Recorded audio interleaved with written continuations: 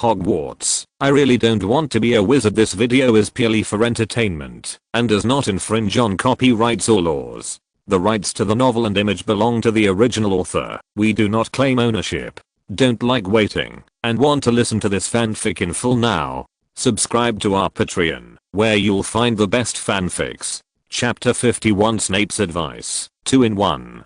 Coming out of Flourishes and Blots bookstore, Hannah pointed to the open space at the door and said regretfully, "If you had arrived a few days earlier, you would have been able to meet Professor Lockhart. He has been holding autograph signings here during this period, and many of our classmates have gotten the professor's autographs. Professor Lockhart seems obviously much more reliable. I have been reading his books these days.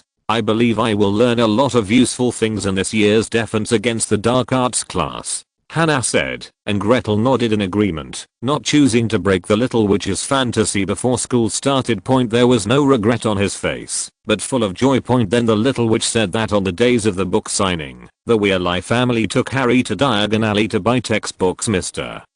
Arthur Weasley had a big fight with Lucius Malfoy for some reason, and both of them lost the prize. In those days, the wizards in the tavern kept making drinks about this matter for several days. Hearing this, Grete's face showed a little regret. He remembered that in the original world line, Lucius took this opportunity to mix the notebook Horcrux into Ginny Weasley's textbook. If you miss the battle between Arthur Weasley and Lucius Malfoy, you will miss the simplest opportunity to get the notebook. If he had been there at the time, he would have found a way to add fuel to the fire so that he could take advantage of the chaos and get his hands on the notebook. He had no other ideas, but wanted to ask young Professor Tom for advice. Maybe he can draw parallels and make it easier for him to absorb the intellectual legacy Professor Tom left him. Now that he had missed this opportunity, it would not be that simple for him to get the notebook out of Ginny Weasley. Grete felt that he had to speed up, at least get the notebook before the secret room incident started. Only in this way can the whole thing be nipped in the bud. Otherwise, once Ginny is controlled and the basilisk is released, there will definitely be casualties. As long as there are casualties in Hogwarts, Dumbledore will definitely pursue the matter to the end. Returning to the bar, Grete did not expect to receive an unexpected letter. "My dear student Grete, I'm glad you can come back to the UK. I thought you were afraid of me, my stupid teacher, and planned to transfer to America. I don't know how your current situation is. How much have you studied the things I left for you, and how many problems have you encountered? If you need my guidance, you are welcome to bring your questions and come back with the servant I sent to invite you. I've asked them to prepare a room for you. In addition, can you tell your teacher why the two loyal servants I sent to America to invite you have not come back yet? Your teacher, Tom. Professor Tom is really cautious. Here Grete just finished reading the letter and didn't even put it down. The entire letter spontaneously ignited and soon turned into a pile of ashes. Grete felt funny in his heart. It seemed that teacher Tom did not trust him as much as he said. It was obvious that he was afraid that Grete would sell him out, so he sent a confidential letter. Hannah was originally looking at Gretel with curiosity, but after seeing the letter in Gretel's hand spontaneously ignited, she decisively looked away. She didn't want Gretel to think she was prying into his secrets. "Hannah, do you have an owl messenger here that I can rent? I need to send a letter to Hogwarts to see if it's possible to check in early." Gretel never expected that it would be Snape, an old bat, who came to pick him up. And the first time they met, Snape gave him a big surprise. Snape drawled, his tone full of impatience, "I hope the savage land of America has not rusted your brain.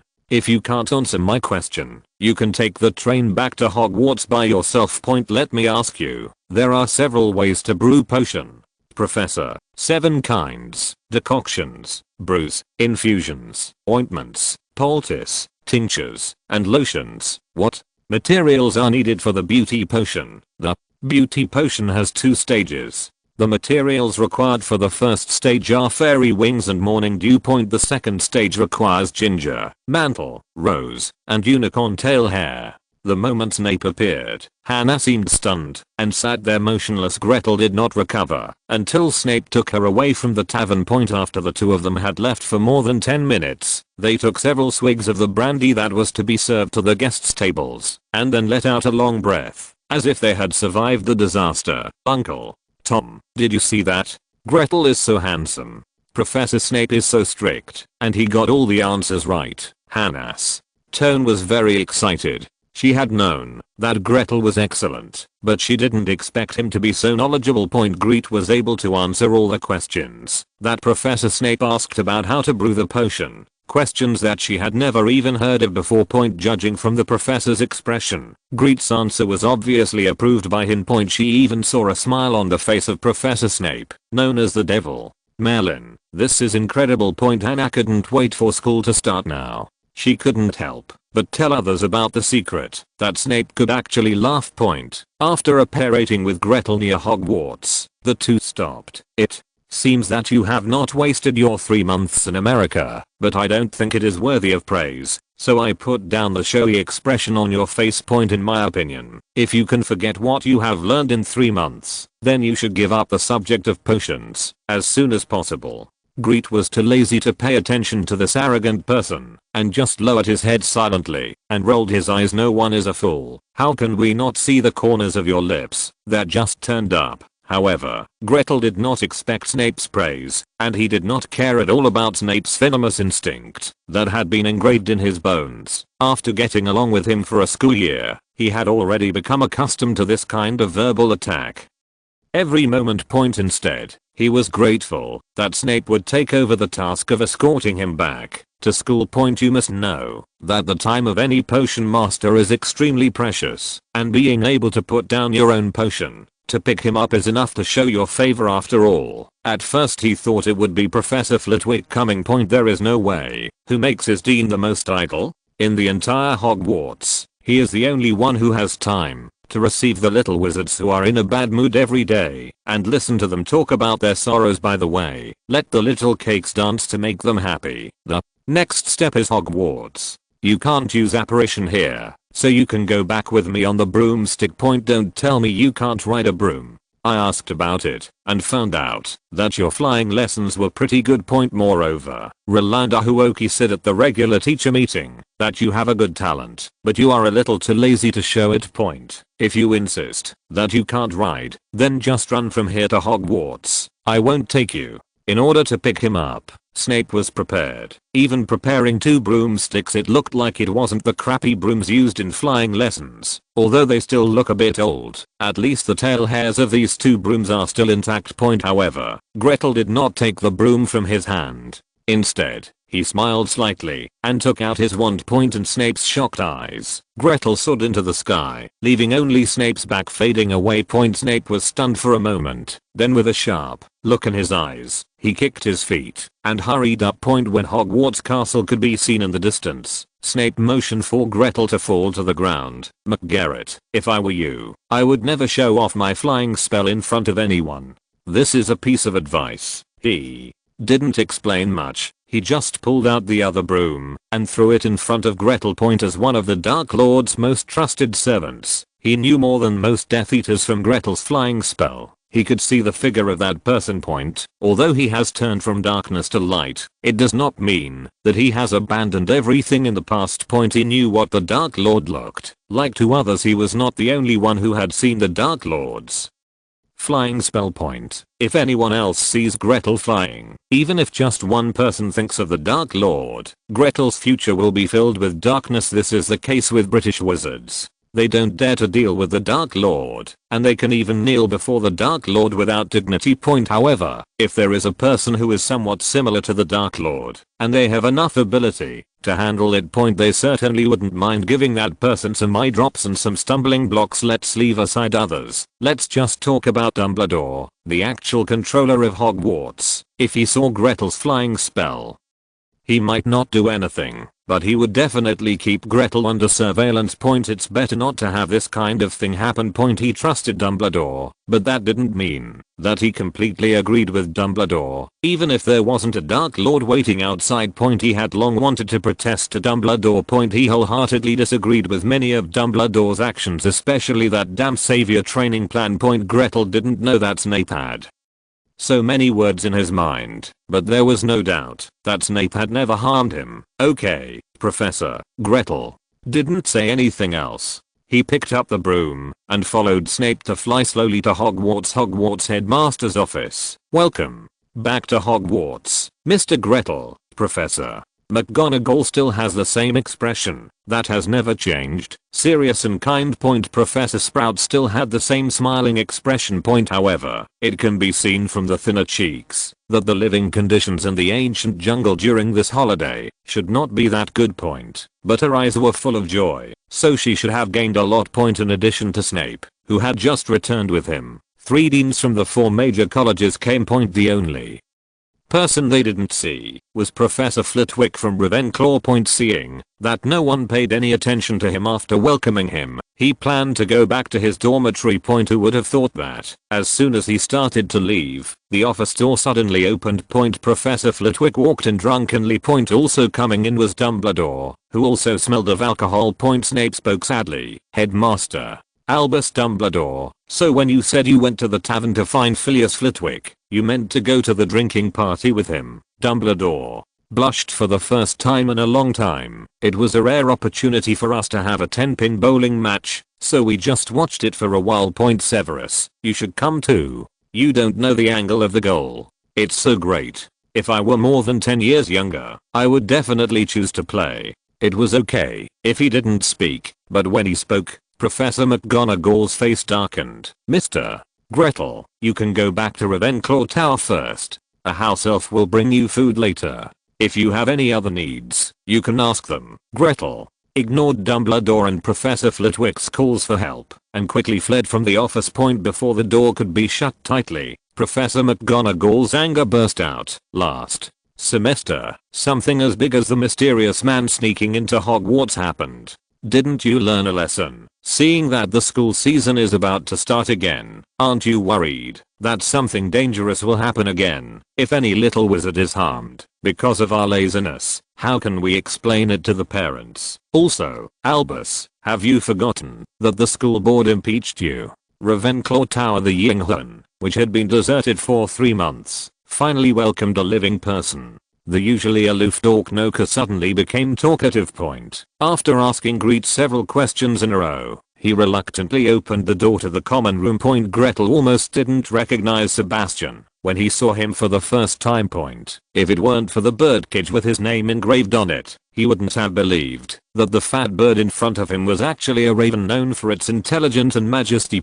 After not seeing Sebastian for 3 months, Gretel found that he had at least doubled in weight. Under the feeding of house elves, there is no sign of the majesty or strength of a raven at all. He looks like a useless bat just waiting to die. After knocking on the cage, Sebas reluctantly glanced at it with half-open eyes, then turned around and fell asleep again. When he left, Professor Flitwick reassured him that the school would arrange for someone to take good care of his raven. If he had known this, he would have followed Terra's suggestion and sent Sebastian to work in a letter delivery center, although I have to deliver letters as a public postman every day. At least it won't be like this. Gretel doubted that if Sebastian was to deliver letters as a postman, some hungry people would roast him as a delicacy sent from heaven. After all, it's now more chunky than a raven, resembling a roast chicken. We must lose weight. Sebastian, for your health, your rations will be halved from today on. From tomorrow on, send me a message, Gretel said fiercely. 2-in-1 today. Good night. Thanks to Book Friends Incantly for his monthly support. Thanks to all the book friends for their recommendation votes. Backquote. Express your feelings. Small theater. Voldemort. Professor Dumbledore, my beloved disciple used Avada to kill 2 of my servants. Snape. Dumbledore, my student has learned the flying spell, the same as that of my former master, the Dark Lord. Ginny Weasley. Principal Dumbledore, this guy's going to use the Imperious Curse to snatch the notebook from my hand. Dumbledore, Gretel, it seems I can't keep you here. Lee Huo is here. PS. The small theater does not represent the main text. Please do not substitute it into the main text. Thank you. Chapter 52. Professor, I suggest you hit the straight ball. 2-in-1. The world is biased. After receiving Pinello's letter, Grete finally confirmed his thoughts. According to the original world line, there are only more than 3,000 wizards in the entire British wizarding world. But from what he knew, there were no less than 1,000 people living in Hogsmeade, a village next to Hogwarts. Counting the staff and students of Hogwarts, they already account for most of the entire British wizarding world. This is obviously unreasonable. Then there are the Quidditch games that Hogwarts sells to the public, with more than 3,000 tickets sold.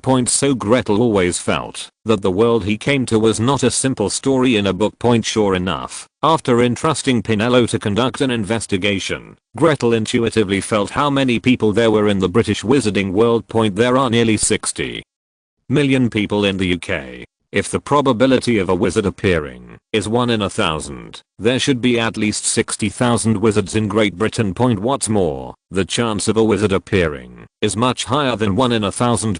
In line with the data he surveyed in the Americas, there are more than 200 million people in the Americas, and there are no less than a million registered wizards. This also allows Grete to no longer have to worry about market issues. At least, his invention will not become saturated before it is spread, because the market is too small. Considering that Voldemort participated in almost the entire process of his research, in order to prevent him from realizing the importance of mobile phones one day, he launched the market first. Gretel decided to seize the market opportunity before Voldemort could react.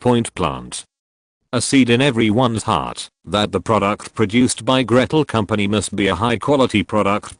Gretel sent Pinello 8,000 gold galleons, which was already most of Gretel's wealth earned in America. He wanted Pinello's father to come forward and build a facade in Diagon Alley as the starting point of Gretel Commercial Company. According to Gretel's idea, even if it is the most prosperous wizarding commercial street in the UK, 8,000 gold galleons should be able to buy a good appearance. A few days later, a Gringotts deposit worth 8,000 galleons was sent back along with Pinello's letter. Pinello said in the letter that she and her father searched for several days. It's a pity that almost all the shops in Diagon Alley are making money every day, and no one cares about this seemingly huge sum of 8,000 galleons. Only a few poorly managed black magic shops in Nocturne Alley were willing to take action. But even for Nocturne Alley, the price quoted was far more than double. However, her father, Honoured Crewwood, gave them an idea.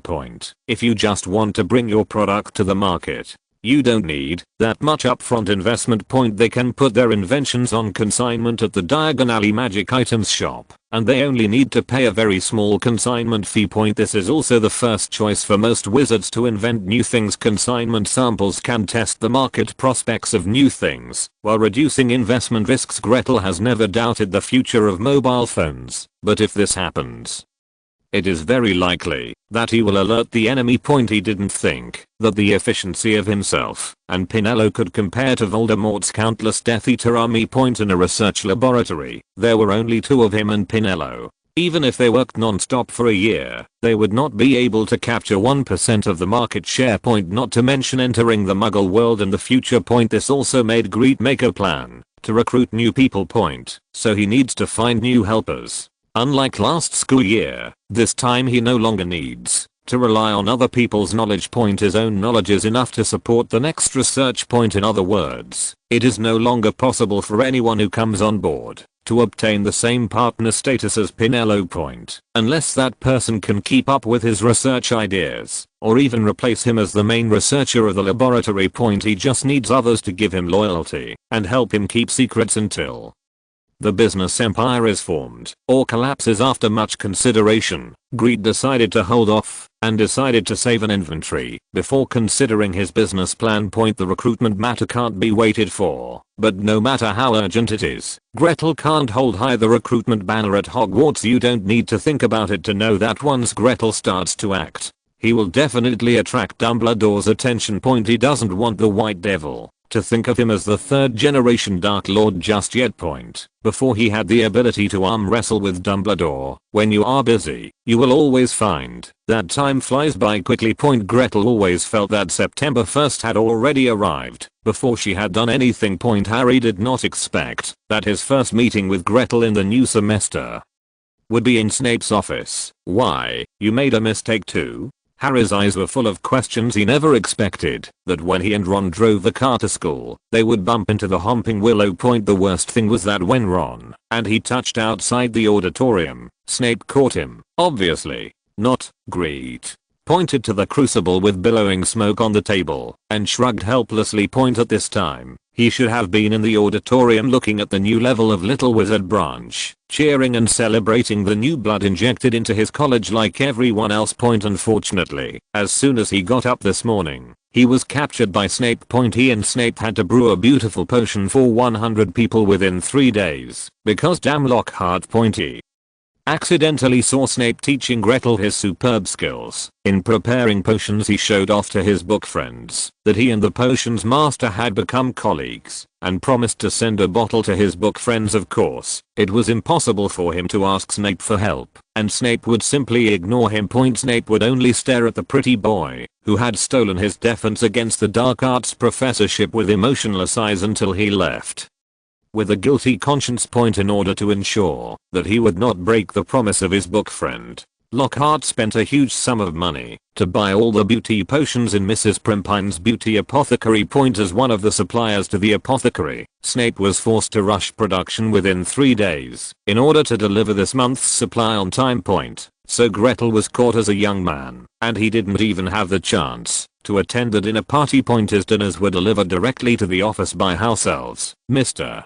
Gretel, if you waste another potion material, I will deduct it from your salary. Snape cleaned up together and removed the potion that Gretel had just failed to brew. Professor, I'm only 12 years old. I need to rest. I haven't stopped all day. Gretel couldn't help but complain. Point in order to save enough funds as soon as possible, he not only took the potion order from Snape. Point he also helped Professor Sprout clear away the accompanying magic vines that had grown in large numbers in the greenhouse after being neglected for several months. Even if the house elf hadn't seriously refused, he would have thought of working in the kitchen to earn the salary Dumbledore paid to the elves. Yes, the elves at Hogwarts get a salary, even if they never receive it. Point Harry and Ron secretly exchanged glances. Snape has never been so kind to me. He always calls me a troll, even though the misunderstanding was solved last semester, and it was confirmed that Snape was not the evil person he was hiding. Point still couldn't get Harry to change his impression, and the two of them still looked at each other with disgust. Point even when Gretel suggested explaining to Harry, Snape stopped him sternly. Then, let him misunderstand. No, it's not a misunderstanding. I'm just trying to attack him. What he said is right. In my heart, he is as stupid as a troll. From that day on, Gretel ignored the entanglement between the two people. Point he only pricked up his ears, listening to Harry's complaints here and Snape's venomous words there, and never expressed his own opinions. How should I put it? It seems that wherever Harry is there is never any lack of excitement. Point Snape left, and 10 minutes later brought Professor McGonagall. Point it was obvious that Harry and Ron still had the energy to defend themselves in one breath when facing Snape. Point when Professor McGonagall drew out her wand and walked over, the two of them were like eggplants beaten by frost, and their whole bodies were about to shrink into a ball. Point even when Professor McGonagall asked them to sit down, the two of them thought they were going to be beaten, and took a trembling step back. Point Snape's office was underground, so even when the sun was shining brightly, it was still a cold place. Point not to mention this already damp and cold night, the stove in the office was lit long before it got dark. Point by the light of the fire, Gretel saw Professor McGonagall's lips that looked thinner because of her seriousness. I also saw two figures shrinking into two potatoes on the chair and trembling slightly. Point Gretel knew what they were afraid of. Point expelled. Point whether it is Harry or Ron, there is no doubt that what they fear most is expulsion. Point Harry was afraid of returning to that dark little stairwell. If he was really fired, his Uncle Vernon would definitely lock him back in. Point Ron was afraid of exposing the Weasley family. There had never been an expelled Gryffindor in the Weasley family. Point he was already imagining that, if he was expelled, he would be locked up in the attic by Mrs. Weasley, to keep the company of the old and dying gal. Why don't you write to us? You guys should have brought your own owls, right, Professor? McGonagall looked at Gretel, who was diligently preparing the medicine, and continued, Mr. Gretel didn't even have an owl around, and he knew how to borrow one to write us a letter asking for our help. Just as the two were stammering in their defense, the office door rang. Dumbledore's appearance was like the straw that broke the camel's back. The light in the two people's eyes suddenly dimmed. Who knows why Snape's eyes suddenly lit up when he opened the door. He even looked a little excited. Everyone present could see this. Harry pushed up his glasses and pursed his lips that were dry from nervousness at this time. If Dumbledore spoke, even if he scolded them both, it would make them feel a lot better. But in the entire office, except for the grunting silver cauldron, there was no other sound, only a silence that seemed to last for eternity. Gretel felt that he should not stay here. At this time, he cast his eyes on Snape, hoping to hear a sentence from his mouth. Gretel, go back first. Unfortunately, he was disappointed. His look for help strangely triggered Snape's special attack skill on Harry. Yes, you are a giant monster who knows how to ask for help when you have no other choice. I see that you have no sense of belonging to Hogwarts at all, especially Mr. Potter. The word Potter in Snape's words was emphasized, as if to remind him of something. Grete noticed that when Snape finished speaking, the blue moo behind Dumbledore's eyes circled around Harry and Snape. Dumbledore's tone was very flat. Please explain why you did this. Finally, hearing Dumbledore's voice, Harry did not feel the relief he imagined. Instead, he became more and more sad, and he didn't even dare to raise his head because he was afraid to see the disappointment in Dumbledore's eyes. In his heart, Dumbledore was the person closest to him in Hogwarts. Harry wished that he had been knocked unconscious by the Humping Willow at this moment, so that he would not have to endure this psychological torture soberly. In fact, Harry didn't know that when Dumbledore appeared, his biggest backer had arrived. No matter how big a mistake he made, Dumbledore would not drive him out of Hogwarts or even punish him too severely. When Ron said he was going to pack his bags and go home, Dumbledore made his fair punishment. Write a letter to the parents and give a verbal warning. Tsk. Gretel silently brewed the medicine while clicking his tongue in his heart. In his previous life, if an underage student drove without a license, raced at high speed, and even drove into the school and damaged the school's precious trees, this student would at least get a small reward of probation and more likely be persuaded to drop out. Dumbledore raised him high and put him down gently, which can be said to be caring. The opinion of Snape, the tool man, was obviously not considered by Dumbledore. So much so that after he caught Harry making a mistake, the expression that looked like he had won the lottery was stagnant on his face for a while. Gretel said that he really couldn't understand Snape. On the one hand, he took good care of the son of his secret crush, and on the other hand, he confronted the son of his rival. He couldn't get good on both sides. He clearly gave his heart, but he could only receive Harry's disgust. Sure enough, its son dear will only miss, and straight ball is the truth. When everything was over, Gretel dragged his tired body back to the tower. I saw a spectacular scene. The walls near the Eagle Ring were full of sleeping bags, and many familiar faces had quietly fallen asleep. There were only a few unyielding figures, rubbing their chins and whispering to their classmates about the answers to the Eagle Ring. Seeing Grete coming back, someone came up to him. Grete, come and see if you can answer the Eagle Ring's questions. How should I put it? 90% of the credit for these people being hung here should be attributed to Grete. When he had nothing to do these days, he would chat with the Eagle Ring, tell it about the development of the future world, and put forward his own prospects, talking about philosophy and his own thoughts on human nature. It took several days to finally convince the Eagle Ring in order to select the talents who keep pace with the times that he needs.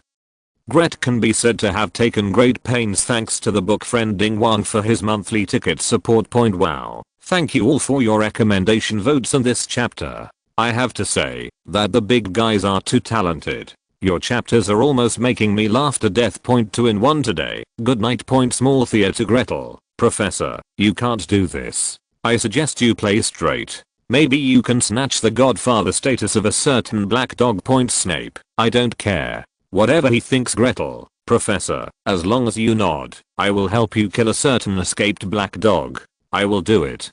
Don't worry. Fenrir and Selwyn, yes, we will testify. Chapter 53. The defense against the dark arts professor has another problem. Because there were so many people hanging outside, the Ravenclaw common room was not as busy as usual today. When Gretel came in, Pinello was sitting on a sofa reading a book. It must be you. Pinello came up and said quietly. Grete glanced around, then nodded without any trace. We need manpower, and just the two of us cannot satisfy the market. Fuo, the mysterious man, he knows all about our research process. If the product is launched into the market, and he sees the product prospects, he will not let go of this opportunity. We need a group of people who have the same goals as us, not only our Ravenclaw, but also the other 3 houses. I will also select suitable people to join us. Only with enough manpower can our production keep up, and my plan can be launched. Pinello understood that Grete had nothing to hide from her. Because of their unbreakable oath, it can be said that the two of them are naturally on the same front. Not to mention, she had already been impressed by Gretel's charisma as early as last school year. Let me tell you, Eagle Ring wouldn't ask so many questions about Muggles before. I guess it was you who did it. Grete smiled. We have been wizards for too long, and many of us have forgotten that we are still human beings first. What is Muggle? What is wizard? The distinction is too clear. So many people naturally isolate themselves from Muggles. Muggles are no longer afraid of wizards, otherwise they wouldn't have driven us into such desolate mountains and ridges. If wizards continue to act like this, they will one day disappear from history. What I don't want is much, just that I can walk in the world openly. Pinello shook her hair. I don't think there will be too many people, like you told me. We Ravenclaws are actually the most arrogant group of people in Hogwarts, even more arrogant than the Slytherins. Slytherins' arrogance comes from the blood and identity of their ancestors. The arrogance of Ravenclaw comes from our knowledge. It is an arrogance that is deeper than the bloodline identity and is deep in the bones. Rather than looking for it in Ravenclaw, it is better to look for Hufflepuff. I think they are more accepting of your ideas. Before coming into contact with Gretel, Pinello had never thought about it this way. But the deeper she got to know Gretel, the more she felt it was wrong. Ravenclaw, quite a few people don't even look down on wizards of the same kind. The question that Eagle Ring asked was who would appear first, wizards or Muggles. It seems like a simple question, but it filters out 2 different views. What Gretel needs is just a group of wizards who recognize their human identity. In fact, no matter what the answer is, Eagle Ring will let them in. Just like most first year wizards, no matter what they answered, they are now happily returning to their dormitories. For those who are shut out, it is not the Eagle Ring that shuts them out, but their cognition. Forget it. Let's not talk about this for now. Let's talk about the store first. I can't explain it clearly in the letter. I need to understand the situation in person. Gretel waved his hand. Recruiting people is not something that can be done overnight. No matter what kind of business it is, the most important thing in the early stages is to choose the right people to work with. So, even if time is tight, he has to take his time to look for it. The housing prices in Diagon Alley so expensive? You can't even rent a shop for 8,000 galleons. Rent. Pinello's eyes widened with disbelief. Grete looked at her doubtfully. Is there any problem? No matter what the project is, there is no way to buy an office building as soon as it comes up. Is it difficult to buy it without renting it? He realized in a flash. So your letter doesn't mean that you can't rent, but that you can't buy. He remembered that in the original world line, the Weir Light Winds opened a joke shop. Their startup capital definitely did not amount to 8,000, or even half of it.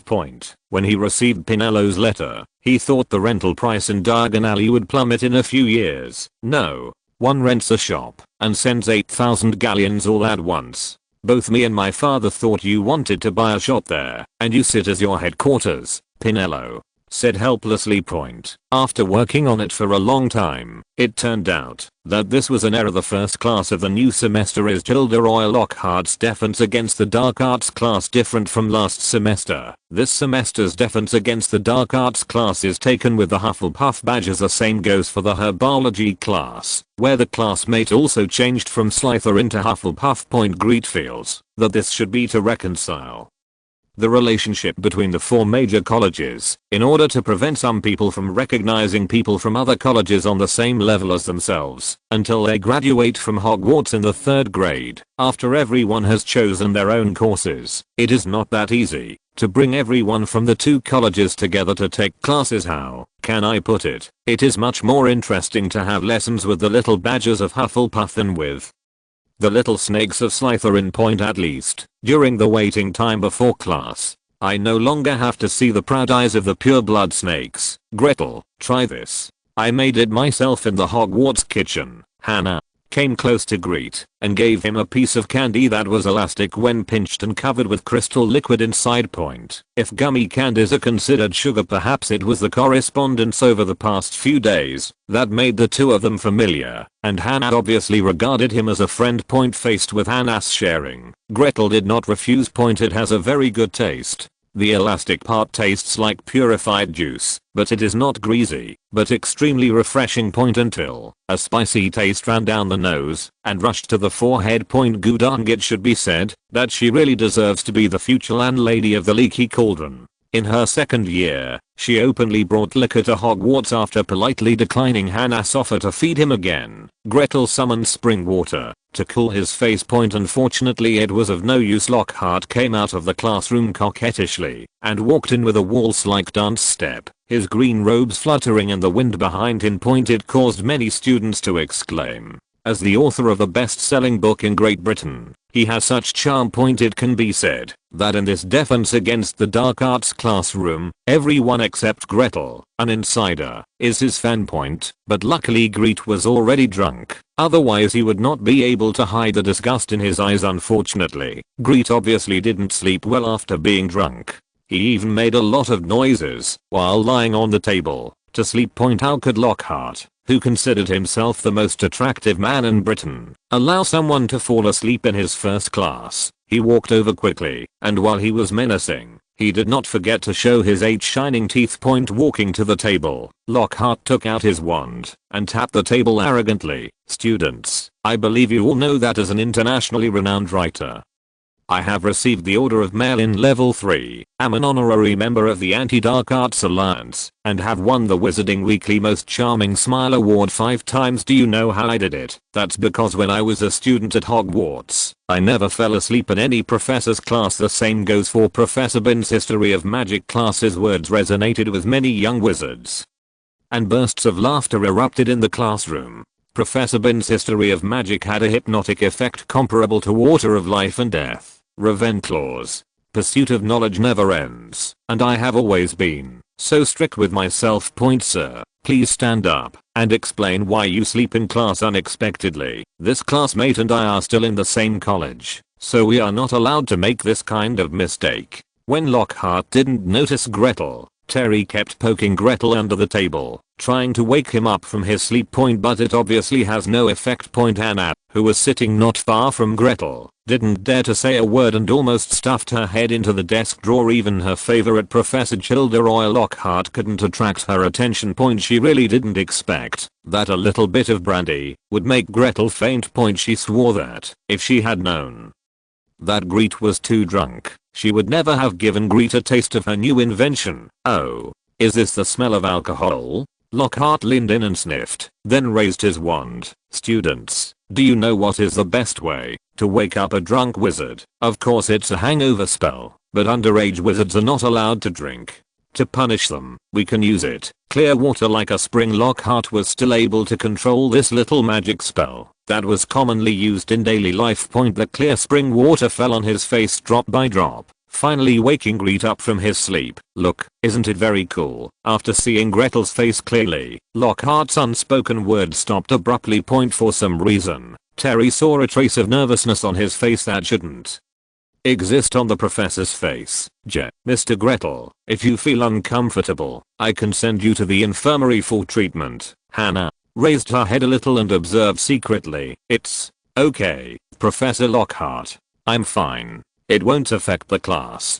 Just go to class with peace of mind. I won't disrupt class discipline. Gretel held onto the table, struggled to stand upright, and stared at Lockhart with drunken eyes. Hannah raised her head in surprise, and the panic in her eyes was suddenly replaced by gratitude. Grete is indeed a good friend, and she is worthy of being recognized as a good friend by Hannah. From now on, our pub will give you a free bill. If Gretel knew what Hannah was thinking, he would express his gratitude sincerely and then decline. Yes, that's it. If you still feel uncomfortable, Mr. Gretel, just lie down and rest for a while. Tell me when you can't hold on any longer, and I'll have you sent to Madame Pomfrey for treatment. Terry looked at Gretel, then at the professor, who almost fled, feeling distressed. I don't know if it was to save his image, but Lockhart returned to the stage and propped up the desk. Mr. McGarrett, you are so studious when you insist on attending class, even when you are sick. In order to reward this studious behavior, Ravenclaw will give you 5 points. Terry felt that this scene seemed familiar, as if their defense against the dark arts professor had something wrong again. Today's update will earn 3000 plus guaranteed investment success, and tomorrow's update will earn 3000 plus THANKU to the book friend SUI Fenger LV for your monthly ticket support. Thank you to all the book friends for your recommendation votes. Sorry for the trouble. Good night. Small theater. Famous magician Terry was interviewed. I don't know why, but during my years at Hogwarts, there was always something wrong with our defense against the dark arts professor. Newspaper reporter. It is said that the Dark Lord cursed this position. Terry, which Dark Lord are you talking about? Chapter 54 Memory Master. Because of being drunk, Grete took the first leave of the new school year. Professor Sprout did not see Grete in the herbal medicine class, and regretfully said that he originally wanted Grete to give a demonstration to others after lunch. Terry brought Gretel a bottle of potion prepared by Snape. No one knew how Snape knew about Gretel's drunkenness. Terry held his head high and imitated Snape's words vividly. Bring this bottle of uplifting potion to McGarrett and tell him that if he doesn't come to brew the potion tonight, I promise that 1/3 of his salary will be deducted. After saying that, he did not forget to imitate Snape, throw off his cloak, fold his arms and leave. Fortunately, the alcohol intake was not large, plus Snape's uplifting potion. Gretel finally returned to normal at the end of his lunch break. On the way to the transfiguration classroom, Terry kept pestering him, asking him why Lockhart let him go. Apparently, before he woke up, Lockhart's anger almost ignited the entire classroom. Gretel really couldn't explain Terry's curiosity. He couldn't say it was because before school started, Lockhart dragged him into the office to help him answer letters to fans. In order to avoid this trouble, Gretel directly exposed the fact that he stole other people's experiences. I don't know if Lockhart was obsessed with ghosts. When Gretel turned to leave, he picked up the magic spell and cast the Oblivion Curse on Gretel. No one knows how he, a partial student who specializes in the Forgetting Curse, has the confidence to take action against others, and he is someone who obviously knows his background. Afterwards, Gretel realized that, like the Death Eaters who attacked him, no one would think that a second-year wizard could compete with an adult wizard. Lockhart also had the same mentality. He felt that he had the ability to make a comeback and even defeat Gretel. For him, the simplest method was to use a forgetting spell to modify the memory of this second-year wizard. As long as Grete can forget this secret, he is already an internationally famous writer. Lockhart should be thankful that Gretel has recently cultivated his mind and controlled his reactions. Otherwise, what he was treated to would not be the Cruciatus Curse, but the miserable green Avada. If that were the case, one of the two teachers and students would have returned to death long ago, and the other would have successfully transferred to Azkaban. Faced with Lockhart lying on the ground, crying and begging, Gretel didn't know how to end it. But he couldn't let Lockhart leave like that. Gretel didn't dare to bet. In his opinion, the liar who fell on the ground once pursued fame more than his life. Even if he swears sincerely now. He said that he would not reveal to anyone that Gretel had used an illegal unforgivable curse on him. But Grete had no trust in such a liar. He was still worried that after this guy was out of danger, he would turn around and sell him to Dumbledore. A wizard who was so good at casting the unforgivable curse in his second year didn't Looked like he was taking the right path point in his own opinion. The same is true point among the little snakes in Slytherin. There is no one who is now proficient in the unforgivable curse point. Even if this matter is exposed, even if Gretel reveals the fact that Lockhart stole other people's stories, I'm afraid they will all be regarded as false accusations. Humane destruction was even more impossible. An injury to a student could trigger a martial law investigation in Hogwarts. If a professor who had just been appointed and had not formally taught classes yet was left at Hogwarts like this, the impact would be unimaginable. Point. When he was at a loss, Gretel saw a roll of parchment on Lockhart, who was rolling on the ground. Point. In Lockhart's desperate eyes, Gretel flew the parchment and seized the support he had relied on to dominate the wizarding world. For many years this rather clumsy parchment contains a lost ancient magic spell. Point. Different from the popular oblivion spell, this forgetting spell is more powerful. Point. Not only can it make others forget designated memories, but it can also weave and add the memories you need into the mind of the cursed person according to your own needs also. How could such a showy wizard fall prey to so many experienced wizards in just a few years? Obviously he doesn't have this talent. Point. Charms are not difficult to learn, and it didn't take Gretel long to master them. Point. What surprised him the most was when this special forgetting spell logged into the panel. Point. A new entry appeared out of thin air in the talent column. Memory Master. Memory is also a lie. If you indulge in weaving memories, you will eventually lose your way. Maybe he hasn't suffered much in so many years, so much so that after Gretel modified Lockhart's memory. Point. Lockhart, who had eaten a heartbreaking meal, still had a vague fear of Gretel. Point. Even during class, Terry realized something was wrong. Point. Having been roommates for a year, Grete certainly knew how easy this guy was to fool. Point. I just found a reason to divert Terry's attention. Point. The one who took the transfiguration class together was Hufflepuff, and the relationship between the eagle and badger seemed to be better than that between the eagle and the snake at some points. For example, Terry, let me tell you, there are hundreds of house elves in the kitchen of Hogwarts. I will take you to sneak in together sometime. Then, let's try the chocolate sauce mustard toast you mentioned. When Grete heard this suggestion, he couldn't help but trembled a few times. What kind of dark cuisine is this? It sounds comparable to strawberry mapo tofu and pearl-filled Zyro long bayo. Point. Fortunately, the arrival of Professor McGonagall saved Gretel from this dark atmosphere in the cooking world. Point. Minerva McGonagall pushed up her glasses, which were about to scratch the bridge of her nose, and glanced at all the students who were absent. Point. He coughed lightly, and a rare smile appeared on his serious face. The new school year has arrived, and you are already in the 2nd grade. The studies of the previous school year are already a thing of the past. Point. Regardless of whether your final exam last semester was good or bad, starting from today will be a new beginning. Point. I hope you can study this course seriously in the new year, because by the time of the final exam of this school year, I will not give you any slack. While Professor McGonagall was speaking, he glanced at Terry, who was scratching his head next to Gretel. Point. During the exam last school year, his deformation was in the crotch stretching category. Point. After receiving a blow, Terry, who couldn't sit still, calmed down. So, in the new school year, let's first recall the still life changes from last semester. Sure enough, after a long vacation, many people's transformation spells have become unfamiliar. For example, in the last school year, everyone could easily do the swaps of matches into needles, feathers into pens, and other still life exchanges. In the first class of the new school year, many people did something with regret. Point. The needle that retained the match head, the pen that retained the filamentous barbules, and the transformations that retained all kinds of strange defects shocked Grete, who had succeeded once. Point. But it seemed like Professor McGonagall was used to it and didn't feel any disappointment. Point. She told the little wizards in a pleasant manner, asking them to concentrate and use their will to shape the transformations they wanted. Point. Fortunately, everyone is just unfamiliar, not completely forgotten. Point. In less than half a class, most people have regained their previous feelings. So, now that we have familiarized everyone with a transformation spell, we will start a new course. Point. How to transform a dead object into a living thing.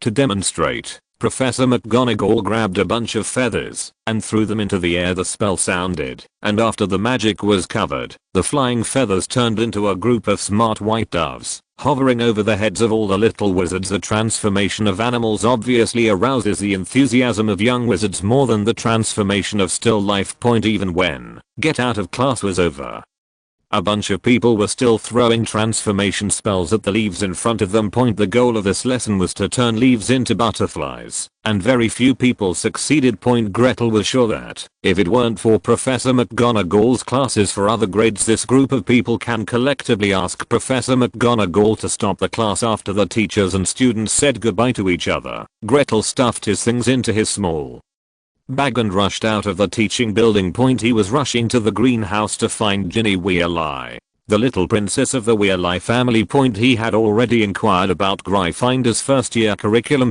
This afternoon, the first years of Gryffindor and Ravenclaw will have her biology here. No one knows when young Tom Riddle will take action. Gretel must get what she wants before the secret room is opened by Ginny. Even if he didn't gain anything from the notebook in the end, he had to do it, just to have a stable second grade. The distance between the teaching building and the greenhouse was quite far. In order to block Ginny, Gretel even took the time to cast an accelerating spell on himself. Fortunately, Filch wasn't here, otherwise he would be happy that he had found another opportunity to punish Gretel. It can be said that Ginny Weasley has been beautiful since she was a child. To become the wife of Harry Potter, who is a beauty. Combining all the advantages of Arthur Weasley and Molly Weasley, she is indeed the most conspicuous among the freshmen. Like a little princess when Grete saw her, she was leaving the greenhouse surrounded by a group of people. The classes for the first year wizards were not heavy, and Gretel heard them say that they wanted to spend the rest of the day exploring the mysterious Hogwarts. The same was true for Grete and the others when they were in first grade, and Terry was the best among them. Even in the second grade, he still enjoyed this activity. When Gretel stopped Ginny and her group, in order not to appear presumptuous, Gretel used Ron as a shield. Ginny Weasley, hello, my name is McGarrett, I'm Ron's friend. Can you please lend me a moment? Gretel thought that his self-introduction was quite decent, but he never thought that he could see a look of doubt on Ginny Weasley's face. Although his correspondence with Ron was not frequent, it was not infrequent either. Ginny Weasley must have heard Ron talk about him. Ginny had of course heard Gretel's name from Ron, mentioning him even more often than Harry. However, Ginny could always hear Ron complaining every time he mentioned Gretel. He either complains that Harry always wants to be friends with Gretel, or he complains that his mind is not as smart as Gretel. How could such a person be friends with her idiot brother? Ron always said that Harry wanted to make friends with knowledgeable people, which made Ginny determined to become the best little wizard of their level. As the little princess of the Weasley family, she had to stand on the same side as her brother. Sorry, I have to explore Hogwarts with my classmates now. If Mr. Gretel has anything, you can tell brother on in person. Sorry, we are leaving first. 3,000 plus large chapters have been added, and there will be 2 updates in the evening, a total of 4,000 plus DON''T guess. Don't guess, Ginny is not the heroine either. Small theater Gretel, wait, don't quit yet. Well, you are the best, I love you. Haha, the little theater in this chapter is out of control, so let's use Gretel's words to praise everyone, lest no one praises you all day long. Be sincere, and be happy every day, you are the best. If you're listening to this novel on a channel other than Fanfic World, it means they downloaded and uploaded it without effort. We cordially invite you to visit our channel, Mundo Fanfic Novelos. There you'll find the original version of this story and you can explore many other novels of various genres. We're waiting for you to immerse yourself in a world of incredible novels. Chapter 55 Teachers and Students, Master and Apprentice. How could Gretel just let her go? Who knows if Tom Riddle has taken over her body now. But according to Grete's estimation, it would be close to 80%. Even if it doesn't occupy 80%, exploring Hogwarts will undoubtedly excite Tom Riddle in the notebook. While in the notebook, he can only learn information about the outside world by communicating with the notebook holder. There was no doubt that the events in the Chamber of Secrets would begin again once he knew Ginny had found the bathroom entrance. The notebook cannot be trusted. Gretel suddenly said this, and looked at Ginny Wheel I. Ginny's expression suddenly became ugly, and there was panic on her face for no reason. Although she didn't know what was hidden in the notebook, she knew it wasn't something good. Even if the guy in the notebook hasn't done anything to her now. But she could see that the notebook was instilling some thoughts of pure blood supremacy into her from time to time. But she really couldn't let go of that notebook. Ron said that Harry likes intelligent people. The notebook helps her stand out from her peers. Ginny suddenly quickened her pace, ignoring the shouts of the classmates around her. A group of people looked at each other. What's wrong with Ginny? A girl with silver eyes and dark golden brown hair walked over slowly. She had a lot of Harrises in her ear. I've never seen so many Harrises surrounding the same person. Grete followed the voice and looked over. Sure enough, there was only one person who could say such weird words. The crazy girl Luna Lovegood. Of course, she had not received this title when she had just started school. I don't know if it's because she rarely gets sun exposure, but Luna's skin color is a little pale and her eyebrows are very light. She wears a pair of carrot-shaped earrings on her ears and a necklace made of butterbeer corks around her neck. She walked to Gretel and looked up at him. There are no Harrises around you. Not one. Everyone should have them. Luna's eyes were wandering, as if they had no focus, but Gretel could see the inquiry and curiosity in them. Hello, Luna Lovegood, new student in Ravenclaw. Facing Luna, who was represented by spirituality in the original work, Gretel became unusually serious. Speaking of the entire Hogwarts, who Gretel is most worried about facing off against, besides Dumbledore, is probably Luna. Dumbledore, because of his strength. Luna, because of her intuition. This girl can always hit the nail on the head without considering facts and logic. Just like Gretel's plan, as long as his life plan goes ahead step by step. One day he will challenge the authority of the entire wizarding world. But now he is still fledgling. Once his plan is exposed. Dumbledore didn't even need to take action. As long as the Ministry of Magic sent out a few auras, he could be imprisoned in Azkaban. Facing these erratic eyes, Grete's thoughts became unusually confused. No, there are predators flying over, and they want to get into your ears. I saw them fighting. It seems you are not that special. Luna's face was full of disappointment, and she thought she had found a new observation target. Mr.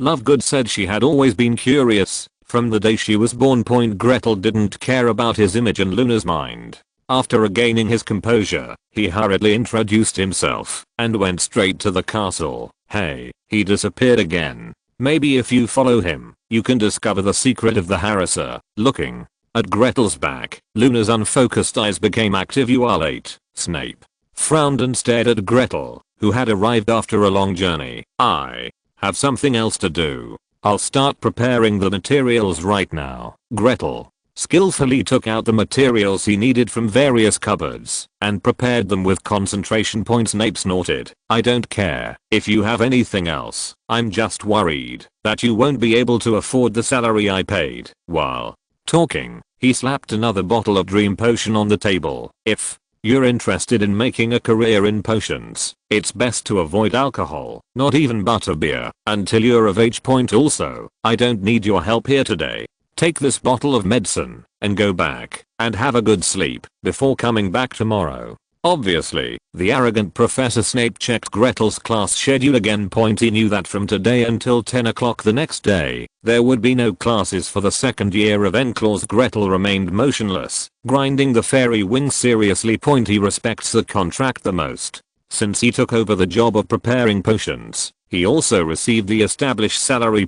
He must complete his tasks with quality and quantity. Facing Gretel's actions, Snape showed appreciation in his eyes, but his mouth remained unforgiving. Forget it, your hands are shaking. Don't destroy all my materials. If you don't go back to rest now, the notebook promised to you will be withheld. Gretel didn't raise his head until he finished processing the materials at hand. Okay, Professor, if you insist. After putting the unprocessed materials back into their original positions and wiping the table, Gretel bowed and left the potions office. The moment before he walked out of the door, the dream potion on the corner of the table drew a perfect arc and fell into Grete's pocket. Snape's voice came from behind. Drink it and have a good night's rest. Come here tomorrow and I will teach you new processing techniques. After a school year of living together in confinement, the relationship between the two people was called teacher-student, but in fact they were master-disciple. Gretel certainly knew how much Snape valued him, and Snape also knew how much Gretel respected him. However, it's already a new school year, and the confinement punishment is over if Gretel had not taken over the task of preparing potions from Snape in the days before the start of school. In order to earn some salary, Gretel would have no reason to stay in Snape's office. In other words, the two of them now have an ordinary teacher-student relationship. But one is arrogant, and the other, after setting his own plan, is afraid that he will implicate this tragic character in the original work. This also led to the fact that the relationship between the two wizards, the older one and the younger one, was stuck here, even though they were only one short of master and apprentice status. After leaving the office, Gretel did not return to the tower. Instead, he turned into the room of requirement. Pinello is already in 5th grade and she will be busy preparing for OWL's this year, ordinary wizarding level examination. In addition, he has just assumed the position of prefect, and he has to help the younger wizards deal with various problems every day. This means that during this school year, under normal circumstances, he is the only one in the laboratory who can produce mobile phones. Pinello can only come over to help with the work when he has weekends off. It was not until dinner time that Grete came out of the research room and moved his almost stiff body. This won't work. We need to recruit suitable people as soon as possible. He made an agreement with Yinghun, and Yinghun would help him record everyone's questions and answers so that he could choose people from them. He will give Yinghun the knowledge and his memory as a reward. This kind of magical creation will always abide by the contract as long as it is agreed upon. Even if Rowena Ravenclaw herself is resurrected, she cannot order the Eagle Ring to be cancelled or violated. Thanks to the book friends for their recommendation. Votes. Backquote. The second update is here today. The third update is a little later. Please go to bed and watch again tomorrow. Good night in advance. Small theater tribute to the Dark Lord. From the bones of the old king and afoot are the embers of the past. The remnants will eventually end. Don't think about using a mantis as a chariot. Supreme Dark Lord, his wisdom and strength unparalleled magic. A skeleton Knorr edges flesh glory weaves his garments. A loyal servant is willing to serve as a swordsman. He said we are his pearls. He's his right hand man. Supreme Dark Lord never deceives. Tribute to the Dark Lord. Let us walk freely in the sun. Praise chapter 56 future planning. Please follow up. From the perspective of loyalty and obeying orders alone, magical creations are far more suitable as slaves than living creatures. If it weren't for magic, there would be no creativity. Gretel even thought it would be good to have magical creations as his subordinates. What a coincidence. When I came to the restaurant, Gretel saw the Gryffindor trio and the sad looking Ginny Wheeler as Harry's follower. Obviously, Gretel's words caused a lot of trouble to the little princess of the Weasley family. Because Ginny walked closer to the trio with a sad look on her face. Ron's three brothers felt that Ron must have made Ginny unhappy. Everyone was eating without forgetting to flick the knife at Ron with their eyes. Ron looked anxious, and even his favorite food was in front of him, and he couldn't show interest. They had been surrounding the Weasley family's only baby, asking what had happened. He really didn't want to receive another shouting letter from Mrs. Molly tomorrow morning. This morning's shouting letter had already made him feel a wave of social death. Another wave, and he felt that he could graduate from Hogwarts ahead of schedule. Percy and the Weasley twins looked at Ron jumping up and down with intense eyes, feeling more and more that he had offended his sister. They were all gearing up and waiting to return to the lounge so that Ron could feel the surging brotherly love. Ginny, why on earth is it that when you left the lounge at noon, you were still smiling? Is it because the homework is too difficult? Don't be afraid. If you have any questions, come to me. Hermione is next to me. She will definitely be able to help you with your homework. She is a #1 Gryffindor, and we always ask her for help with our homework. Hermione swallowed the food in her mouth, glanced at Ron, and nodded calmly. Although she didn't like this little girl very much, she always felt that this little girl looked pretty. The way he looks at himself is always unfriendly. The eyes of the classmates who isolated her last semester were quite similar. Ginny kept filling her mouth with pudding, sighing from time to time. She didn't know what to say. The notebook told her that its existence must not be exposed. Otherwise it wouldn't have helped her become number 1. But that Gretel claimed to be Ron's friend and was often complained by Ron. He didn't know where he knew the secret, and he actually came to the door. All these things made this carefree little girl's head feel big. For the first time, she felt that the world outside the family was so complicated. When she returned to the dormitory in the afternoon, she opened the baby notebook immediately. He told the unknown existence what happened today. The notebook told her that Gretel was coveting its existence and advised her to protect it.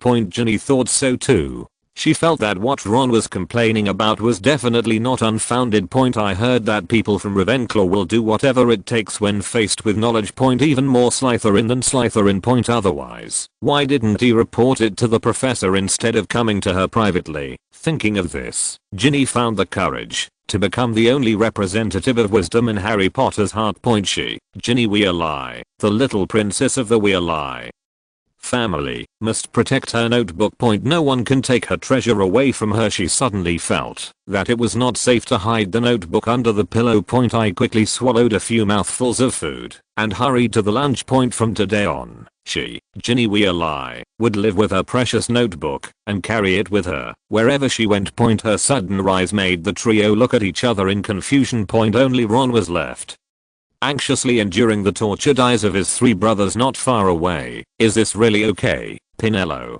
looked at Gretel in panic. Who would have thought that he would invite someone out to chat, and as soon as they were done talking, he would turn around and give them a forgetting spell. Don't worry, it's okay. My forgetting charm is not a common product. No one will notice it. The 2 people who use the illusion body spell to hide their figures hid in a dark corner, looking at the 5th year senior and looking around with a blank look on their faces. Finally, he scratched his head in distress and turned back to the tower. When the people walked away, Gretel cancelled the spell covering the 2 of them. There is nothing we can do about it. We must be cautious in early development. You don't want the matter to be exposed. Please transfer to Azkaban with me. Pinello pushed Gretel angrily, and she was frightened that this guy was still in the mood to joke. We would rather miss 100 than let one untrustworthy person sneak in. In other words, what we do in the future would have led to the gallows in ancient times, so you can never be too cautious. Although the Chillard Senior's answer to Eagle Ring did not show any disdain for Muggles, but he was so self-interested that I couldn't convince myself to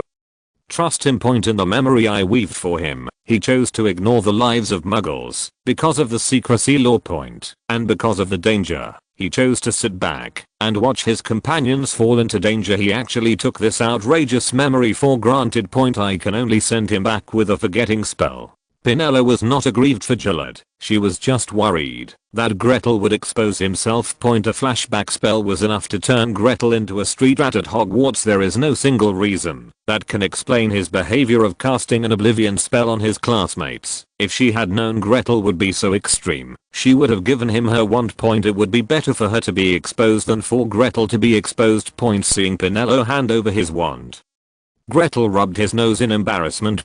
He took out his own grapevine wand from his arms and waved it in front of Pinello's eyes. Groot, who was sleeping with his wand in his arms, shook its buds dissatisfiedly and stuffed himself into the gap. How could I do something so stupid? Of course I have to use a spare wand to do this kind of thing. Faced with Pinello's questions, Gretel told the story of how he killed Death Eaters during the holidays and seized the trophies, but he didn't say that he used the unforgivable curse to fight. It's not that Pinello is untrustworthy, it's just that for a 2nd year wizard, it's really outrageous that he can use the unforgivable curse with such proficiency. Some things need to be slowed down to make it easier for people to accept. Pinello patted his chest, which was beginning to take shape, and finally felt relieved. I'm quite busy this school year, but if you need me for anything, just send Sebastian to deliver a letter to me, and I will definitely make time. No, I'm enough on my own. You just need to help me ask someone out.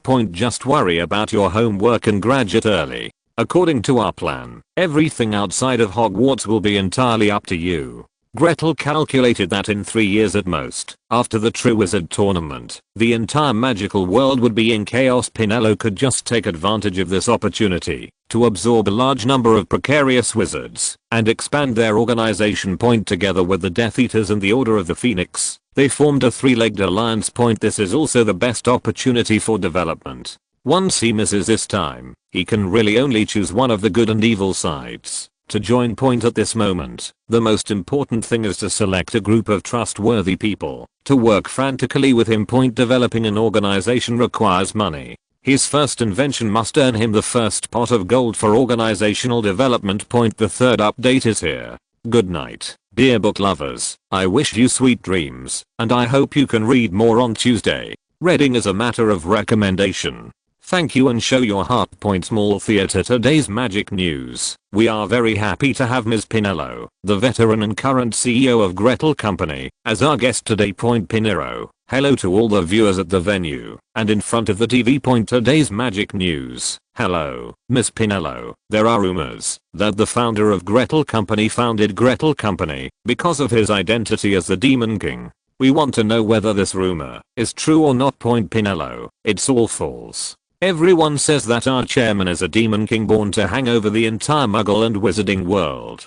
That is pure fiction. Our initial goal was very simple, that is, to be able to walk in the sunshine as equals. We never imagined that it would develop to this point. Besides, there are no distinctions between wizards and Muggles now. We all have only one unified identity. Human beings. Wizards are just human beings with special talents, just like those respected scientists. We are just ordinary people who receive special allowances. Magic today. So, at the end of our show, does Miss Pinello have anything else to say? Pinero, our company and officials from various countries will jointly promote the interstellar immigration plan in the near future. Those who are interested can pay attention to the official website for news.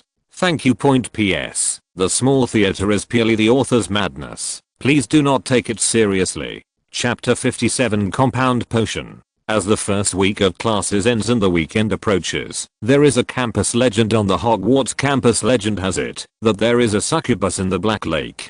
Anyone who hears her singing will be unknowingly charmed until they walk into the Black Lake and lose their lives. This school legend comes from Ravenclaw. Of course, since the victims so far have only been a small number of Ravenclaws, no one has taken it seriously.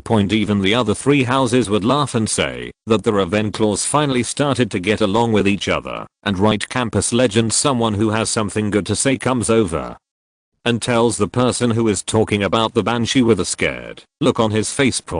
Although their performance is okay, the story is not scary enough, and the horror element in it are not up to the average level of school legends at all. He enthusiastically taught them to add ghosts, werewolves, ghouls and other element to the story, saying that this would make the story last forever. Victims may still argue at first, but with more experience, they have learned to use silence instead of answering. Often at times like this, the perpetrators will retreat in the eyes of the victim and leave in embarrassment. It's no wonder that people in other houses didn't believe it. Even Ravenclaw themselves felt that this was a premeditated prank by the seniors. Graduates have always had this tradition, and they like to leave their own legends in Hogwarts in this way. Only the dozens of unlucky ones whose memories had been modified hugged each other to keep warm. The memories of all of them are in chaos, and the only thing they have in common seems to be that when they are alone, they feel their minds go blank.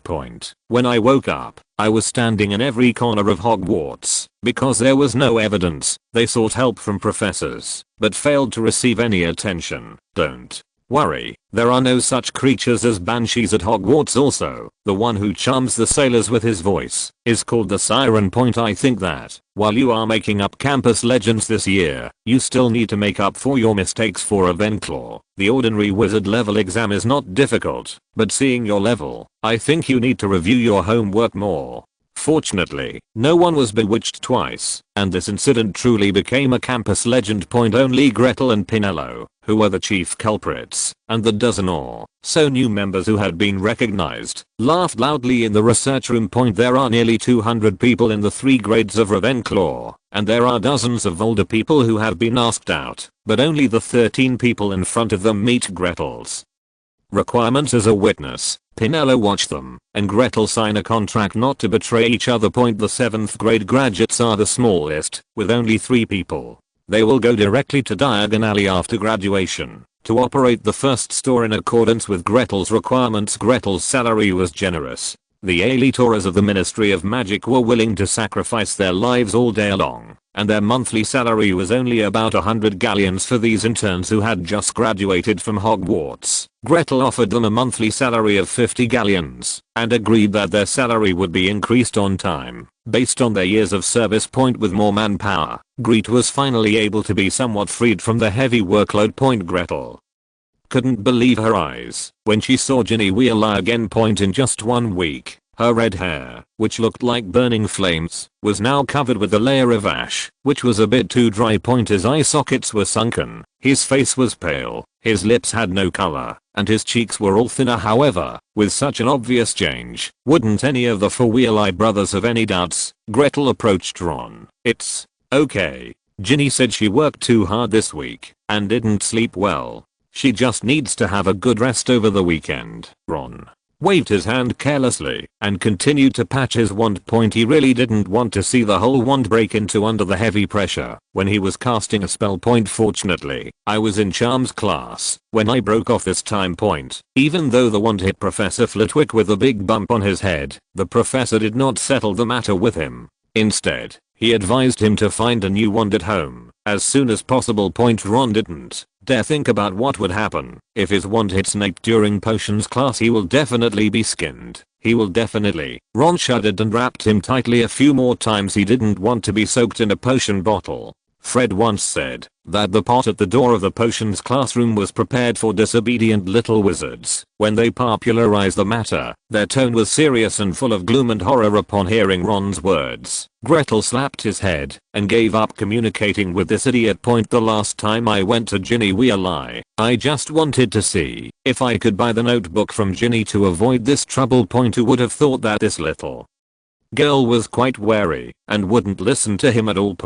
That withered appearance was obviously due to the remnant soul in the notebook having sucked too much life force away. Ron, an idiot, actually believed Ginny's lies. It seemed that it was impossible to seek his help. Gretel decided to find Harry and Hermione. Thinking about it, Ginny should be able to listen to Harry's words. She is the person who admires Harry the most in the wizarding world. Even if she didn't listen to Harry, Hermione should be able to prioritize and find an opportunity to change things for her. Harry was also an idiot. He actually had the same idea as Ron and said that he had been in this situation last school year during the final exams, but it turned out in the end that he was flustered because of Voldemort, not because of the exam. Gretel really wanted to take out his magic wand and hit this idiot hard. He could think of his own situation, so he didn't know how to apply it to others. Hermione could tell, but she couldn't help. She said that Ginny seemed to have a lot of objections to her, and she only talked to her a few words when the 3 of them were together back in the dormitory. Even if they bumped into each other head on, there was no communication with him. Gretel is not just trying to save Ginny, but ultimately getting the notebook. At this time, the fewer people who know the situation, the better. Gretel had no choice but to do it himself, so he collected Harry's hair. He decided to use the compound potion to transform into Harry Potter and have a masquerade ball with Ginny. Compound potions are potions controlled by the Ministry of Magic and are rarely available on the market. Even the ingredients needed for the compound potion are not easy to buy. If you start from scratch, it will take at least a month. The lassoing needs to be boiled for 21 days, and the sap must be picked during the full moon to be effective. According to the intensity with which Ginny Weasley's life was passing, she would be lucky if she could hold on for another week, let alone a month.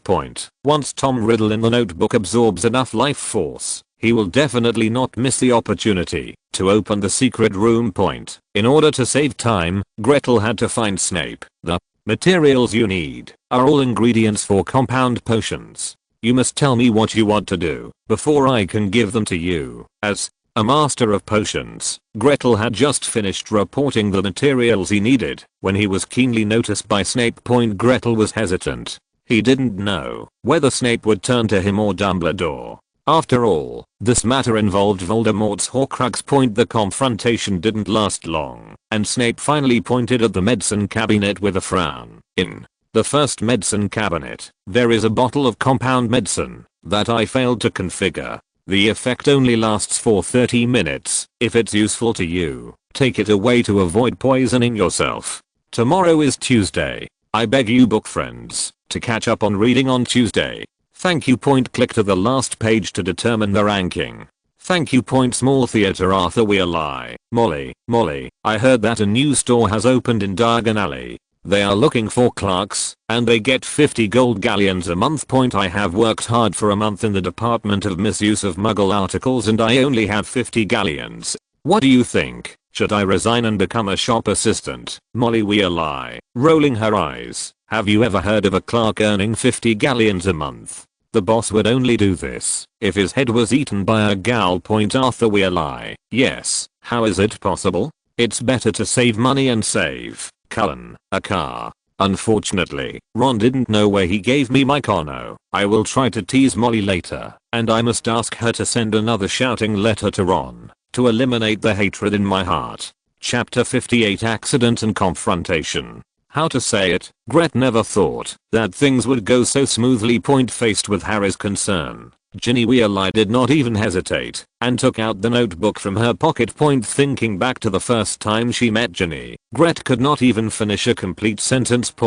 But when Grete touched the notebook, Ginny's eyes suddenly became dazed. Her fingers tightly grasped the edge of the notebook and refused to let go. The red color on her cheeks due to the date with Harry alone was rapidly dissipating, and she looked paler and paler. Seeing this, Grete was shocked. It was over. He forgot that he also had the fragments of Professor Voldemort fused with his body.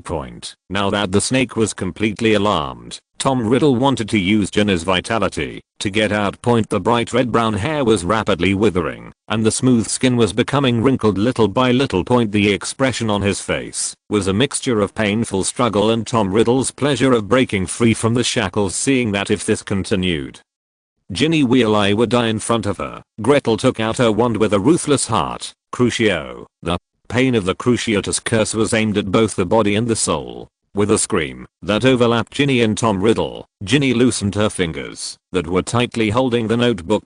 Fortunately, it seemed that Tom Riddle had not completely occupied Ginny's body. The moment her fingers loosened, Ginny fainted directly, and a shadow that seemed to be there and not there returned to the notebook. Without caring about studying, Gretel casually stuffed the notebook into her bag, picked up Ginny and ran straight to the infirmary. Madam Pomfrey, help. After stumbling all the way, she finally rushed to Madame Pomfrey before Ginny stopped breathing. Madame Pomfrey, save Ginny Weasley quickly, she is dying. As the chief physician of Hogwarts, Madame Pomfrey saw at a glance that Ginny Weasley had been drained of vitality. Mr. Potter, leave it to me. I can cure her. Please inform Headmaster Dumbledore for me. Something big has happened at Hogwarts. After taking Ginny from Harry Potter, Madame Pomfrey went straight to the treatment room, not forgetting to turn back and tell Harry to ask the headmaster to come over. The Polyjuice potion on Gretel will expire in a few minutes. How could he go and fall into the trap?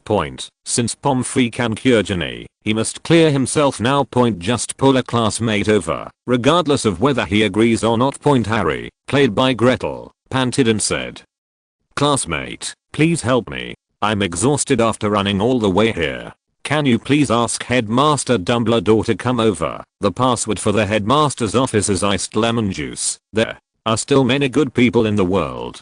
Seeing Gretel out of breath, the unknown kind-hearted person patted his chest and ran straight to Dumbledore's office. Gretel found an opportunity to cast a disillusionment spell on herself, turned a few corners, and went up to the 8th floor. He needs to clear himself of suspicion. When Gretel came out of the room of requirement and went to the restaurant for dinner, he heard many people whispering. "I heard that someone in Gryffindor was seriously injured. I don't know if he can be saved." "You are wrong. I heard that a dark wizard sneaked into Hogwarts and someone in Gryffindor has been killed." "No, your news is out of date. I heard that it was because of that savior. His temperament changed drastically, and he almost beat someone to death. I saw him being taken to the infirmary by a group of professors. Now we have to wait for the victim to wake up and identify him. Gretel was confused. He felt that he was not attending a wizard school, but a gossip editor crash course. However, there were still people who were well informed. Gretel knew what happened. After he entered the room of requirement. Not long after he left, Dumbledore came to the infirmary. Madame Pomfrey said that Ginny Weasley was not only almost drained of her vitality, but also found the magic reaction of the Cruciatus curse on her that stirred up a hornet's nest, and all the professors who came after hearing the news said seriously that they would conduct a thorough investigation at Hogwarts. The one who reacted the most was undoubtedly the head of Ravenclaw, Phileas Flitwick. He looked at Dumbledore with questioning eyes, but now Ginny Weasley has not finished the treatment, and they have no way to verify with the victim. When a circle of professors were at a loss, the kind-hearted person who went up to ask Dumbledore said it was Harry Potter who sent the person to the infirmary. So, Harry, who was studying hard, suffered. The professors headed by Professor McGonagall turned around and left, taking Harry Potter back to the infirmary. Although no one would believe that it was Harry Potter who did it, in order to get rid of his suspicion, in front of a group of students the professors used the flashback spell. No problem. The spell was traced back to Mr. Potter's wand, and only traces of practice in class were found. Harry, who was confused, felt the love from Snape before he had time to sort out his thoughts. It seems that our Mr. Potter is not willing to practice at all outside the classroom. The heavy explosion sound was like a sharp arrow attacking Harry, and finally he couldn't help but roll his eyes. Harry secretly swore in his heart that he must not make any mistakes this semester, and he would never give Snape the opportunity to catch him and put him in detention. After ruling out Harry as a suspect, as long as Ginny Weasley didn't wake up, I didn't know where to start the investigation. In order to prevent further murders, the prefects of each college were notified, asking them to inform everyone in their college not to act alone. The martial law continued until Monday morning. As soon as Gretel arrived at the door of the Defense Against the Dark Arts classroom, she saw Phileas Flitwick and Minerva McGonagall with serious faces. McGarrett, come with us, and don't leave our sight until you reach the infirmary. Entering the ward, Dumbledore was smiling and chatting with Ginny Weasley, who had regained consciousness seeing Gretel come in. Ginny Weasley let out a scream and wrapped herself in the quilt. No, don't let him come over. He is the devil. It's all him. Dumbledore quickly cast a soothing spell to calm her down. Gretel, in order to clear your mind, please hand over your wand. After a rigorous examination, Minerva McGonagall nodded and returned the wand to Gretel. Groot got up dissatisfied and shook his arms heavily at the professors in front of him, venting his anger at being woken up. He picked up the wand and got into Grete's pocket to continue catching up on his sleep. Several professors laughed briefly, and Professor McGonagall looked at Ginny seriously. Miss Ginny Weasley, I hope you can recall what the person who attacked you looks like. You accused Mr. McGarrett, but we detected no trace of the dark curse in his wand. Professor Flitwick also looked at Dumbledore seriously. Albus, I feel that taking Gretel away from the classroom before class has damaged his reputation. As the headmaster, you must be fair and clear Gretel's reputation, just like you did to Harry. If adverse effects are caused, compensation must be provided. Dumbledore rubbed his temples in distress. Gretel, can you explain why you went to Ginny Weasley on the first day and reminded her about the notebook? The second update is sent. Thanks to book friends Gale Swordsman 11s, What's the Name, and Emo King IE for their monthly support. Tomorrow is Tuesday. I hope all book friends can support my reading. There will be 3 updates tomorrow. Thank you. Small Thea to Gretel, Senior Tom, Old Z Shude Ocean, if you don't show up again, don't blame me for burning you to ashes with this fierce fire. Tom Riddle, which Horcrux are you? Why did you recover so much faster than me? Gretel, shoo, see clearly, I'm not a Horcrux. This soul fragment is a gift from Professor Fu to my neck. Tom Riddle, Professor? Whatever he taught you, why not learn from me? I will definitely make you the strongest wizard. Chapter 59, 3rd Class Medal of Sir Merlin. First update, please follow up. In this world, where there is no suspicion of guilt, without detecting traces of the dark curse on the wand, Gretel has proven his innocence. Faced with Dumbledore's questions, he could just make up a random reason and leave safely. Considering the basilisk in the secret room, Gretel thought about it for a while, and decided to make the secret room clear and let the professors solve this hidden danger, to prevent her from being controlled by the notebook and opening the secret room. Gretel's tone was very firm. I saw another world in my dream, where Miss Weasley was controlled by a notebook. He opened the secret room, killed many people, and was eventually drained of his life force. I came to her to stop this, but Miss Weasley didn't give me the chance at all, so I'll let it go. Now it seems that this dream is coming true. Suddenly learning the news about the Chamber of Secrets, Dumbledore instantly remembered Myrtle, who was murdered decades ago. Because he had long suspected that Gretel had the gift of prophecy, his expression suddenly became serious. McGonagall and Flitwick were well informed and thought of the existence of prophetic dreams, and their expressions became serious. Gretel looked at the expressions of everyone present and continued to speak. The entrance to the secret room is in the girls' bathroom on the second floor, and there's a basilisk hidden in it. At this moment, Dumbledore unlocked the secret of Myrtle's murder. Legend has it that the basilisk came from a magic egg laid by a 7-year-old rooster when Sirius was in the sky and was hatched by a toad. Its sight is the most dangerous attacking weapon, and any creature that directly meets its gaze will be killed instantly. It is said that Salazar Slytherin owned a secret room in Hogwarts. In order to eliminate the mudblood wizards in Hogwarts, he cultivated a basilisk that was prohibited by the Ministry of Magic. But until he left Hogwarts, no one had seen the basilisk, and the incident became a legend passed down by word of mouth. But before he left, Salazar left a message. The heir of Slytherin will inherit my ambition to rid Hogwarts of mudbloods and make Hogwarts great again. In order to confirm Gretel's prophetic dream, Dumbledore personally went to the bathroom where Myrtle was staying. Then, Hogwarts went under martial law for the first time in decades. The young wizards who were in class were all driven back to the common room of their college. They could not leave until the professors announced the lifting of martial law. After all the students returned to the dormitory, under the leadership of Dumbledore, all the professors in Hogwarts who were capable of dealing with the basilisk gathered in the bathroom where Myrtle was killed. The professors acted quickly, and it took less than a day to deal with the basilisk. On Tuesday morning, various colleges received the news that martial law was lifted, and Hogwarts was back on track. Gretel did not wait for the announcement to clarify his reputation, so in the next few days, many people stayed away. When they saw him Friday, September 11th, 1992. The students were notified to attend the meeting in the auditorium, and Gretel followed the prefect to the auditorium. They were surprised to find that today's auditorium was covered with golden and red ribbons, and flower fairies with skin as delicate as white porcelain were flying around the ribbons. There were many wizards' faces scrolling on the ceiling of the auditorium, and those with sharp eyes recognized that the wizards above were all winners of the Order of Merlin in history.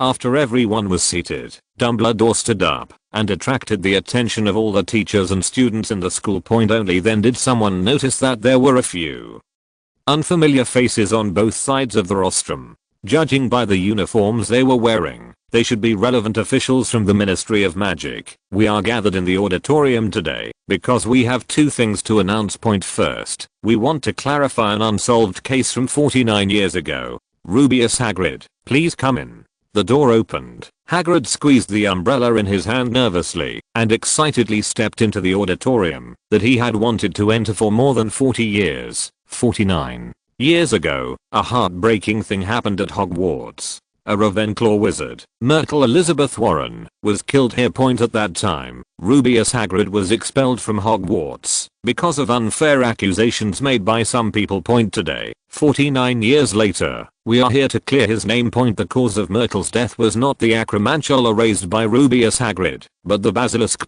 This was confirmed 3 days ago. So we would like to express our sincere apologies to Hagrid, the former Gryffindor outstanding student. Witnessed by the Ministry of Magic, Dumbledore handed Hagrid a certificate of innocence produced by the Ministry of Magic and handed it into his trembling hands with excitement. Hagrid, you can go to Ollivander's to buy a new wand, and the Ministry of Magic will grant you the funds. Dumbledore winked at Hagrid and gestured for him to sit on the large special chair beside the Gryffindor table. Then, the second thing point, we would like to honor a wizard from Ravenclaw, McGarrett. Please come forward. When Gretel's name was called out by Dumbledore, the entire auditorium instantly became noisy. How could it be him? Obviously, everyone has been rumoring in the past few days that Gretel is the dark wizard who attacked people, and many people are waiting for the results of Hogwarts for this reason. Many of them even ignored him. Who would have thought that instead of dealing with him, they would now comment in. Dumbledore didn't let their questions last long, took out his wand, and fired a salute into the sky. McGarrett, who entered school on September 1st, 1991, is currently a second-year student at Hogwarts Ravenclaw House. In the past year, he has been open-minded and studious, with top-notch academic performance, uniting his classmates, no matter who encounters them. If you have any questions, they are always eager to help. It turns out that he is indeed an excellent wizard. His divination helped Hogwarts get rid of the basilisk lurking in the sewers and protected everyone's safety. For this, we will award him the Hogwarts Special Contribution Award and the Order of Merlin, 3rd class.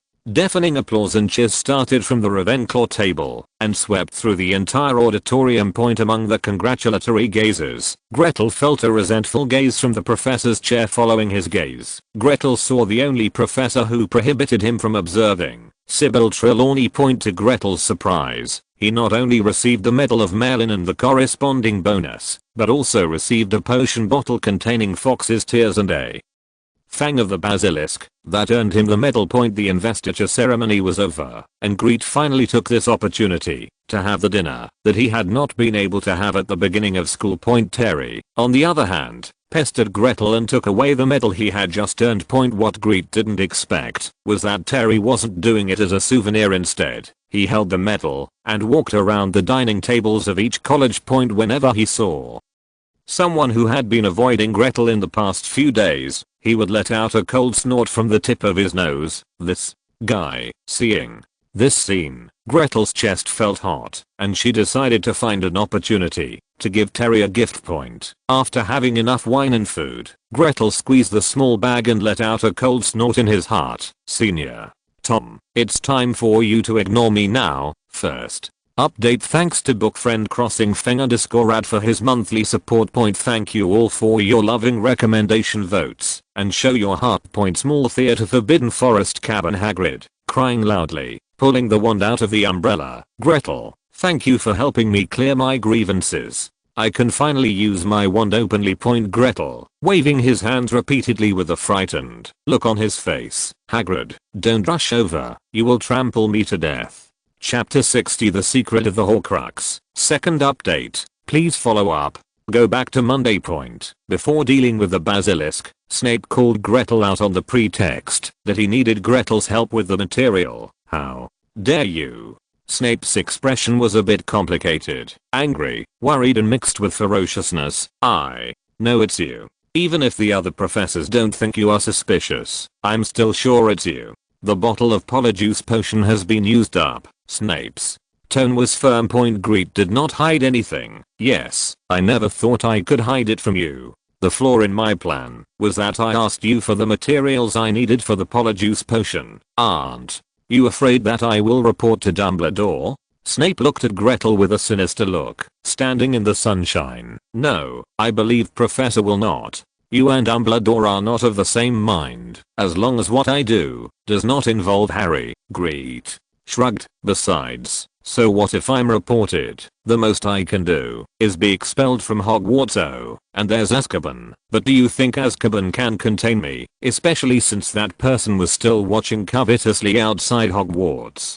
Dumbledore is not a kind person. Do you really think he will let Hogwarts have another Dark Lord? Snape took a step closer, standing in the shadows, close to the edge of the sunlight. Gretel did not retreat, but took a step forward, tit for tat. Yes, the only white devil in the wizarding world. So, do you think Dumbledore is right? It is true that Voldemort's idea of wanting to dominate the wizarding world is extreme and wrong. However, is Dumbledore a remnant of the old era, and his idea of settling in a corner really suitable for the future?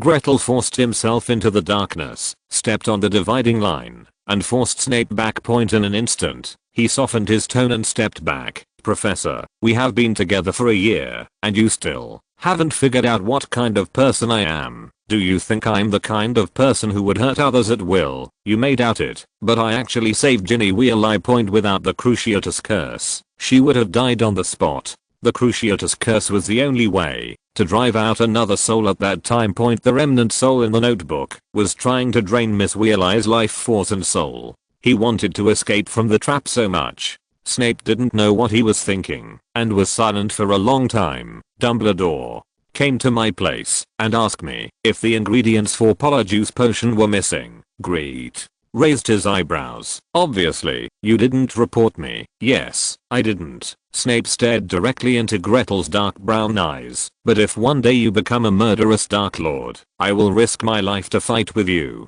Make a settlement. Gretel was about to say something, but Snape didn't give him a chance. He just waved his hand and asked him to rush to the office to help process the potion materials. When the banquet was about to end, Terry ended his journey to vent his anger on his friend.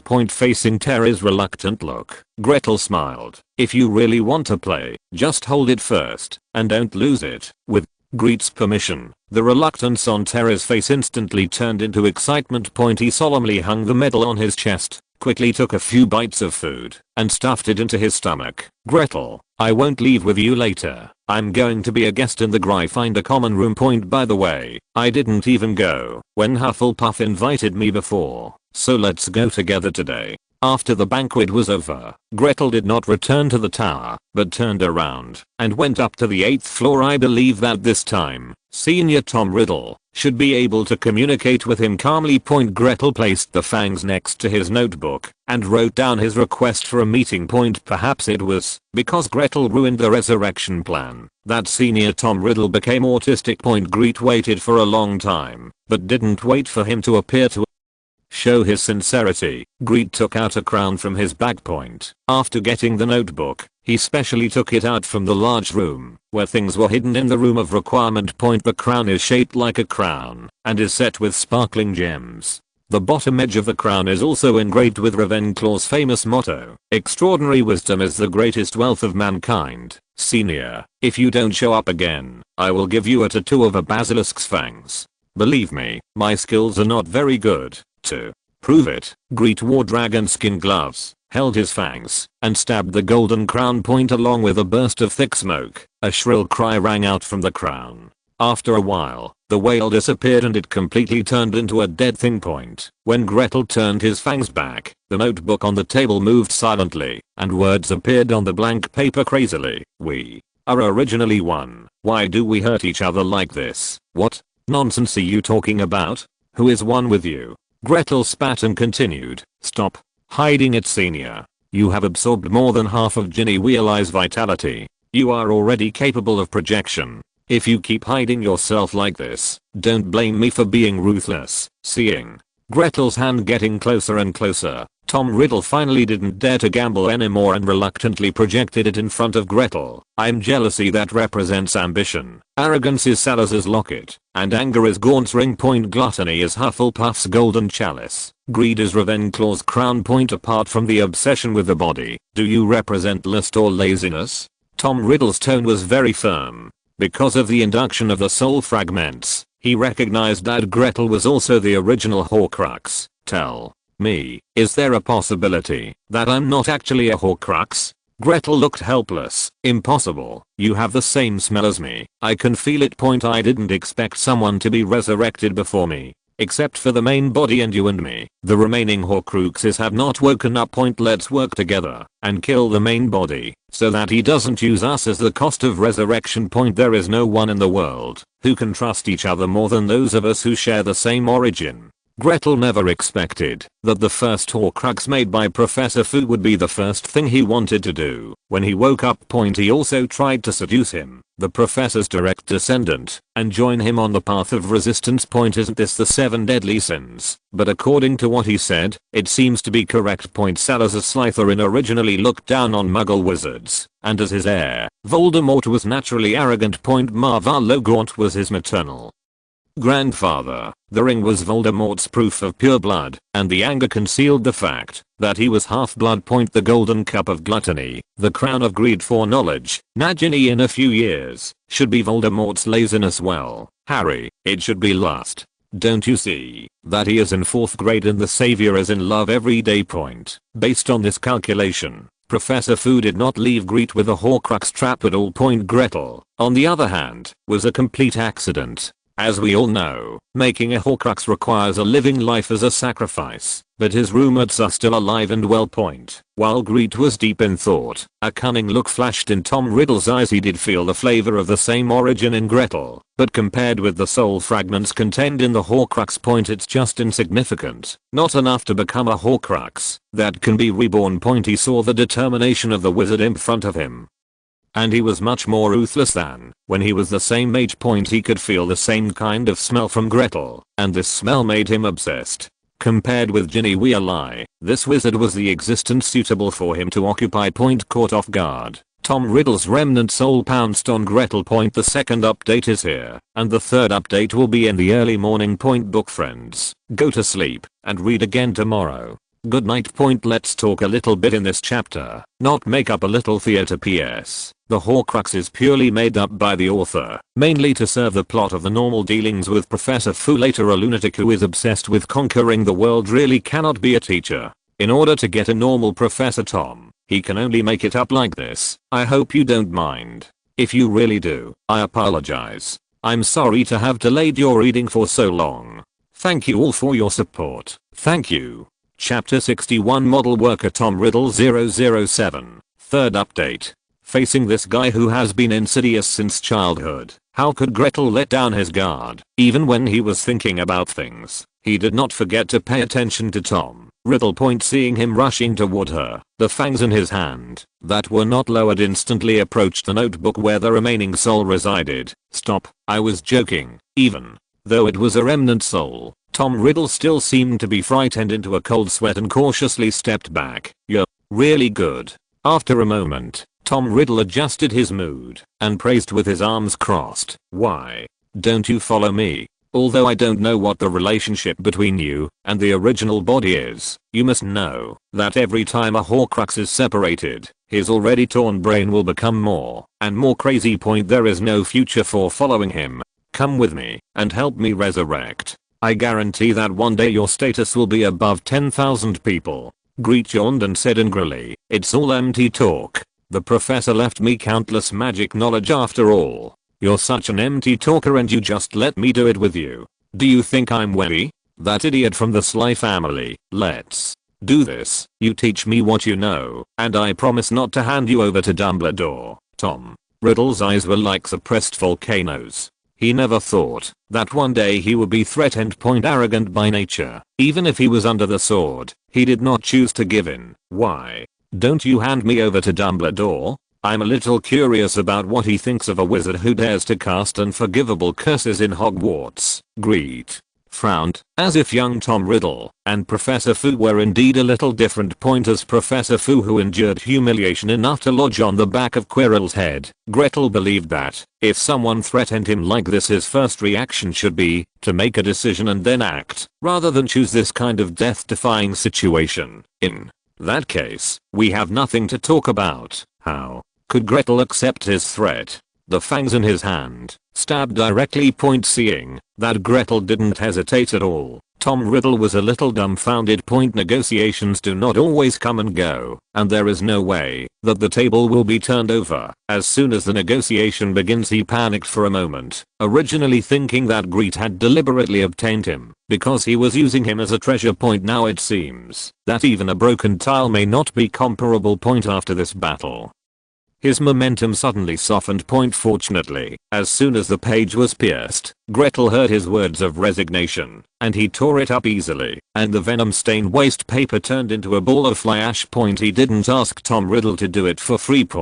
Now that he has surrendered, it can be seen that he is convinced, but not convinced. Gretel was still willing to give him a chance to negotiate. After some bickering, Grete and Tom Riddle made an agreement with each other. Tom Riddle participated in Gretel's research and provided corresponding technical support. As a reward, Gretel will provide him with the vitality necessary for activities in the outside world and will return his freedom at the appropriate time, limited to 3 years. After everything was agreed upon, Tom Riddle, who didn't need to sleep, was put on the shelf by Gretel, and he was asked to research a curse for the soul that could not be betrayed. No matter what the cause, what we fear most is not foreign enemies, but the emergence of traitors. This is true in business, true in politics, and true in war. What Gretel wants to do, whether it is the upcoming business or the war that will definitely exist in the future, cannot allow the existence of traitors, but as the number of people increases, it is impossible for him to sign a contract with everyone, so a reliable oath spell is needed to bind him. It is true that it is beautiful to come together for the same goal, support each other, and not betray each other. But it was an utopia, and Gretel was never afraid to look at the future from the worst possible angle. In the foreseeable future, he will be responsible for the lives of thousands or even hundreds of thousands of people, so a strong constraint is a necessary insurance. He is not Grindelwald. He is not so eloquent that he can make thousands of people go through fire and water for him. He doesn't think he's that attractive either. He is not Voldemort, who uses endless high pressure to make everyone loyal to him. He does not need a yes man. Differences can exist, and arguments can also seek consensus. He only needs to ensure that no one will betray him, so that relatives will not hate him, and enemies will be quick. An expert at playing with souls, Gretel trusted Tom Riddle to give him what he wanted. Completely disregarding how much effort it takes to design a new spell from scratch. Anyway, when he heard Gretel's request, Tom Riddle almost gave up his choice. Fortunately, Gretel negotiated with him amicably, coercion by force, with his poisonous fangs, and he was able to accept the task willingly. Grete is not afraid of him playing tricks. No one can play tricks in front of the panel. Except for a certain unknown prophecy technique that has not been able to log into the panel so far. Grete had given up anyway. He was sure he didn't have the talent. Professor Trelawney told him before leaving the auditorium that if he still wanted to skip class, he could come at any time. She even hinted to him that as long as he took the divination class in the 3rd grade, she would give him a high score, even if he didn't divine anything. Now it seems that he can only disappoint her. This kind of talent is really not something that a mortal like him can possess. Even if everyone thought he had the gift of prophecy, he would not take it seriously. The panel had already told him to give up this unrealistic idea. If there is anyone in Hogwarts who has the most talent, Gretel thinks it must be the crazy girl Luna.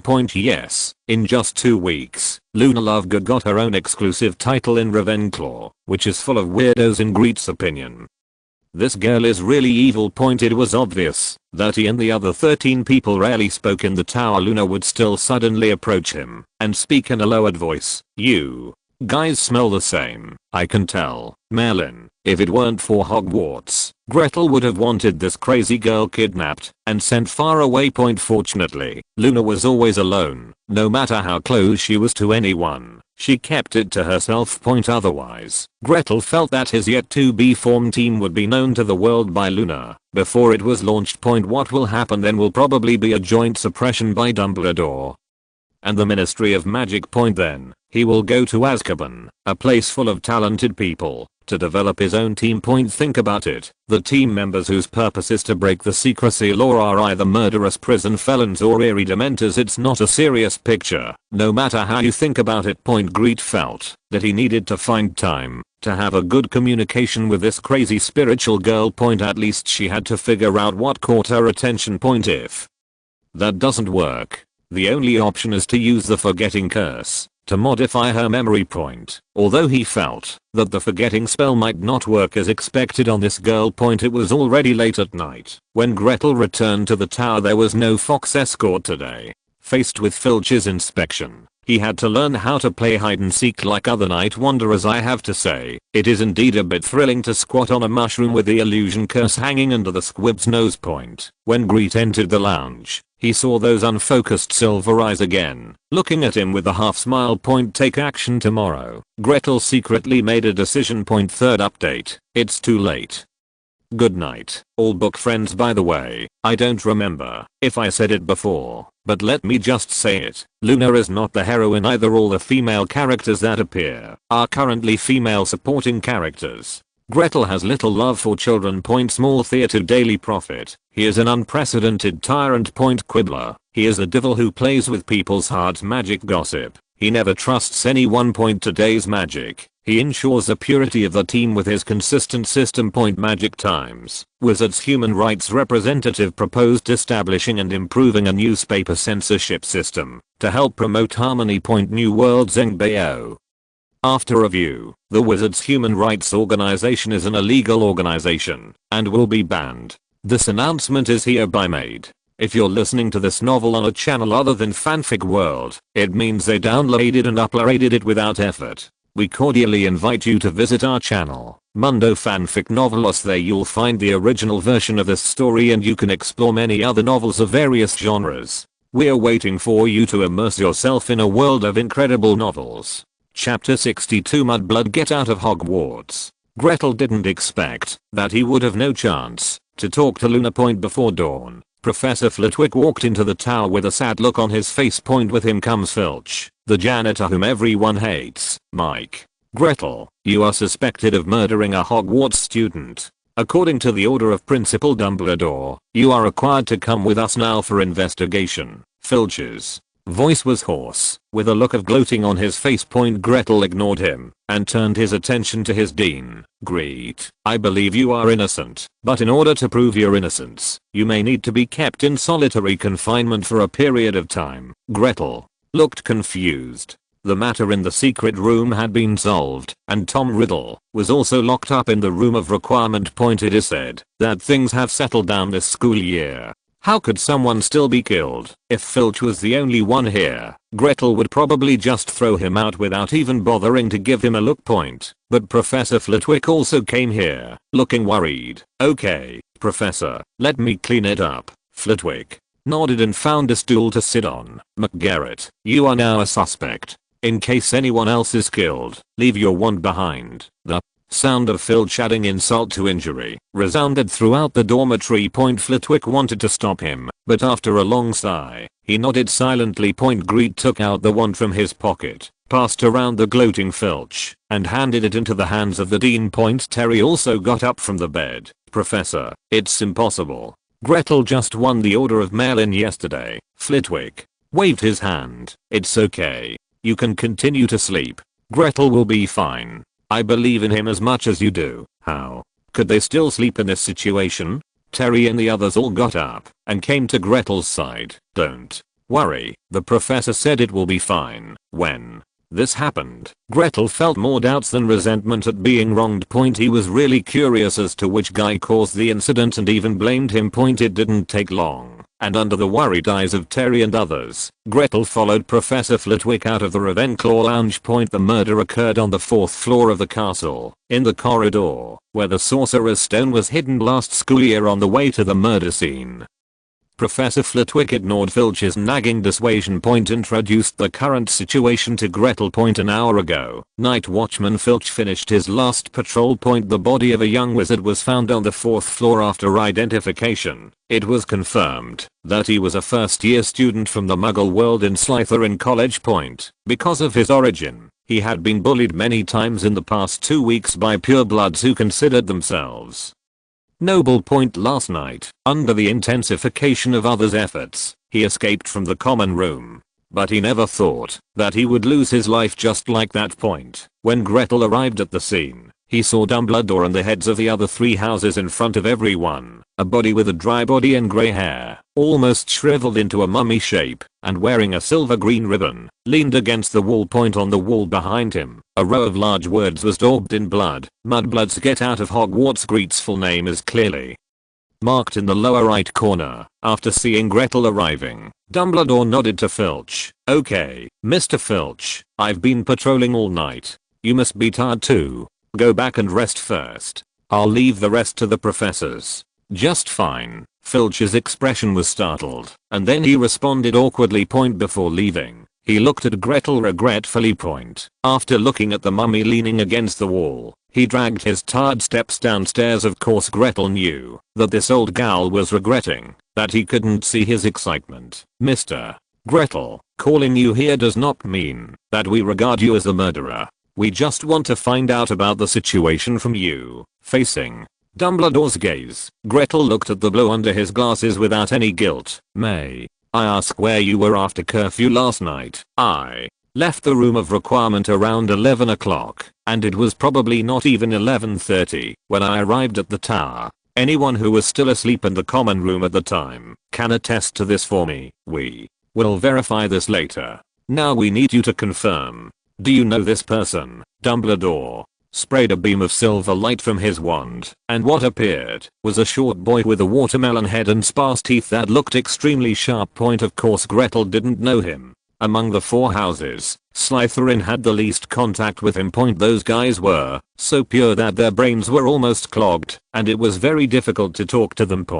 If the deceased hadn't been wearing a Slytherin uniform, he wouldn't have been able to identify the house. Carrion Sale, a first-year freshman in our academy. Snape's words sounded calm, but everyone could hear the anger hidden beneath the calm. Severus, calm down. We will definitely find the murderer. After asking a few questions, the professors confirmed that Gretel did not understand the situation. But just letting him go back would not wash away the grievances on him. Dumbledore thought about it and said, well, Gretel, you go with Professor Sprout first, and stay with her for a while. We will find the murderer as soon as possible to clear your name. Of course Gretel knew that, whether he was imprisoned or not, this basin of dirty water would be on his head for the time being. Solitary confinement is the best way at present. The murderer will definitely strike again, as long as he takes action. Grete, who is in solitary confinement, will automatically escape from this matter. Gretel was helpless. He knew that this matter had something to do with Tom Riddle. The look of her life force being sucked out was exactly the same as Ginny realized, but he had no way to prove his innocence. If Tom Riddle's notebook is revealed, he will confess that he has something to do with the attack on Ginny Weasley. But if he doesn't speak out, he will have to wait for the professors to catch the murderer before he can be free. Gretel couldn't help but feel a little annoyed.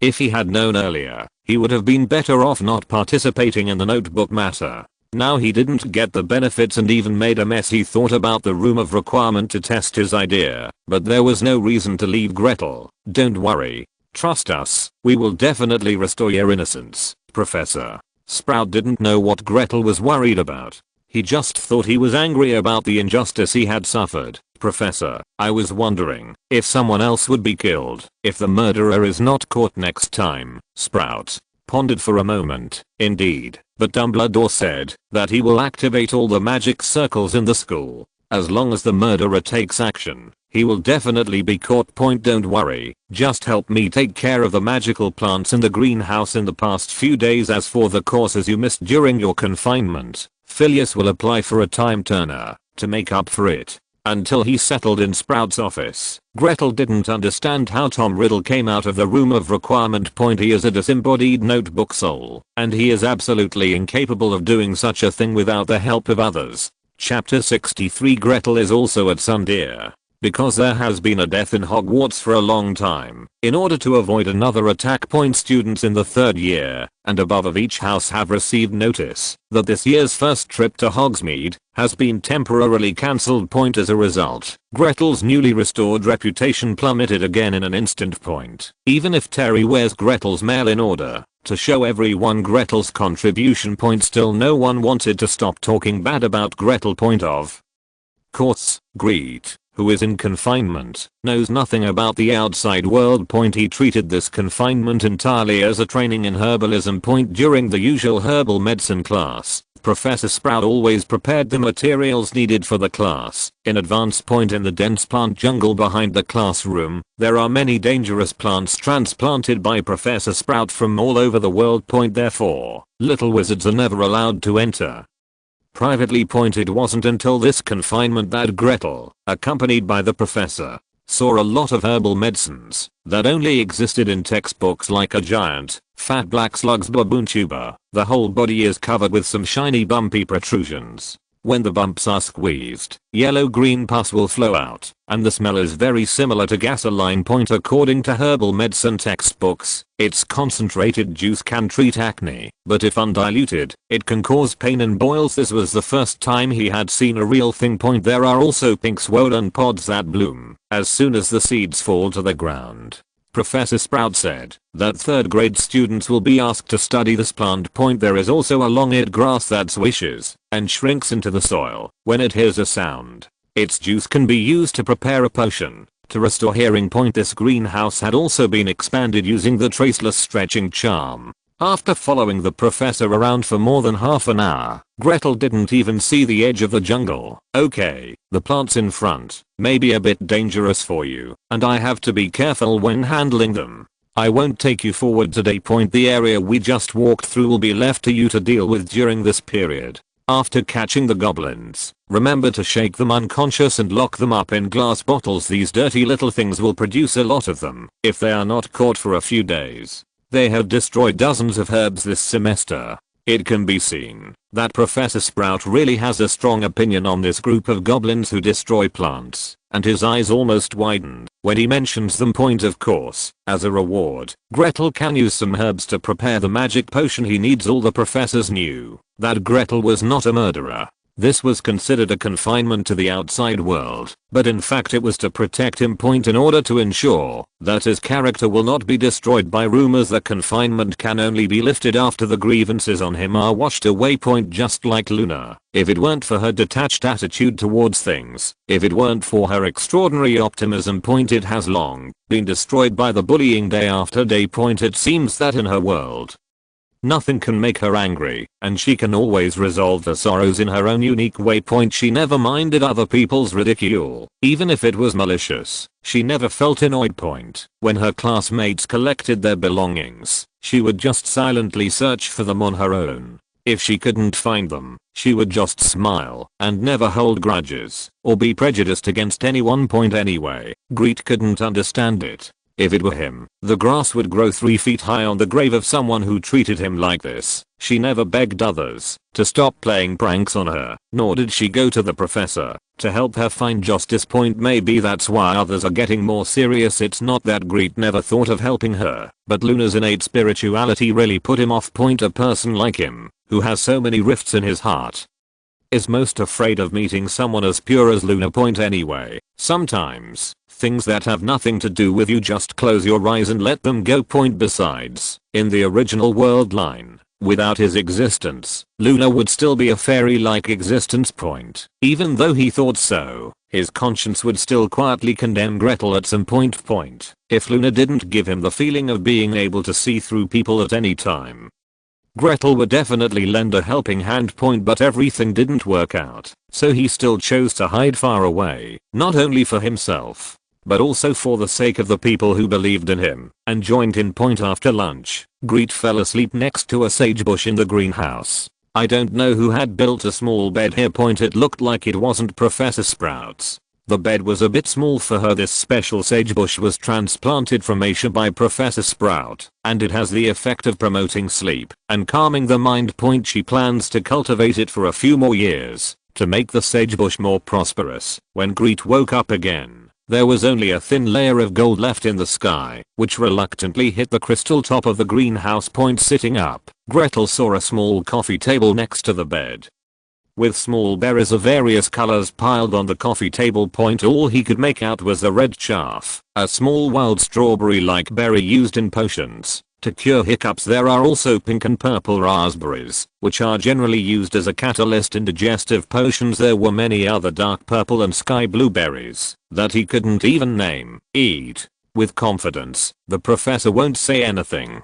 This is also the benefit of us helping to take care of the plants here. When Gretel was sitting on the bed in a daze, a clear voice came from not far away. With a crashing sound through the bushes, a tall, handsome boy walked out of the bushes. "Hello, Cedric Diggory, 4th year Hufflepuff," facing the hand handed over by Cedric. Gretel quickly stood up and shook it as a sign of friendship. "McGarrett, 2nd year of Enclaw. I recognize you, a 3rd level medalist of the Order of Merlin. Yesterday, your roommate hung your medal and gave you a good sigh of relief. He is really a good friend. Gretel smiled. Indeed, Terry had this kind of character. This is a reason why Terry and he have the strongest relationship in the entire dormitory. Who wouldn't like a friend who is full of energy every day and loves to fight against injustices? However, I heard your name last school year, Hannah Abbott, the first little girl assigned to Hufflepuff last school year, from less than a month after school started, until I left school at the end of term. I could hear her compliments on you every day in the common room. A few days ago, before your friend could defend you, she stopped everyone who had said bad things about you in the common room to clear your name. To be honest, Gretel really didn't know. After taking so many classes together, Hannah never mentioned it to him at all. Well, it seems I have to find a chance to repay them properly. Grete shrugged and asked again, well senior, I want to ask you, Terry shouldn't have caused any big trouble, right? After all, what happened this time was much more serious than last time. Needless to say, Cedric knew how Gretel had planned for him. The only thing he was worried about was Terry, a reckless man. If this man's passion got the better of him, he might have to go shopping with others with his wand in order to protect his reputation. If Gretel hadn't stopped him last time, he would have fought with other colleges long ago. This time Gretel was locked up, and he didn't know who else could stop Terry. That's not true. He just wore medals and handed out bed records to everyone who came and went.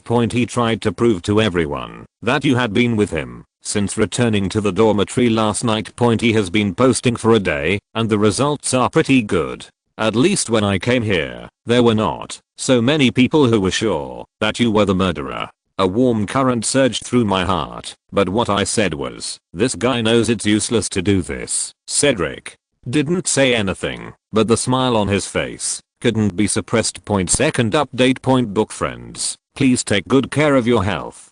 Good night. Small Thea to Gretel, thank you, Terry. Terry, friendship is priceless, long live friendship, and selfless Gretel, that's right. I planned to give you the firebolt, but I already ordered it, so I chose to return it.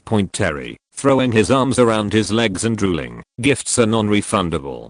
Chapter 64. Lucius regrets it. On the third Saturday in September, Gretel was freed. The new victim used his own life to help Gretel wash away his injustice. The victim's name was Ornbana, a first year of Enclaw student and a mixed-race little wizard. When he heard this name, Gretel was stunned. He remembered this little boy and the adoring eyes hidden behind his glasses in the first week of school. Whenever Gretel shows up in the common room, he would come up with his face flushed and excitedly ask Grete, who was the number one in his age group, for advice on the problems he encountered during self-study. Gretel still remembers that when he received the third class order of Merlin, Mr. Bernard shouted hooray and jumped up from his stool in excitement. Gretel remembers him well, not just because of his admiration for himself. It's even more because of Ornbana's foresight and his clear understanding of the wizard's future crisis. At the age of 11, he can see the truth about the decline of wizards and is determined to rely on his own efforts to carve out a bright future for wizards in the future. What kind of like-minded people this is. Gretel was delighted and thought of absorbing Aowen into his team after Aowen had studied for a few more years. Who would have thought that after just 1 week of confinement, they would hear the news of his death. Ornburn's body was discovered by the Fat Friar, a Hufflepuff ghost. This poor ghost, whose mournful cries attracted the others when they arrived. They saw the fat monk stretching out his hand over and over again, trying to take Mr. Bernard's body into his arms. However, he was just a disembodied ghost. He could only cover his face and cry helplessly. If the kind-hearted Cernic hadn't forcefully pulled him away, he would have cried himself until he disappeared. Poor Ornbernard, because his life force was sucked out, his originally clear eyes became cloudy. He shrank into a small ball, and his withered appearance frightened many wizards. Professor McGonagall stepped forward to take a look and pushed up her glasses. He must have seen who did it. Even though he was distorted like this, he could still tell the shock on his face. The identity of that person must have been beyond his expectation. Dumbledore, we can't wait any longer. We must enforce martial law and find the murderer as soon as possible. Before the pensive headmaster could reply, Flitwick's furious voice burst out. Albus Dumbledore, you said you would protect all students, and now it's happened twice, Professor. Flitwick's outstretched fingers were trembling This past school year has put all students at risk. Point. If it hadn't been for that person's target being the Sorcerer's Stone, Harry Potter and McGarrett would have been the only ones attacked. Point. This school year, something like this happened again. The magic circle you mentioned is foolproof. Point. They have a second life. I have already proposed that all the little wizards go home first and then let them come back after we resolve the matter. I know that if this matter is leaked, it may affect the admissions of Hogwarts next year. It might even make you the principal of Hogwarts resign. Point. But so what? As professors, in addition to teaching them knowledge, we also need to protect their safety. Point. What about you? What about your actions? Professor Flitwick had rarely been so angry. Point. But just look at Audna's dull cloudy eyes. Anger will surge like an unstoppable wave. Point. As Gretel leaves the greenhouse, an unwelcome guest visits the headmaster's office at Hogwarts. Lucius Malfoy and the executive from the Auror office of the Ministry of Magic. Principal Dumbledore, because of your negligence, 2 murders occurred in Hogwarts. To this end, you need to make a petition to the Ministry of Magic. At the same time, on behalf of the Hogwarts School Board, I will temporarily remove you from your position as headmaster. Lucius Malfoy's grey-blue eyes were filled with coldness as he raised his chin slightly and said. Point. Dumbledore squeezed the Elder Wand heavily with his hand under the table and stood up dejectedly. Point. Then he walked up to Lucius, who held his head high. Lucius, you'd better not mess around in Hogwarts. I'll keep an eye on this place. Dumbledore's sudden burst of magic pushed everyone out of his office. As long as I'm not officially dismissed from my duties, I will remain the headmaster of Hogwarts. Unrelated personnel are not allowed to enter the principal's room without permission.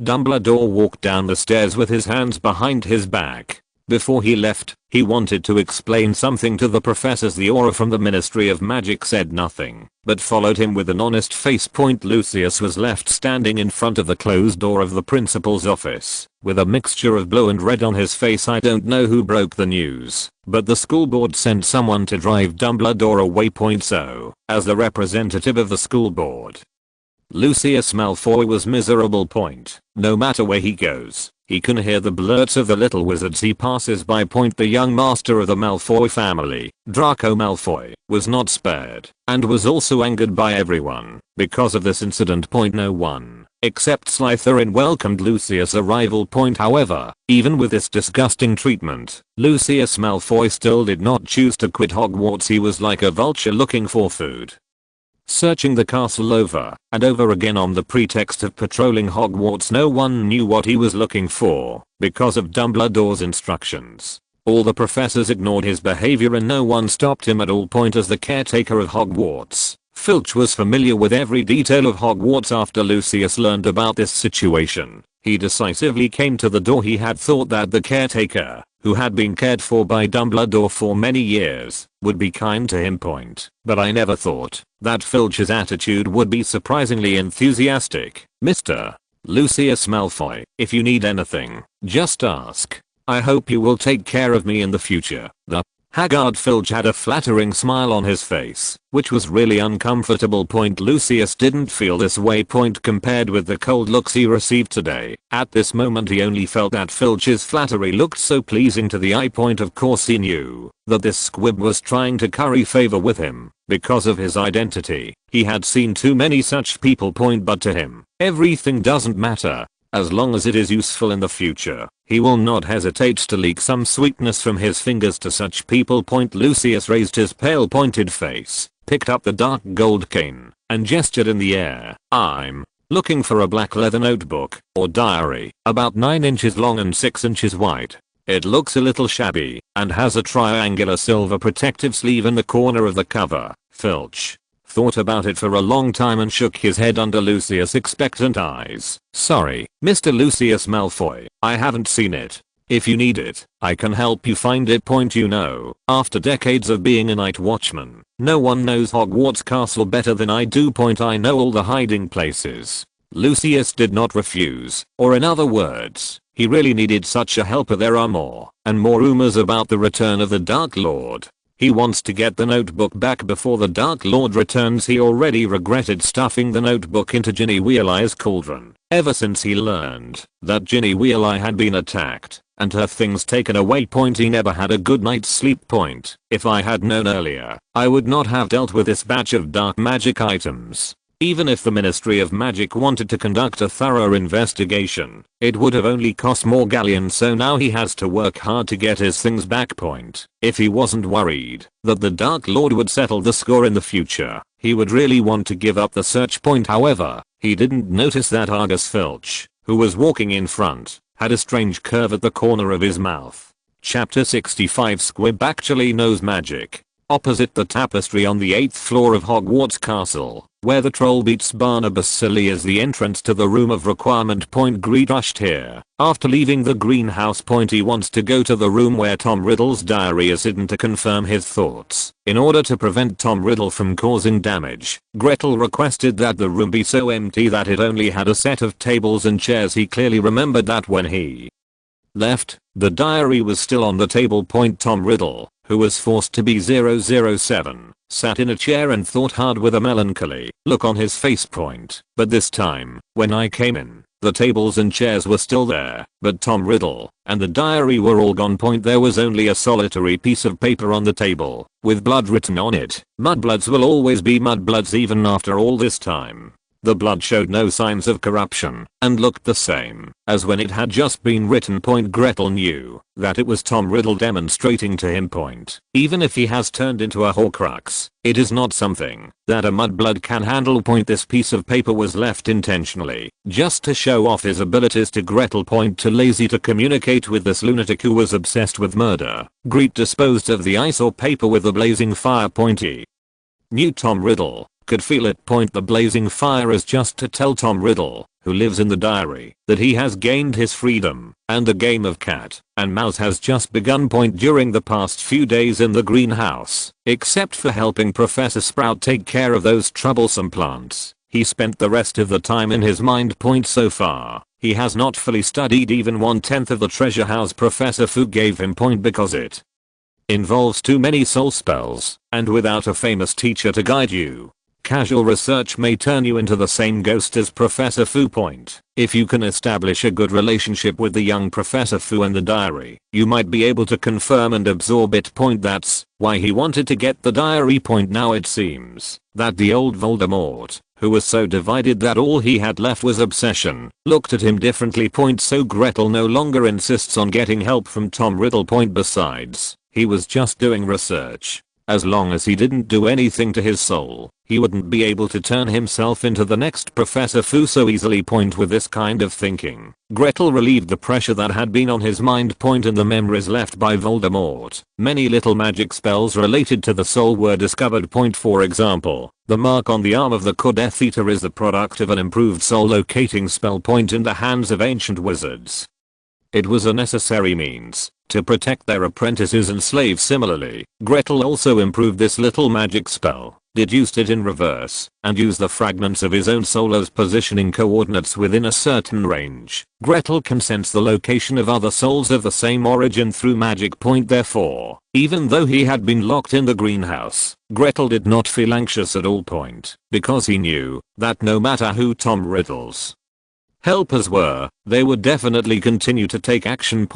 As long as they do it again, Gretel can regain his freedom. At that time, when you drive around Hogwarts with the magic spell, the situation where the enemy is in darkness and we are clear will be different in attack and defense. Gretel never expected that the opportunity would come so quickly. As he walked out of the room of requirement, he saw Filch and Lucius walking, overhearing the footsteps of someone approaching. Grete hid, and to be more secure, he even cast a disguise spell on himself. Here we are, right here. Filch stopped and stood opposite the tapestry. Lucius looked confused. This was just a section of wall. How could it be a place to hide something? Looking at the dying old squib in front of him with evil eyes, Lucius felt in a daze that he was like a donkey being played with. Dear Mr. Lucius, have you ever heard of the story about the room of requirement? The sallow skin on Filch's face turned red with excitement. He is a squib, but he actually knows secrets that even wizards don't know, especially since this wizard is the head of a pureblood family.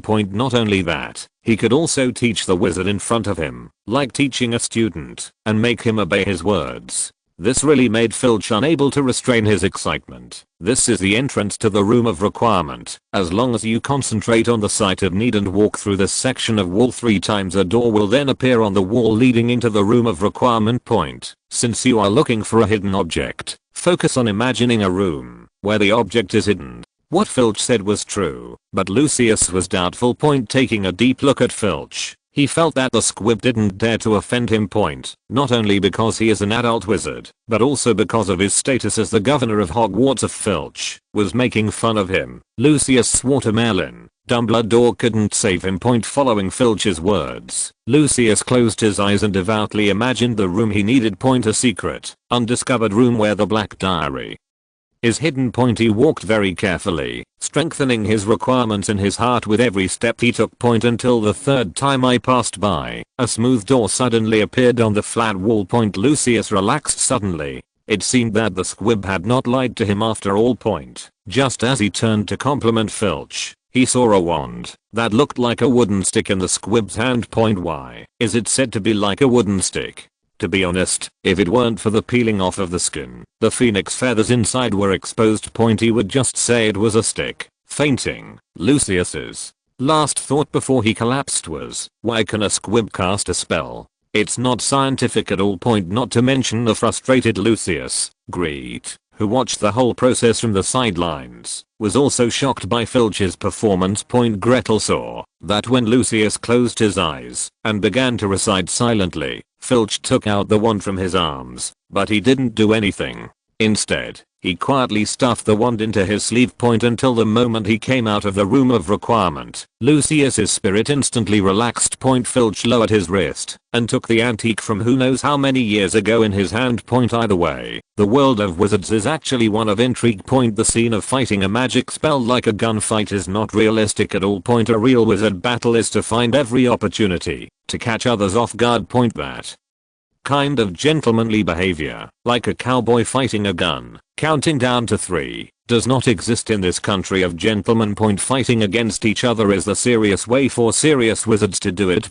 Lucius was defeated unjustly. Even if any other wizard came here today, it would not be possible. A squib has been recognized as a squib by the Ministry of Magic for many years. How could anyone take precautions against it? Not to mention that the flattery on Filch's face was still there until he fainted. Blank. Really dark. Gretel is now basically certain that Filch is the murderer who took the diary. However, these still need to be verified. Before that, he needed to prepare carefully to avoid all disturbances and knock down Filch with one blow. Filch picked up the cane that Lucius had dropped on the ground, carefully pulled out the wand hidden inside, caressed it lovingly, and reluctantly put it into his pocket. As early as when he took Lucius upstairs, he noticed the cane that Lucius never left his hand. Just like Rubius Hagrid, that stupid big half-blood guy. Everyone knows that his wand is hidden in the umbrella that he never leaves. If it weren't for continuing to stay at Hogwarts, Filch would have written a letter to the Ministry of Magic to report it. Meow meow meow. I finally made up for the second update. I feel like I'm going to wake up.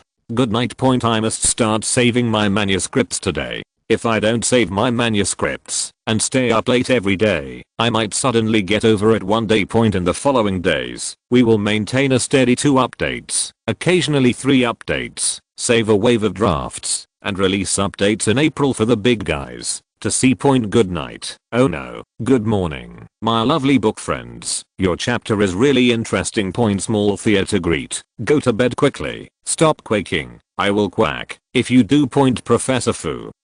Go to bed quickly. Don't sleep. You have killed Professor Fu, who is the first teacher by example. Snape. Go to sleep. Stop quaking. If you quack, I will quack with my apprentice. Voldemort. Snape. I won't tell you what you betrayed me in advance, but when you steal my apprentice, we must live or die. Shinfenga the Gretel. Stop fighting. P.S. It rained really hard that day.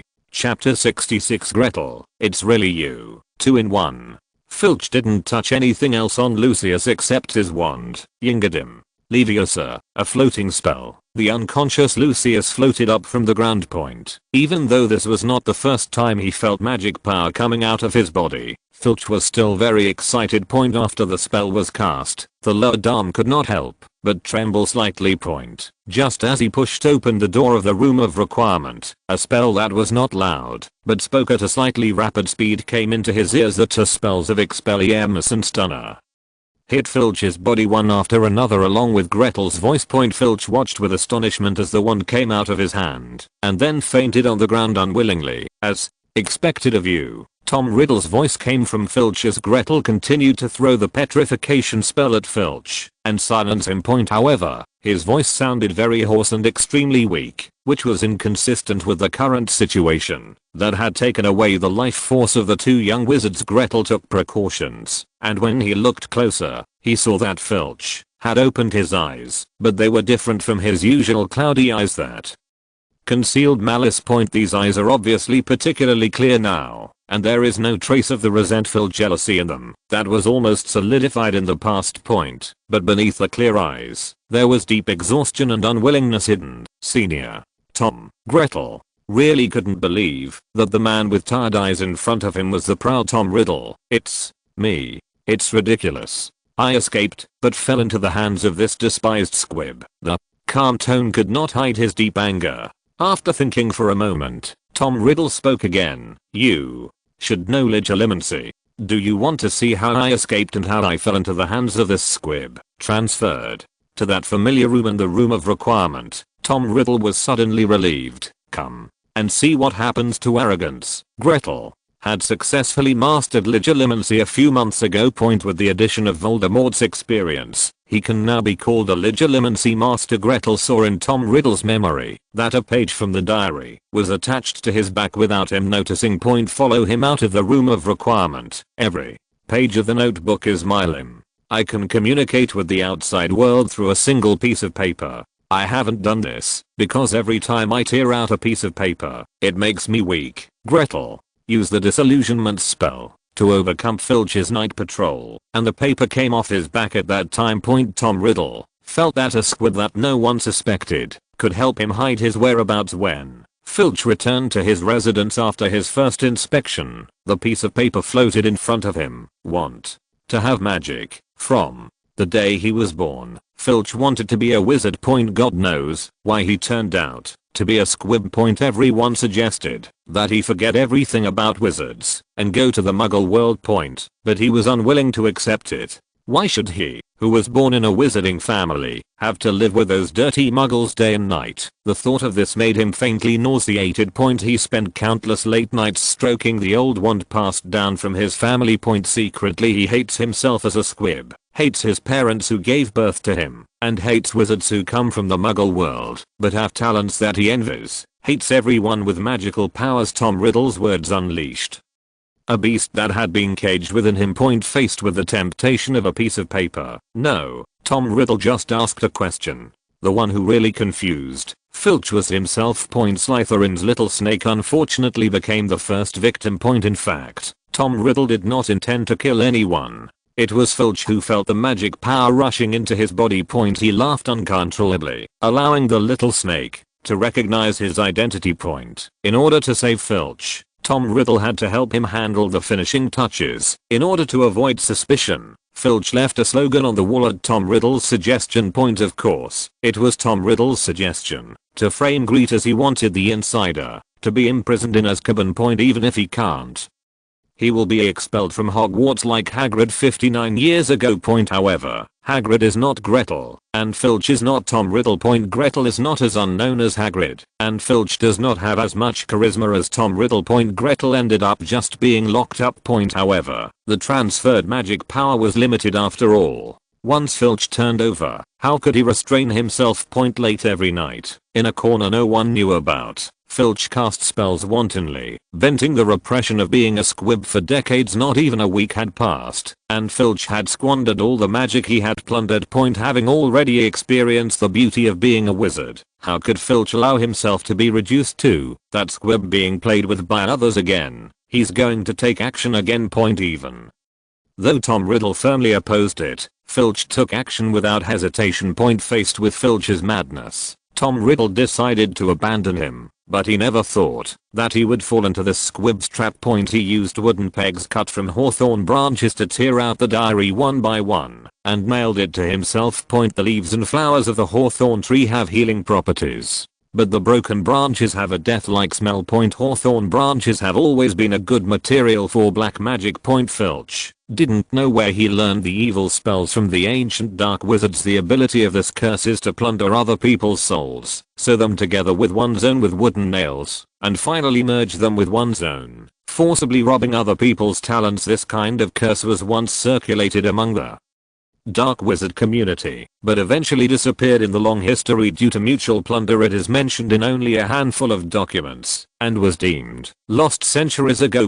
This spell is useless to Squib, because there is no way to cast the spell without magic, but who asked Tom Riddle to lend him magic. With the last remnant of his body, Filch pinned Tom Riddle to himself. Seeing this, Gretel took Filch's hairless wand and opened his clothes. Every piece of skin on the body that was covered by the diary was firmly nailed with hawthorn wooden nails. Filch had a wry smile on his face. I hunt geese all day long, but I never thought I would be pecked in the eye by a wild goose. I didn't expect a Squib to have such a strong hatred for wizards. No, for all things related to magic.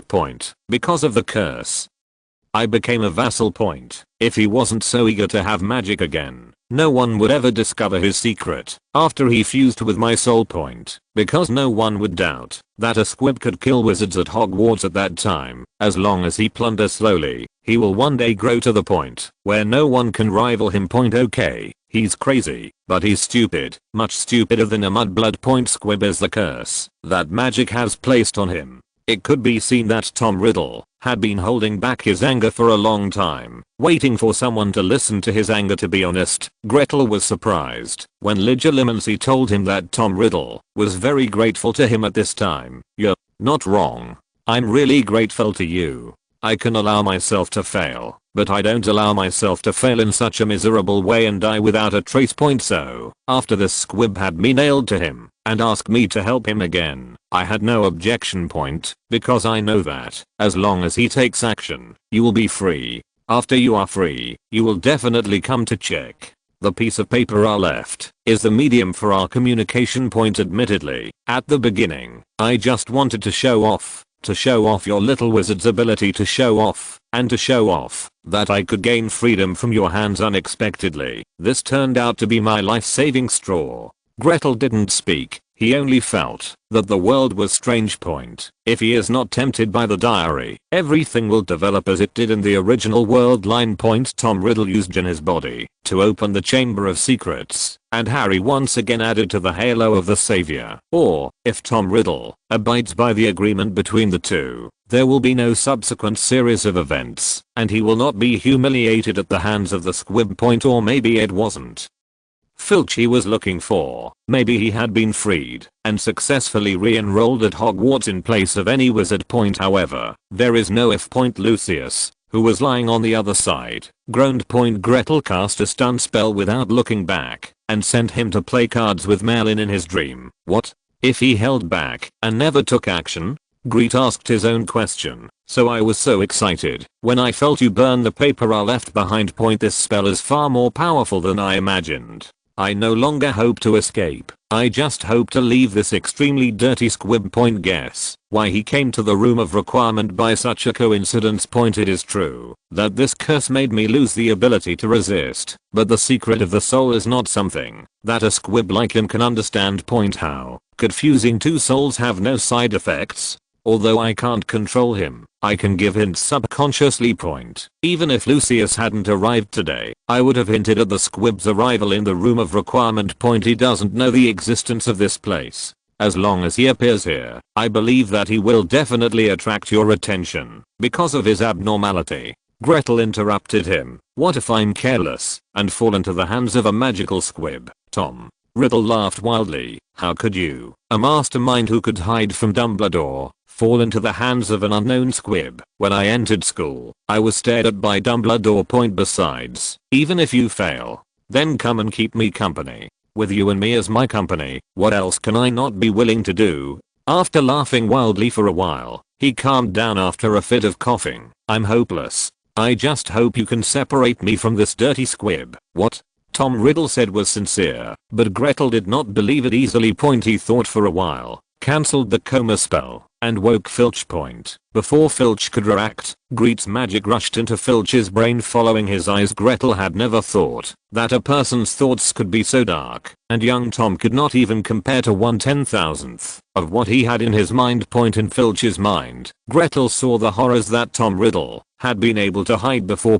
He saw the glorious student council president wailing in pain under the hawthorn nails. He saw the relief and cruelty on Filch's face as the wooden nails were driven into his body. He also saw Filch's jealousy and hatred for everyone. From the family that gave birth to him to strangers, from the newly admitted wizard to the headmaster of Hogwarts, even the magical creatures in the Forbidden Forest were hated by him. He was full of resentment for everything, and a strong sense of destruction tortured him day and night. The only person who brought him any warmth was Mrs. Norris, who had been keeping vigil with him for decades. Tom Riddle didn't lie to him. Filch was indeed leading all of this. Tom Riddle plays nothing more than the doorkeeper who lets the devil out. Knocking Filch unconscious again, Tom Riddle struggled to emerge. He robs my soul all the time. If you prove it, please help me and pull out these damn wooden nails. Even if I die, I don't want to die on this squib. Gretel did not hesitate this time, and the wooden nails separated from Filch's body one by one. The paper soaked in black blood was peeled off Filch one by one with difficulty. Can't you help me, Tom? Riddle looked tough, complaining intermittently. But not only did Grete's help fail to arrive. Instead, after hearing his words, he took a few steps back very quickly. For Gretel, it helps him pull out the wooden nails. It has already given him the face of being Professor Fu's separated soul. If it were a stranger, he wouldn't even get involved. Help me clean it up. The peeled paper was folded back into a diary. Tom Riddle, who was almost invisible, cast a pleading look at Grete. After cleaning up the diary and restoring it to its original appearance, Gretel saw Tom Riddle turn into a wisp of smoke and disappear before his eyes. Sighing, Gretel decided to deal with Filch in front of him. In order to prove that Tom had not deceived him, he had to wake up Filch and use legilimency again. He couldn't kill. At least not by him. Only the murderer who was caught alive could save Hogwarts from panic.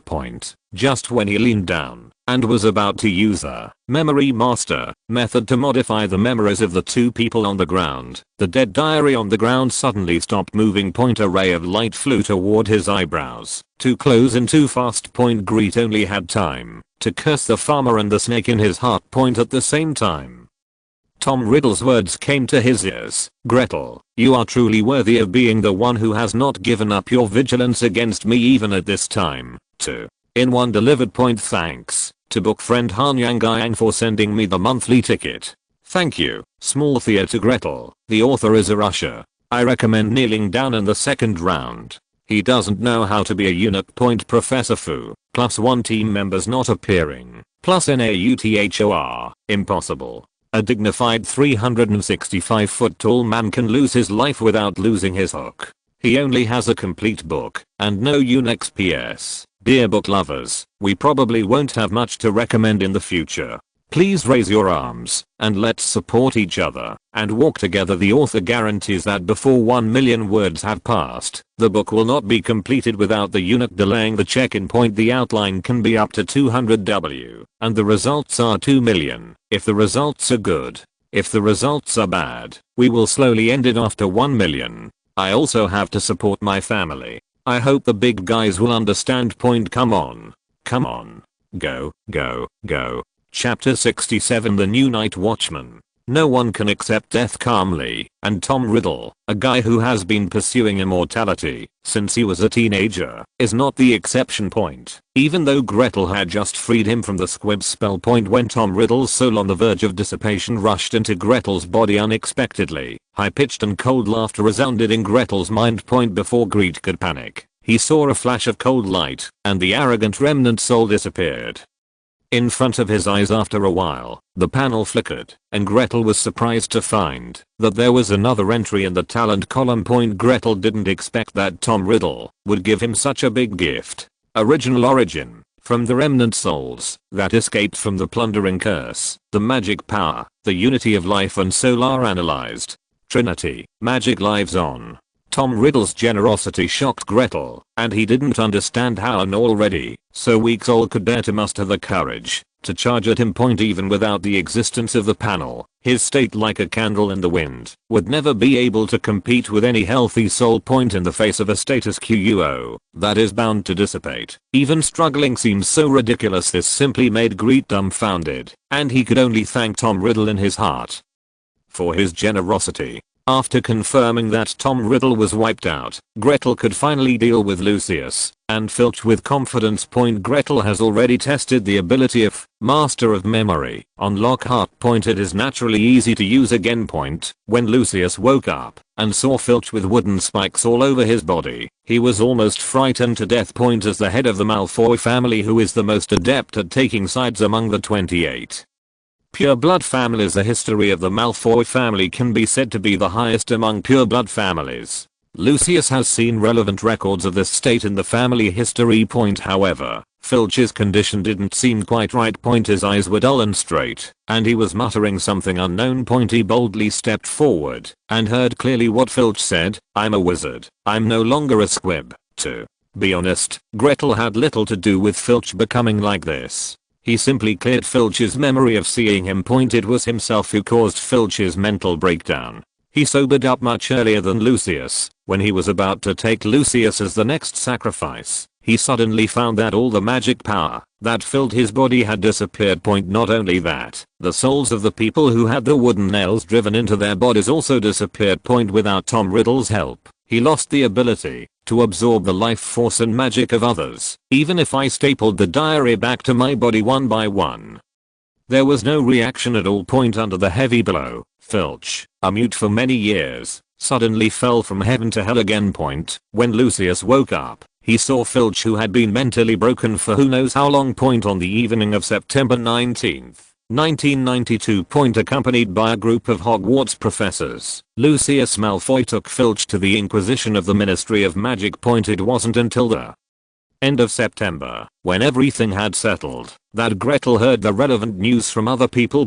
I don't know how adult wizards play with each other. Dumbledore returned to Hogwarts as his headmaster, and Lucius Malfoy was nominated for the Wizengamot Council. The Ministry of Magic received financial support from dozens of pure-blood families for solving the Hogwarts murder case. As the perpetrator with conclusive evidence, Filch is unforgivable. In addition, he has mastered an evil curse that is not allowed to spread. He was not even qualified to be sent to Azkaban and imprisoned. He was tried in court, dealt with in court, and directly exiled to the world of death. Poor and hateful Filch failed to change his fate. He never completely became a wizard until his death. The impact of the two deaths was far greater than anyone imagined. To prevent similar incidents from happening in the future, the Ministry of Magic passed a law. All squibs will have their memories of the magical world wiped from their minds when they reach adulthood, and will be forced to integrate into the Muggle world on the day Dumbledore returned. Hogwarts was like Christmas,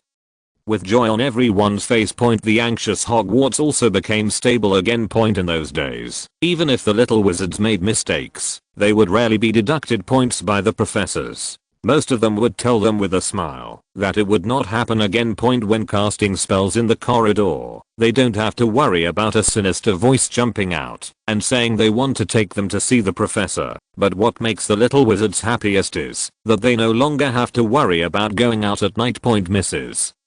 Norris's shrill screeching voice could not frighten the little wizards. Poor Mrs. Norris could only watch the little wizards ignore it and roam the castle all night long. In the end, the kind-hearted Mrs. Pince took it in to prevent it from being played with by ignorant little wizards. Hogwarts cannot be without night watchmen, because too many wizards have no restraint. I went on a tour the night before and went to class listlessly with a pair of dark circles under my eyes the next day. This situation lasted until the end of October, until Hogwarts recruited a new night watchman, a wizard, Remus Lupin. Wizards are obviously more competent as night watchmen than squibs. Many people who were under the illusion curse and tried to get away with it were all caught by Lupin in the office. However, even if he was caught, no one had any resentment towards Lupin. Because Lupin would not curse them with resentment. He would not even complain to the professors. He would let the captured people rest in his dormitory and wait until daybreak before letting them go. The students who were caught would also enthusiastically demonstrate the scene when they were caught to other people who were not arrested. Gretel had seen it with his own eyes.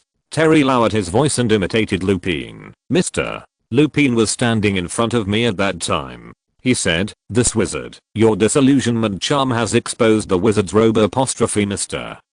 Lupin was a really nice guy, and he gave me some tips on the disillusionment charm. He said I was welcome to go out at night, but it would be best if I could practice my spells more skillfully. Don't let him catch me again, or he will hand me over to Dean Flitwick next time. He also said that at my age, he had already become a master of night swimming, and he welcomed us to challenge him. When Terry said this, Gretel's expression was stiff. Lupin was supposed to appear at Hogwarts as the defense against the dark arts professor in his third year. Unexpectedly, because of his butterfly effect, he would now become the night watchman to replace Filch. With Gretel's intervention, the secret room incident has changed beyond recognition. Gilderoy Lockhart was also a blessing in disguise, not revealing that he was stealing other people's memories. But even so, Gilderoy Lockhart, who only had the ability of a mouthpiece, was still seen by everyone as to his true level. In the ranking list of all previous defense against the dark arts professors at Hogwarts, Gilderoy Lockhart narrowly defeated Quirinoth Quirrell with a narrow vote, taking the second to last place. But for him, the purpose of changing his name has been completed. The newly written My Days as a Professor at Hogwarts has been commissioned by the publisher before it is completed. Therefore, even if Hogwarts asks for renewal, Gilderoy Lockhart will decisively refuse. What's more, Hogwarts will never continue to employ him. The original professor became the night watchman, and it was unknown who Dumbledore was looking for to fill this position. Chapter 68 Going Home. It seems that there has never been a professor at Hogwarts teaching 2 courses at the same time. Before Christmas, Gretel heard that Snape was actively trying to convince Dumbledore to let him start teaching potions and defense against the dark arts the next year. However, based on Gretel's understanding of Dumbledore, his request probably would not be granted. It is also worth mentioning that Cedric Diggory also got along with Gretel during this time and was attracted by his ideas. After receiving the approval of all members of Gretel's team, he was successfully recruited into the team. He was also the first person from the outer court to join Gretel's team, and the secret society operation finally broke through from Ravenclaw. There were classes during the day, and at night the members of Team Gretel went on a night tour to the Room of Requirement. Grete also considered whether to change the gathering place. With so many people going to the Room of Requirement every night, and the Headmaster's office and the Room of Requirement being on the same floor, would it be possible to attract Dumbledore's attention so often? Finally, after seeking the consent of the team members, Gretel gave up the idea. In Hogwarts, which is full of magic circles, except for the Room of Requirement, no other place could satisfy the demands of their secret society. Besides, the Room of Requirement is a semi-open secret in Hogwarts, and there are countless people who know about it. There's no reason why Dumbledore would be staring at this place. In order to ensure that the meeting place would not be broken into accidentally, they also changed the location to a new one. Many additional requests have been added when requesting a room from the Room of Requirement. In this way, he studied Hogwarts courses during the day and went to the Room of Requirement to study Gretel's courses at night. After one semester, almost everyone in Grete's team has managed to wear a frightening smoky macupe, and they still enjoy it. What they didn't know was that if Gretel hadn't used Original Origin to convert magic power into soul power during the lecture, it would have been added to them. After one semester, I don't know how many things have passed by. The Christmas vacation came as scheduled, and Gretel filled in his name on the school leaving list early. Flitwick tested Gretel's ability in private and confirmed that he was indeed capable of protecting himself, and then approved his application to leave school with a stroke of a pen. The Hogwarts Express stopped at the edge of platform 9 3/4 a week before Christmas. The last time he went home was Christmas. If you think about it, Gretel hadn't been back for a whole year. The moment he walked out of the platform, Gretel was so excited that he even wanted to use apparition if there were no traces bound to his body. "Hello, Mr. Gretel," As he left King's Cross Station, a wizard who covered himself tightly appeared in front of his eyes. Gretel dropped his arms, and the wand hidden in his sleeve fell straight into his palm. "I'm just here to convey a message for the master. Please don't do anything."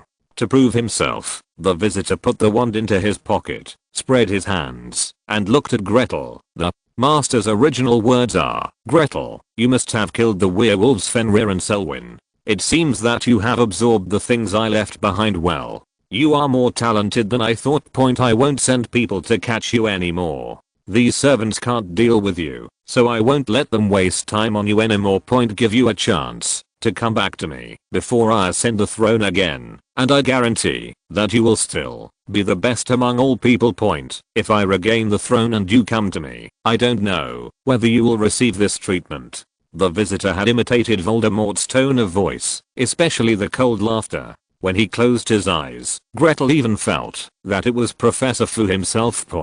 As if waiting for Gretel's reply, the wizard in front of him stood silently. After finishing the message, "Me, if possible, I still want to be a Muggle. Actually, think about it, except that Muggles don't know magic. What's the difference between Muggles and wizards? Don't wizards have 24 hours in a day? Or maybe a wizard can eat the wind and drink the dew instead of eating the fireworks of the world. So, in my opinion, wizards are actually just a group of people with special talents." Gretel lowered his head and sighed, then raised his head and stared into the eyes of the wizard in front of him. It's like seeing another person beyond the mountains and seas. "Professor, if you take a good look at the Muggle world, you will find that the picture you imagined of wizards being superior to others and ruling the world is simply impossible to realize. It is even said that if you rely on this simple method of violence, you will not even be able to fight out of London. Forget it. You are obsessed with it now anyway, and you won't listen to anything I say. Professor,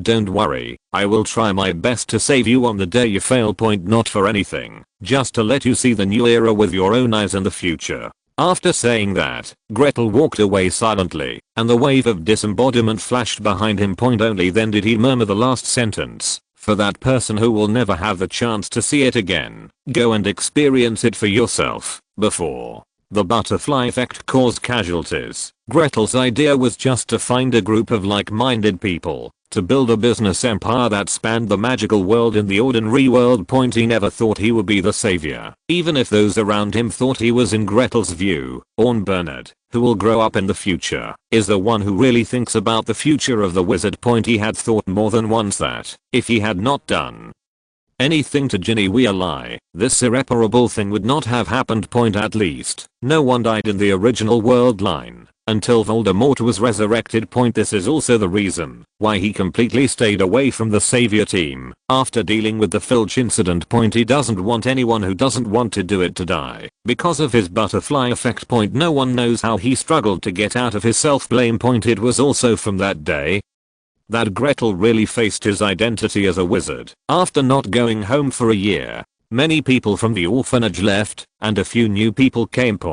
Because of Hagrid's sponsorship from time to time, everyone in the orphanage looked good. Those children who had always been thin and skinny even started to have rounder faces. "I don't know how to say anything when I get back," Mrs. Swan complained to Grete, covered in ashes. "Forget it, just come back. Welcome home, brother." "Gretel, welcome home." A group of little furry men shouted in confusion. Grete saw Mrs. Swan quietly wiping the corners of her eyes with her hand when he wasn't paying attention. After dinner, Mrs. Swan reluctantly took Gretel and sat in front of the fireplace. "Mike, if it's dangerous, let's drop out of school. I'll send you to high school or college." Gretel's eyes widened as he wondered who had exposed his experience in the wizarding world. "Last year you said you were going to America to study. During that time, I often saw strange figures around the orphanage, and they also held magic wands in their hands. No one cares about them except me.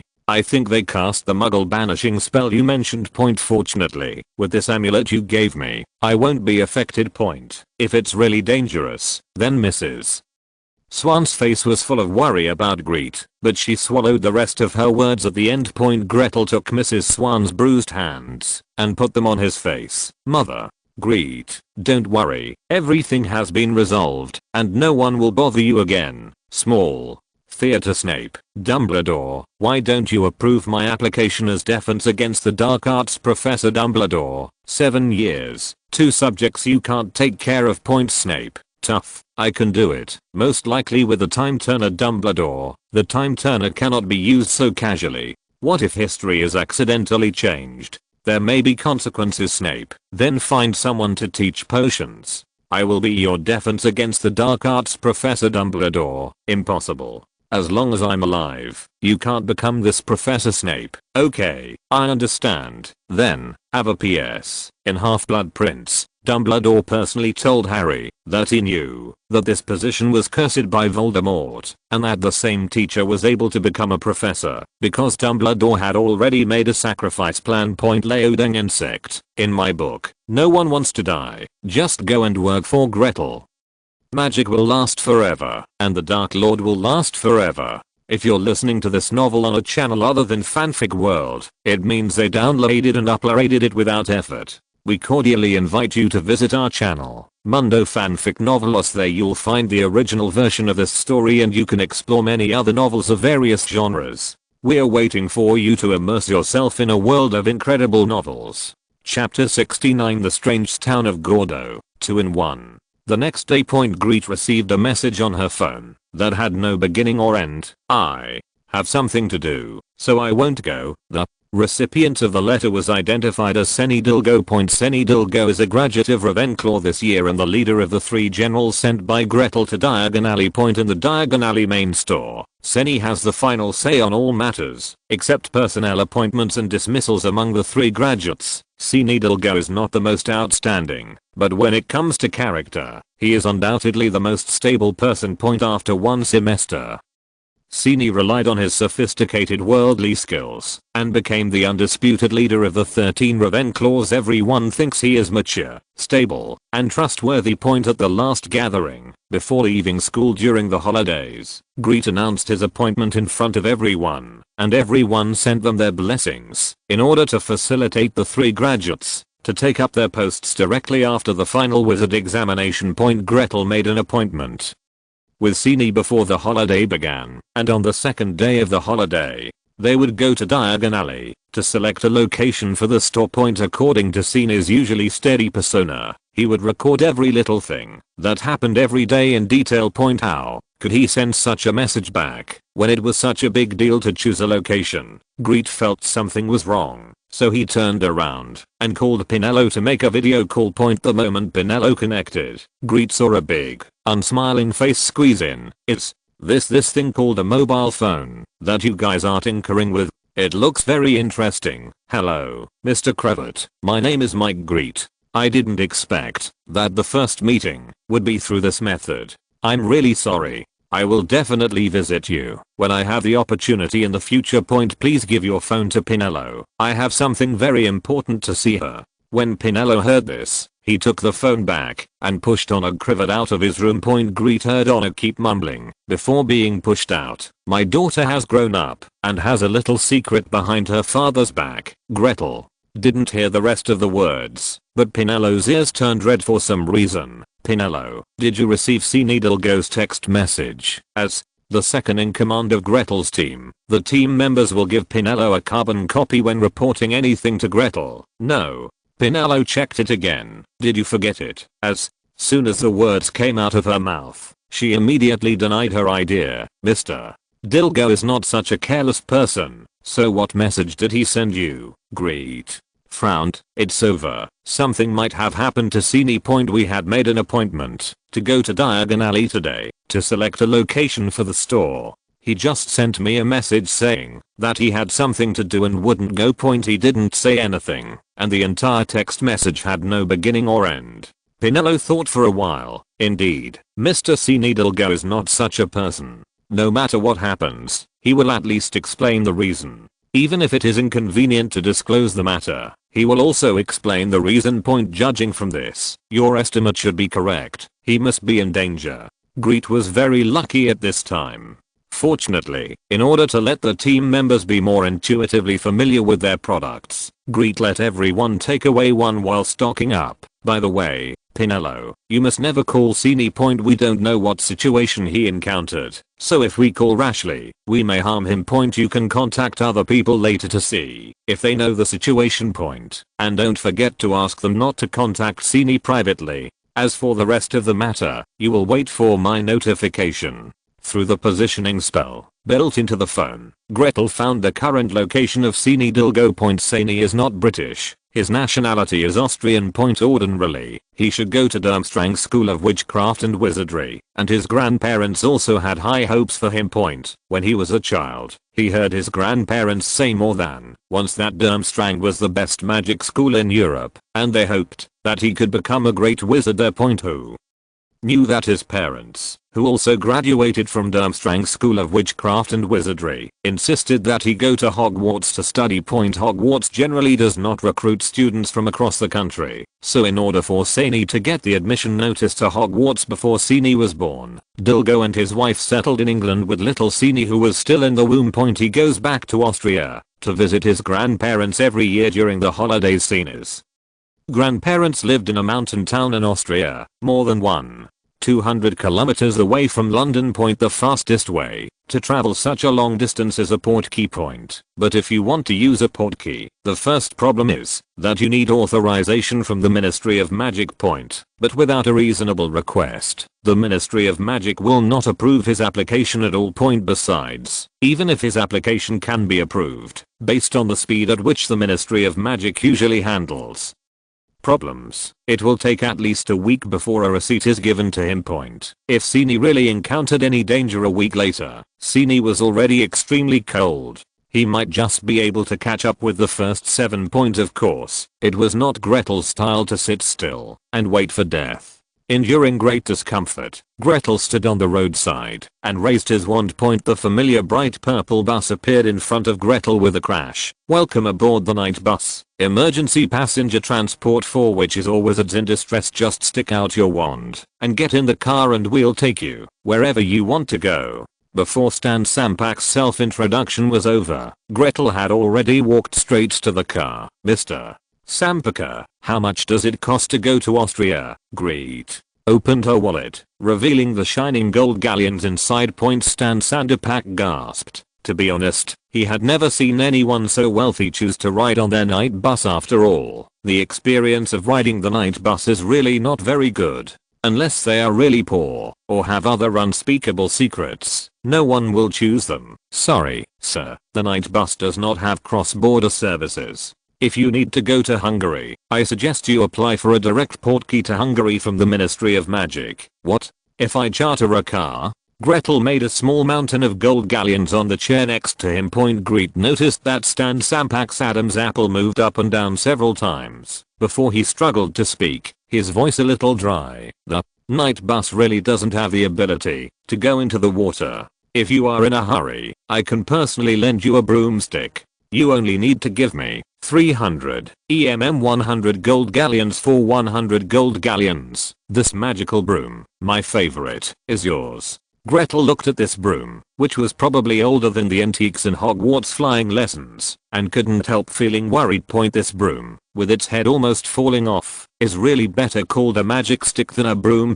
Also, can it really fly? It will not fall apart immediately after flying in the air, and then it will take its owner to experience the thrill of free fall. Forget it, just send me to the port of London. I'll take the ferry there. How much does it cost? Gretel took back the money on the chair in Sampak's disappointed eyes. Meekly, it costs 1 gold galleon to get to the port. Gretel gave him 5 galleons and declined the snack package provided by Sampak. He only asked him to speak to the driver as soon as possible. Thank you for your generosity and welcome you next time you ride the night bus. Sampak leaned forward to say a warm farewell to his generous guest. Grete staggered, and it took a while to suppress the turmoil in his stomach. Grete is no stranger to the port of London. When he was still a little boy, he relied on his cuteness to sell flowers here, to save his tuition fees for future schooling.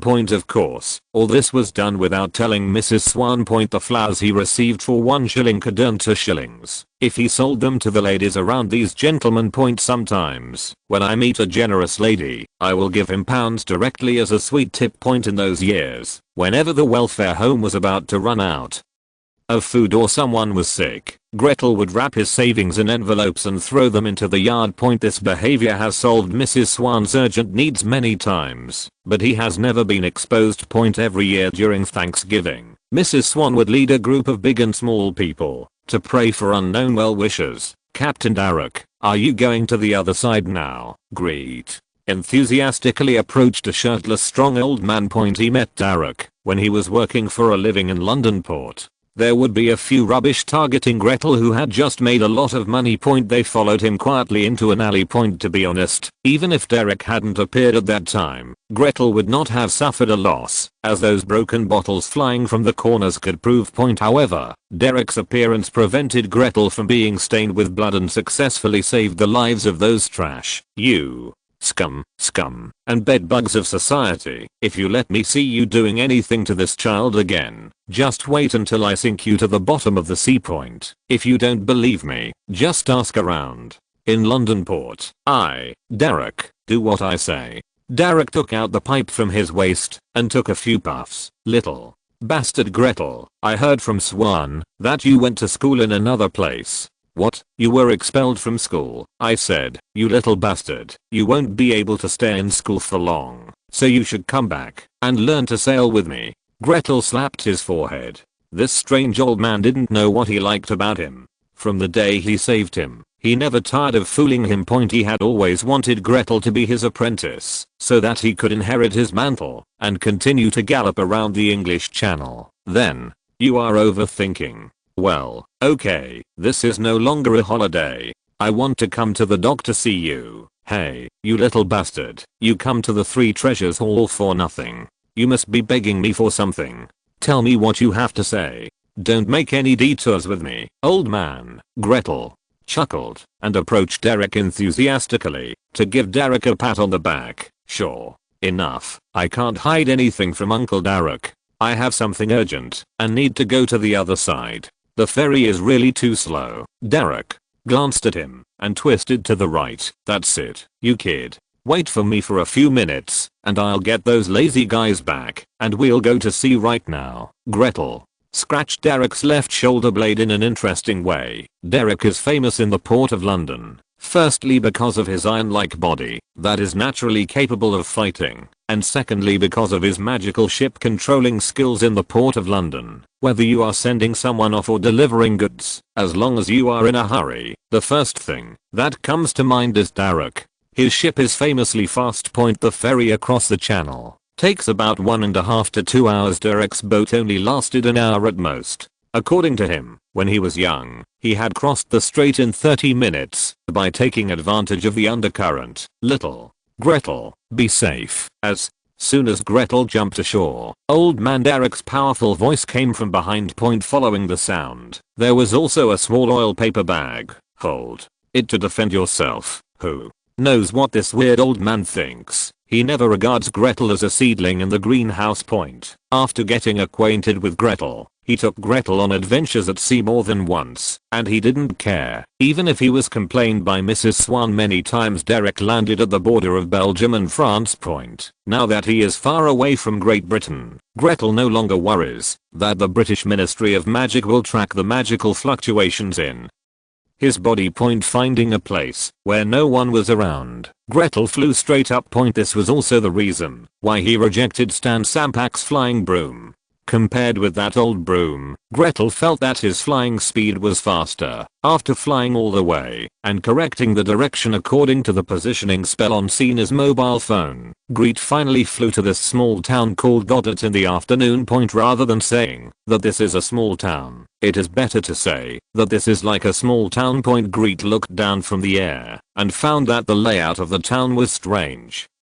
like a hollow ring point, but when I stared at it, I saw nothing point to avoid being noticed. Grete dropped off far away from the town point. After landing on the ground, Gretel realized that this town looked strange in more than just the air in a normal small town. No matter how sparsely populated it is, the roads in and out of the village will always be repaired on a daily basis, but in this small town, let alone repairs, Grete didn't even see such a thing as a road point. Weeds and bushes were overgrown, and the woods next to the town were full of thorns. If he hadn't flown into the air again and observed people moving in the town, Gretel would have even thought that what he just saw was just his hallucination. Walking to the edge of the town, Grete was surprised to find that it was not that there was no way out of the village, but that there was no door out of the village at all.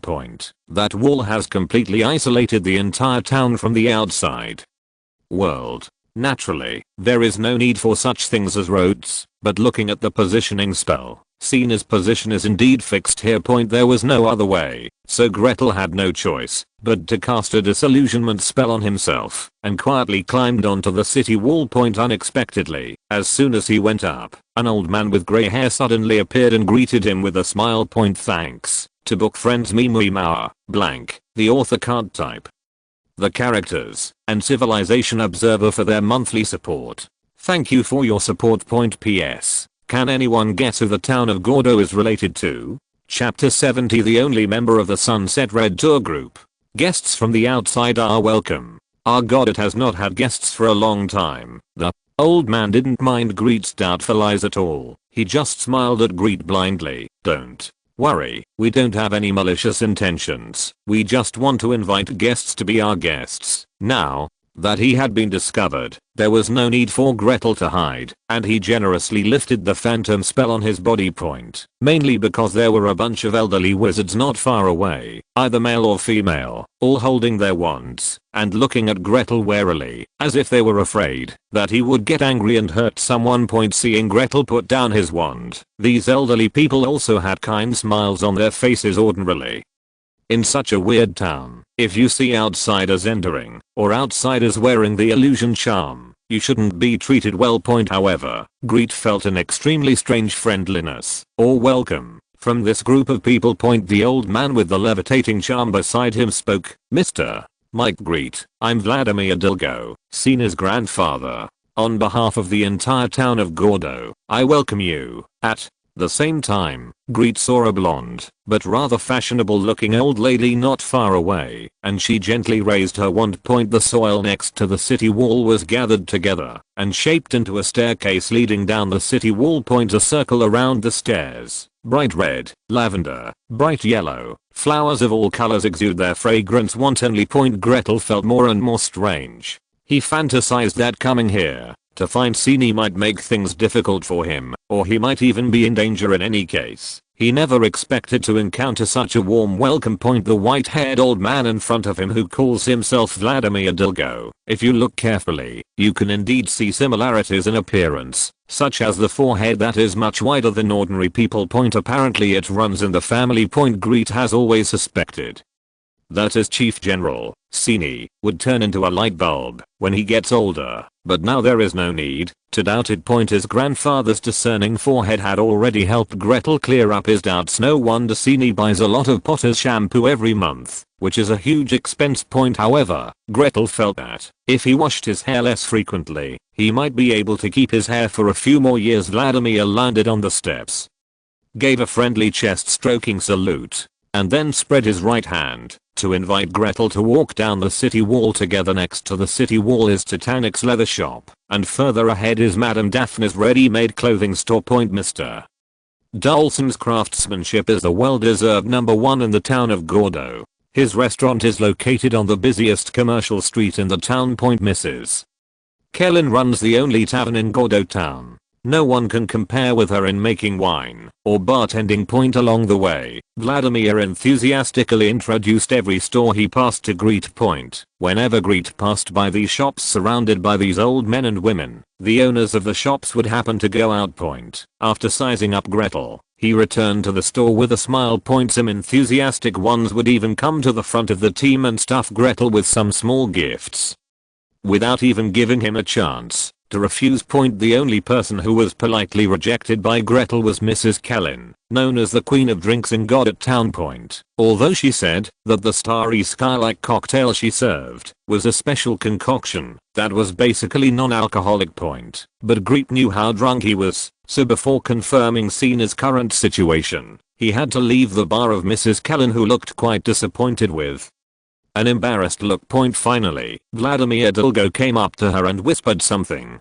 Then she looked at Gretel with understanding and drank the wine in her hand. The further he walked, the more confused Grete felt. He remembered that he was here to save Sini, but now he seemed to be being dragged along by the Sunset Red tour group. More than once he started a conversation and tried to ask Sina's grandfather about Sina's current situation. However, this old man, who seems to be as reliable as Sani, is more cunning than Sani. As long as Gretel raises other questions, he will get an immediate reply. But when it came to Sani, he started to play deaf and looked like he didn't deserve a beating, just like a drunken old bastard making jokes in the port of London. The other people in the team also pretended to be old-eyed, stuttering and deaf at the right time. Some people beat their chests and cough, while others bend over and beat their backs. Along the way, when you encounter a store you like, not to mention 100-meter flying people, this group of people can at least be considered as fast as flying. Their flying appearance is much more energetic than today's young people. Grete swore that if it weren't for the fact that Vladimir was seen as grandfather, Grete would definitely let him have a taste of what it means to be a genius. Boy's Iron Fist. Don't worry, Sini is my biological grandson. I will never harm him no matter what. I promise. He is very safe now. When he comes out, I will let him go back with you. There was no other way, so Grete had no choice but to accept his fate and follow these grandparents and continue the Sunset Red journey. Besides, he didn't think he could escape from this group of seemingly powerless old men. After all, it can be inferred from the scars exposed on the old men who fell at the end of the team. They were all elites when they were young, and they were veterans who had gone through hundreds of battles unknowingly.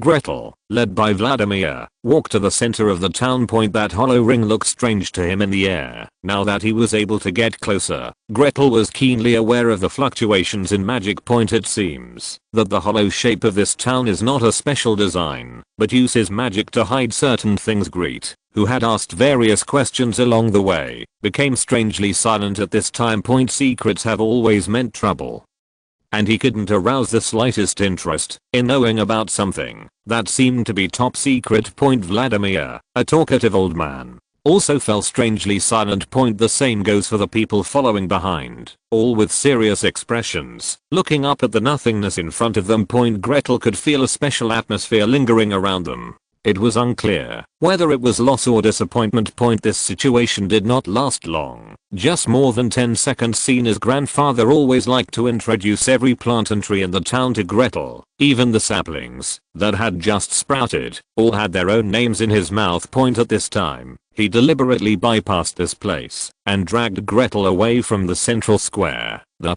hotel in the town is just ahead. You are the first guest here. Don't worry, we have cleaned this place very clean. You will definitely like it. Vladimir is like an old kid, showing off in his words. The old man and old lady behind him also eagerly followed, their eyes full of fighting spirit. Yes, Grete, you must take a closer look. We have put a lot of thought into it. When the time comes, you can choose the design that you like best. Without looking back, Grete could feel that it fought at anger permeating this group of people. Thanks to the book friends for their monthly support from me to create The Boss. Thank you from the author. Small theater. Dilgo, Chief, I was really touched when I heard that you came to save me. Sini. Gretel, raising the glass of wine. Old man Vladimir, who said I can't drink. I'm a banished person in the wine industry. Come on. Come on, after this drink, there are 3 more. Vladimir, Kaylin, so you didn't make it up when you said he was drunk. By the way, Dawson, are you sure you used cooking wine for cooking today? Why do I remember that you just bought a bottle of brandy from me yesterday? Dawson, scratching his head in embarrassment. Sorry, that batch of cooking wine has been used up. You know, the ancient eastern countries prohibit wizards from other countries from entering their territory. Next time the Kunlun Trade Fair opens, I will have a chance to restock. PS. There will be no domestic plot involved. Chapter 71 Blackmailed? How should I put it? It was a huge hotel with 3 floors and nearly 100 rooms. Each room is designed differently. The oldest design can even be traced back to the time when humans appeared. The primitive looking tree house really shocked Gretel's eyes. The pyramid was full of pharaonic flavor, and Grete felt that it would be a shame if he didn't mummify himself. When Grete walked into another room with a mysterious and sad Gothic architectural style, he was shocked and quickly exited the room. The uplifting design always made him feel like he had entered a church. The classical style room made him feel as if he had entered Buckingham Palace in a dream, and he almost thought he was going to be crowned in person. Gorgeous baroque, strong color combination almost makes everyone look stupid. There is even an oriental classical garden style. Who knows how many invisible stretching spells they cast in order to fit a garden into this room. Under the scorching eyes of the old wizards, Grete chose the simplest minimalist style to end this nightmarish art visit. Ignoring the disappointed looks of the group of people, Grete looked at Vladimir. Well, Mr. Dilgo, I have chosen the room. Now you can let me meet Sini. As soon as Grete spoke, the group stopped pretending to be deaf and turned around one by one and disapparated. In the blink of an eye, only Vladimir was left in front of Gretel, who was looking at him awkwardly until Sini is returned. Grete grabbed Vladimir's clothes when he took out his wand. Don't even think about leaving. Unexpectedly, the old man moved his beard, pulled his sleeves away from his shoulders, and apparated away. Before leaving, he laughed and left a message for Grete. Mr. Grete, don't worry, Sini is really safe. When I get home, I will ask him to send you a text message. Also, you can walk around Gordo freely these days. You can go anywhere, and when it's meal time, a house elf will bring you a meal. The emphasis of Vladimir's words was placed anywhere. How could Grete not know what he meant? This was obviously a plot against him, an honest man. They took him for a long walk around the town, not just because they wanted him to explore the place hidden by the magic circle. Curiosity killed the cat. How could Gretel do what they wanted? He was not the kind of person who was naturally curious when entering the town. Gretel felt the state of Sini, based on the contract between him and Sini. Although Sini's condition has been ups and downs, he has always remained above the safety line. In this case, Gretel is not in a hurry to take Sini back. It was getting late now, and Grete no longer had the sense of urgency when he came, so he simply settled down in the hotel for the time being. He was quite curious about what Vladimir said about Mr. Dawson's cooking skills. He heard that Dawson had been carefully taught by a wizard from an ancient country in Kunlun a few years ago. He has good cooking skills also, mainly because he heard that most of Dawson's materials were painstakingly acquired from Kunlun. This immediately aroused Gretel's greed. He was really fed up with the food of Great Britain. No matter how exquisite it is difficult for him to forget the delicious food of his hometown. Just stay one night and leave tomorrow after you taste it. When the phone was turned on, Gretel received greetings from the team members after everyone reported that they were safe. The sky was already dark. The afterglow of the setting sun reluctantly fell along the mountainside, and the only ray of light reluctantly hit the center of the town. That night, Gretel didn't sleep very peacefully. Whenever he was about to fall into a deep sleep, he could always feel the fluctuations of the apparating spell around the hotel. If it weren't for the fact that Gretel couldn't stand it anymore, he opened the window and threw a fluorescent flash outside. I probably won't be able to sleep until dawn. When Vladimir came to the door, Grete went out with a look of resentment and panda eyes. Mr. Dilgo, the security here is not very good. I think we need to install an anti-apparition spell like the Ministry of Magic. Vladimir moved his beard awkwardly and laughed. By the way, didn't you say yesterday that you wanted to try Dawson's craftsmanship? He has made a reservation for you. He will not go out today. You can go to dine at any time. Gretel raised his eyebrows and became interested instantly. Last night he went to Dalson's restaurant, only to find a sign indicating that the chef was on break hanging at the door of the restaurant. After asking Vladimir, I learned that Dalson is always closed on Tuesdays, and you need to make an appointment to taste his craftsmanship on weekdays. Gretel thought that she did not have such a good fortune and planned to leave today after bidding farewell to those lovely old men and ladies who would have thought that old man Vladimir would solve it for him quietly. After 12 years, Gretel regained the taste of his hometown. But looking at the blonde hair and blue eyes in front of them, Gretel felt the changes in the world for the first time in a long time, and things had changed, and people had changed. After having enough tea and food, Gretel, accompanied by Vladimir, visited all the shopkeepers who had given him gifts yesterday. It's just a small gift, but it's not respectful.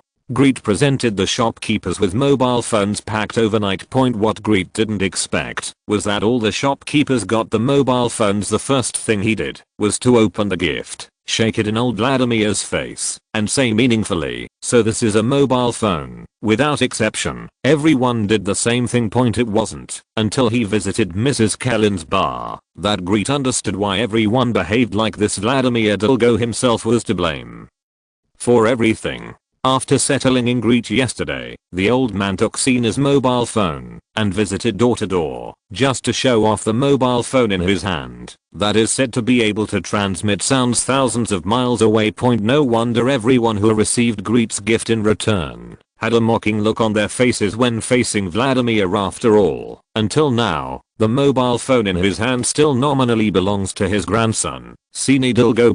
Gretel really couldn't bear to see the old man being crowded around, so after leaving the bar, he handed him the mobile phone he had hidden for a long time. Obviously, the old man had been playing with Sina's mobile phone for who knows how long, and he started to operate it skillfully without Gretel's instruction. Mr.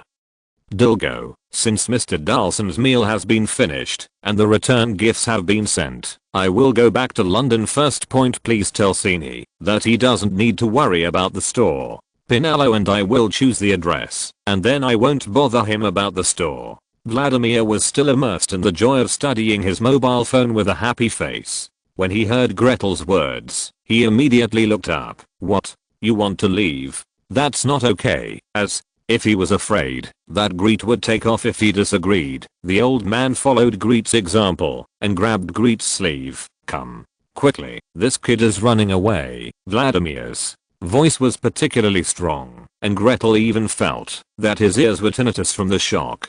Gretel was confused. How could this give him a strong sense of being blackmailed while helping others? Hey, what? I forgot to tell you the good news to all my book friends. The editor said that we will put it on the shelves on April 1st. I won't go into details here. If there are any unnecessary details, I will tell you all the book lovers in my acceptance speech when the time comes. Small theater today's magic news. According to the latest news from this newspaper, before the news of this newspaper was issued, the highest human community met at a meeting and passed a resolution on how to save the gradually missing human mutual aid. The resolution clearly states that all those who are falsely accused for good deeds can apply for assistance from the Supreme Council's Moral Assistance Department. Once it is confirmed that he has been falsely accused, the false accuser will divide his illegal income by 100 times to compensate the false accuser, and the false accuser will be included in the credit blacklist of the community with a shared future for mankind, and all social benefits will be cancelled. Don't do evil because it's small.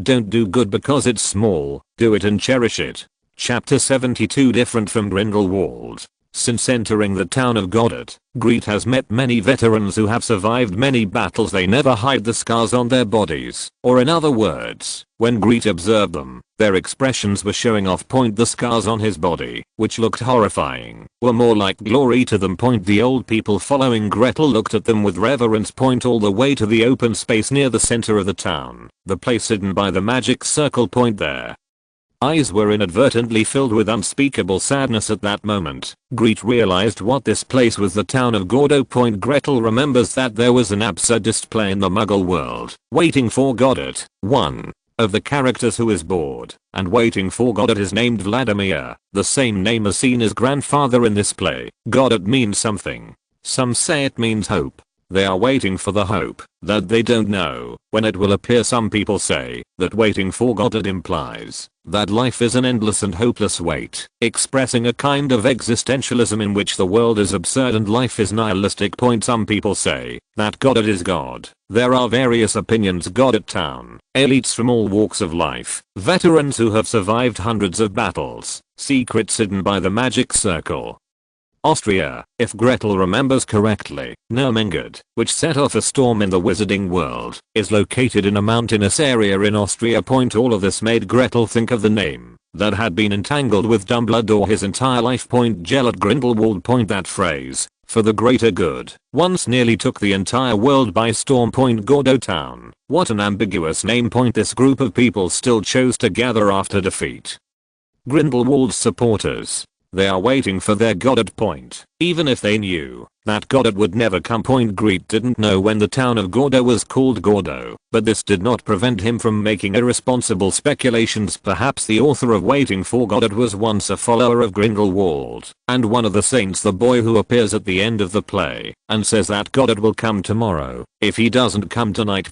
Does it represent the saint's longing and reverie for wizards to live equally under the sun? After realizing what this place really was, Gretel had imagined it. Maybe in a certain timeline, the name of the town below should be called Holy City, the hidden Nuremberg castle, surrounded by small towns in the center. In another timeline, it should be placed on the edge of this small town. No, in that timeline, this should be a giant city. Those opponents of Grindelwald will be forced to watch Grindelwald lead the wizards to glory from the towering mountains. The hotel where Gretel rested was obviously newly opened, and its existence seemed so out of place. The surrounding buildings are built according to the ring, but this hotel is the only one that is close to the ring. Abruptness was the first impression it left on Gretel. Mr. Vladimir Dilgo. Gretel looked seriously at the old man in front of him who was making fun of him. Gretel keenly felt that the muscles of the person holding him tightened instantly. Don't bother. I won't go see Grindelwald, and I know that you are doing these things without telling him, right? After Grete spoke up, Vladimir instantly became serious. An old man who took care of himself meticulously emerged from the crowd. He was trying hard to straighten his stooped waist. Estragon Waltz, Mr. Grindelwald's right hand, used to be the captain of the escort. The one next to you is the left hand of the gentleman, Vladimir, a legilimency master. I'm sorry that I stopped them, but in a way, he has a higher position than me and has more say than me. What you said is correct. Mr. Grindelwald has not communicated with us for a long time, which has already shown his attitude. Just like what Mr. Grindelwald said when he was defeated and imprisoned in front of the castle. It's over. Everything is over. No matter whether the past was glorious and glorious or dark and bloody, it was over when he failed. Estragon's expression was full of nostalgia, but also full of calmness. Just like he said, he was here just to accompany Grindelwald to the end of his life. Vladimir's face was full of unwillingness. How could he? It's obviously just a duel, so why would he risk the careers of so many people? Doesn't he know that he carries the hopes of so many people? I don't understand why he can let go so easily. Is it just because of him and the blue-eyed one? Before he finished speaking, Estragon's eyes instantly became sharp. Vladimir, do you really not understand? As a staff officer, have you really carefully read the battle report sent to you? You know how many casualties our comrades have suffered, and you know how many our opponents have. How many casualties were there? I don't want anyone to use that kind of baseless reason to speculate on, sir, even if that person is you, Vladimir. After saying this, Estragon turned his eyes to Gretel. Gretel, do what you want to do, whether it's meeting or leaving. Looking at Vladimir with a gloomy face again, Estragon's tone became more fierce. Vladimir, stop having unrealistic illusions. So what if Mr. Gretel wakes him up? We are all old. Do you think we can still sustain a war? I'm willing to let you try, because I also want to see Sir again. However, do you think Lord Grete, who has the same great ambition as Sir, will succumb to the remnants of us? Persecution can only push people away. Don't you understand this truth? turn your attention to more and more people who are coming through apparition. Also, you old guys are all thinking about having your own children join Mr. Gretel's command point. Let's not talk about whether they are willing or not. Just talk about today. If you really force Gretel, is it possible for them to be accepted? Estragon's voice became louder and louder, like an angry lion that chose others to devour, venting its anger wantonly. Actually, I planned to leave directly last night, after I knew where this place was. Grete spoke out, and everyone present fell silent instantly, raising their heads and staring at the little wizard in the center. I didn't leave directly. First, I considered that everyone treated me as a guest, and it was hard to leave without saying goodbye. The second is to show all of you that I'm different from Grindelwald. Yes, even if we have the same purpose, we want wizards to walk freely in the sun. However, we are different. He and I are fundamentally different, in that we have different attitudes towards muggles. I know what Grindelwald stands for the greater good. He wants to establish an order dominated by wizards. In that world, wizards will be the most privileged group of people. To be clear, in that order, muggles were nothing more than second-class citizens. There is nothing wrong with this. There are only individuals who betray the class, but there is no class that betrays the class. Grindelwald is a wizard, and everyone here is a wizard. No matter how much they value the creativity of muggles, the saints still distinguish themselves from muggles into two classes from top to bottom. As long as the privileged class exists, contradictions will never disappear, and resistance will always exist. Thank you to bookfriend Mokingai, bookfriend 2022015122742527, Vulcan Fireboss, Dingwang Boss, Luo Yikiogi Boss, bookfriend. 33,206,470,308 Boss, Yu Hong Brother Boss, Zyro Hubei Boss, the monthly ticket support from the Silver Moon Lone Wolf Boss and bookfriend 20,200,104,121. End of this chapter. Thank you very much for reaching the end. 1 Boss. Small Theater 2 Gellert Grindelwald, the first Demon King chosen in Mr. Grindelwald, I have known you for a long time, and I would like to know what you think of the relationship between wizards and muggles. Do you think wizards should rule over muggles? Is it because you think they are weak, or because they are aliens, so they should be ruled? I think there is no difference between wizards and muggles. The only difference is that one group has more special talents. There is no shortage of geniuses among muggles, and there are even many. To a certain extent, muggles are more talented than wizards to establish a foothold on this planet. What are your thoughts on my point of view? I look forward to hearing from you. Sincerely, Mike McGarrett. PS. Brother, please don't contact the present world. The author has no intention of making any corrections. It's just because of the needs of the plot. Please take good care of it. I don't want to burp. Thank you. Thank you. I will delete any radical comments. Sorry in advance. Chapter 73 Claim. I believe that Grindelwald is not ignorant of this truth.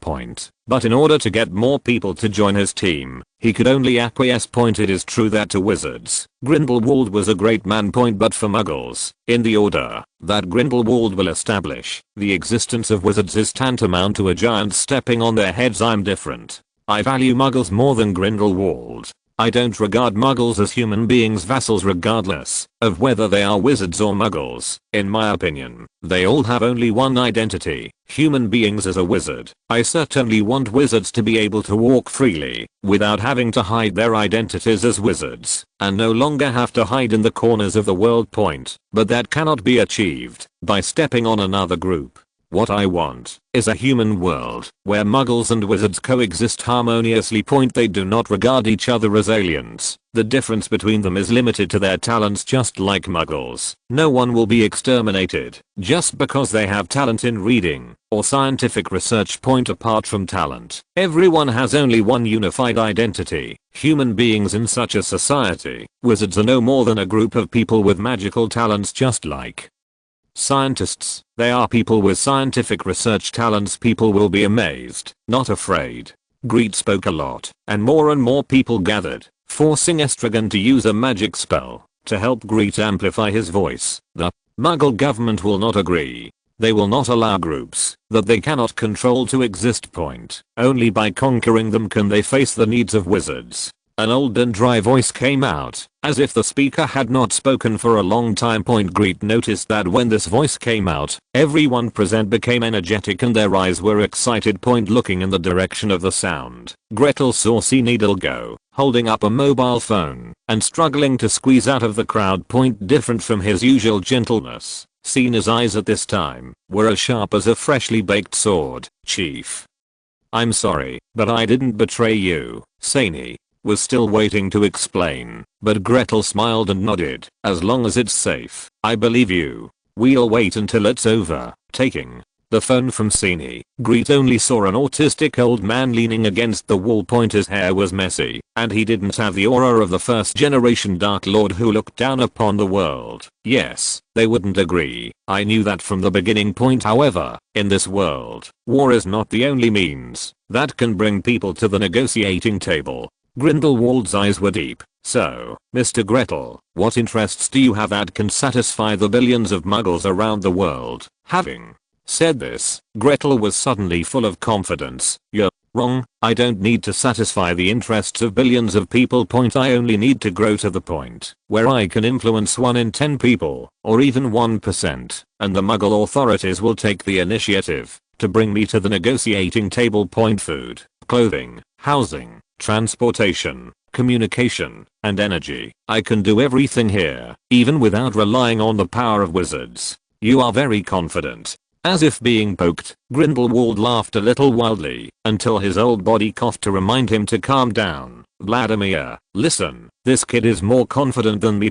Albus, an old guy's school, could actually produce such interesting students. I really can't wait to see Mr. Gretel's expression of shock, surprise, and disbelief as the principal when he takes action. By the way, Estragon, I remember that in the last letter you sent, you mentioned whether someone in your family worked in a newspaper. I really never thought that the Walls family, who have muscles in their brains, could actually produce a pen. Remember to tell them to pay more attention to Hogwarts, especially the old guy. I must live a few more years. I cannot miss this fun. Grete rolled his eyes secretly. He always felt that his words had activated the joy in this autistic old guy. Grindelwald's dying tone was also injected with a hint of vitality. When he walked from the dark and damp corner to the sunlit window, Gretel noticed that the 2 old men beside him, claiming to be Grindelwald's right and left hand men, were breathing rapidly. Even through the phone, Grindelwald's eyes seemed to have traveled through space and looked at his past followers wherever they looked. Many people looked excited and had tears in their eyes. Don't worry, my companion, you don't have to worry about me dying in obscurity in the corner of Nurmengard. Thank you for your protection over the years. It's time to put it down and take a good rest. We, the remnants of the old era, no longer have the ability to fight in the wave of the new era. I will live well until I see the coming of a new era. The style of the painting changed, and Grindelwald looked at Gretel again. His eyes were still deep, with a hint of undetectable appreciation and ridicule. Mr. Mike Grete, I hope that as you wish, everyone can walk freely in the sun. However, if everything fails, don't worry, I will clean up your room next door, and you are welcome to come to Nurmengard to keep me company. As soon as these words came out, Vladimir, who had suffered so much, and had a deep hatred, was instantly relieved.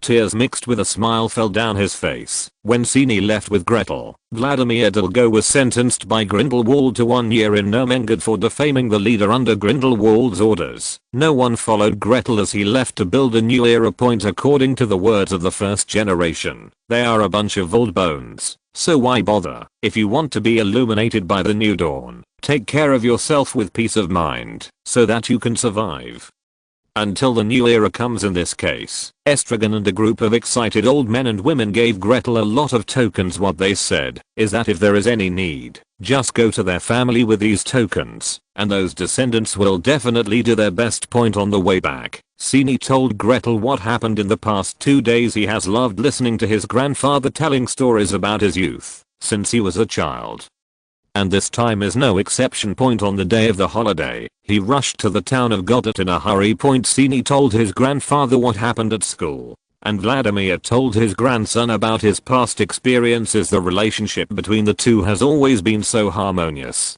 Even if they only see each other a few times a year, it will not affect the relationship between grandparents and grandchildren. What happened this time was different. Vladimir always loved to instill his thoughts into his grandson. While telling stories in the past, Sani would raise his own questions when he heard opinions that were contrary to his own ideas. But how could those unsystematic words be able to refute my grandfather who had rich experience? Always half decided, my grandfather persuaded me with words. This time was different, because I spent a whole semester with Gretel, and received the influence of Gretel's philosophy. Sani relied on his systematic and impeccable answers to draw for the first time with the Saint's counselor, who was known for his sharp tongue. Small theatre reply to Mike McGarrett: Mr. McGregor, as you said, my appeal is to seek the status of wizards, although I have not explicitly said that I look down on muggles, but in my heart, my tribe is above all else. The war started precisely because I saw the potential of muggles. I was frightened by this. I didn't think wizards could survive forever. One day in the future, technology, as muggles should call it, can cover the entire planet, and wizards will not even be able to survive. It's a pity that some people can't see the future clearly, and they only want to live in a corner. Failure in the duel cannot defeat me. What defeats me is the astonishing mortality rate. Countless of my companions and opponents have died. If the war continues, we may be able to wipe out our own ethnic group without even using the future. I chose to wait for the future, and now it seems that I have finally waited. Right. I long to see your success in my lifetime. Gellert Grindelwald Chapter 74. Comrade Vladimir has been doing intelligence work for many years. When faced with his grandson's anomaly, he immediately became wary. That night, many people came to Dilgo's house. After being notified by Vladimir, it was also from that time that Sani got to know Vladimir, his most admired grandfather. He is actually a follower of the first Dark Lord Grindelwald, and he is also a very important figure among his followers. Those old people who would amiably ask him to tell stories were, without exception, all saints who had started wars in shock. Sani felt a little unbelievable. Vladimir, an old man who had been doing intelligence work for many years, found the right opportunity and used legitimacy on his grandson. When his grandfather uttered Grete's name, Sani knew that he had made a big mistake and turned to leave. But as a 7th year student who has not yet graduated from Hogwarts, how can he possibly fight against the saint who broke out from the Mountain of Swords and the Sea of Fire? Without any suspense, Sani was easily subdued by Vladimir. Don't worry, we have done what you are going to do once, and I will not hurt you young people. I just want to ask your leader to do a small thing for me and help us get that poor, ridiculous coward out of that damn castle. He owes us all an explanation, Vladimir complained, waving his arms and hitting the central square angrily. After knowing the identity of Saint Vladimir, Sani knew why everyone had not allowed him to go to the place hidden by the magic circle since he was a child. Because there is no Mengad, where the benchmark of faith for their group of saints is imprisoned. The Dark Lord who once single-handedly started the Wizarding War, Gellert Grindelwald. Gretel had discussed Grindelwald with them more than once. In the historical evaluation of the Wizarding world, Grindelwald is a sinner who brazenly launched war. They recorded in the history books that thanks to Dumbledore, wizards in the magical world can survive safely until now. Gretel's evaluation is completely contrary to public perception. He said that Grindelwald was never a sinner. Sinner was just a title imposed on him, a loser, by the victor. Grindelwald's goals are noble, and for the wizards, if he succeeds, they will no longer have to hide. But what he did was wrong. No one would like war, except war maniacs. War is never the ultimate goal, it is just a necessary means to achieve one's own goals. After the saints survived and gradually became so powerful that they controlled half of the wizarding world, the war should be decisively and effectively controlled. Recuperate and let everyone understand the final demands of this war as much as possible, so that more neutrals can become their friends instead of using war to coerce and oppress. Let everyone actively or passively participate in this flesh and blood battlefield. When Gretel was giving lectures to Sani and the others, He always regarded the wizarding war initiated by Grindelwald as a negative teaching material point, but Grindelwald himself, in the eyes of everyone in Gretel's team, is a failed pioneer, not a miserable loser. It is true that he did fail, but he did not lose to Dumbledore, but to reality and the death statistics of his colleagues at this time. Facing his grandfather, who he had admired for many years, but who seemed so angry at this time, Synopsis suddenly calmed down. Gretel is not my leader, as we call him. He is my comrade. Yes, a like-minded comrade. I won't write to him, and I won't let him come to see you, this radical war maniac, although I don't think there's anything you can do against him. I now understand why Grandpa Estragon always eagerly invites me to his home the next day after I come back. It turns out that he is afraid that I will be influenced by you to become a war maniac. I also understand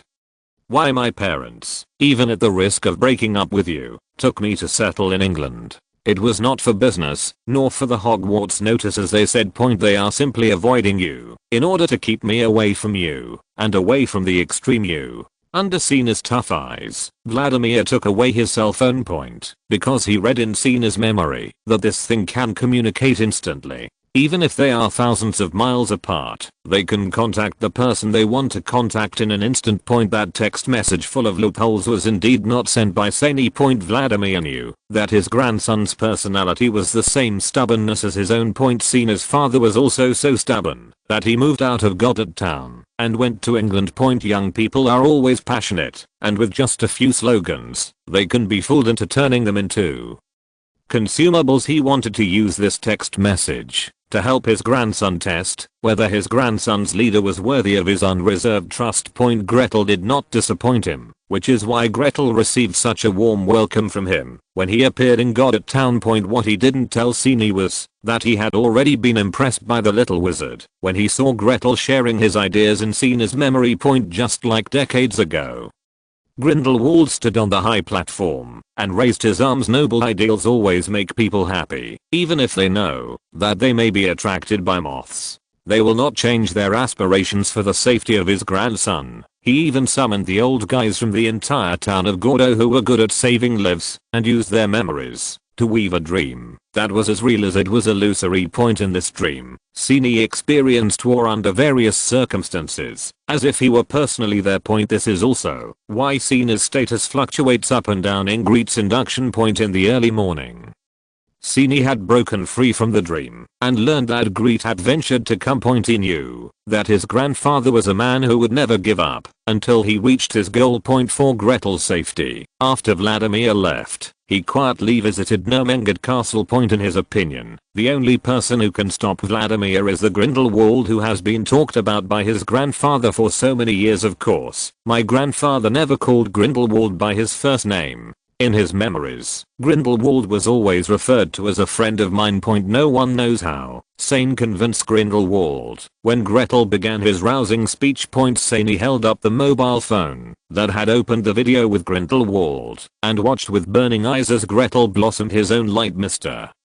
Gretel, for your safety, I think we have to put a clemency training on the agenda. Sini considered it for a moment and said to Grete, who was flying beside him. Gretel glanced sideways at him and shook his head. This matter is on hold. We don't have much time left now. We are seriously short of manpower. Before occupying the communications market, our first priority is to recruit people and stock up on goods, and I suspect that the Dark Lord is already acting in secret. Thanks to book friends Mr. Joke, Mr. Cheyenne Zuan Huang 5901. Mr. Shansiaze 2, and Mr. Lei, and Ting for their monthly support. Compare your feelings. Backquote. Compare your feelings. Small theater. Sini. Grandpa, why don't you use magic to control the political leaders of various countries? Wouldn't that also achieve your goal? Vladimir, silly grandson, the existence of the magic world has never been a secret. No matter which country, their dignitaries are surrounded by local wizard guards. Besides, even if there were no guards, there would still be those who would oppose our plans for the sake of opposition. For example, if the current powers that be in the wizarding world break the law of secrecy, it means breaking the source of their power.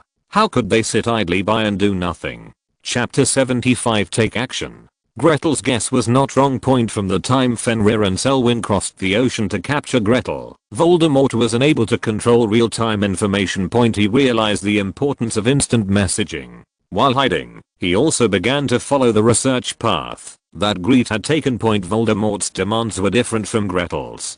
Gretel was considering occupying the entire communications market. Point: therefore, it is necessary to make the functions as complete as possible to form a cross-generational business impact. Point: he just needed to make sure the Death Eaters could take his orders instantly. Point: the more he studied, the more he felt that this little thing that he usually didn't pay attention to was actually much more useful than he thought. Point: but because he only provided most of the difficult technical support to Gretel, he did not really participate in Gretel's research throughout the process. Coupled with the fact that the body is too weak, it needs to hibernate from time to time to ensure life safety. Point: as a result, his research was somewhat intermittent. Point: after realizing the importance of mobile phones, Voldemort did not dare to ask the Death Eaters for help. Point: he knew there was a traitor among the Death Eaters, but he didn't know who the traitor was yet. Point: if by chance he entrusts the matter to a traitor, it is hard to imagine that the traitor will stab him in the back. Point: you must know that his old enemy, the Potter family from which Harry was born, relied on his unique shampoo formula to become one of the few richest people in the wizarding world. Point: he really didn't trust such a promising new project in anyone's hands. Voldemort truly deserves to be an unparalleled genius even under such difficult conditions, with a soul that was sometimes awake and sometimes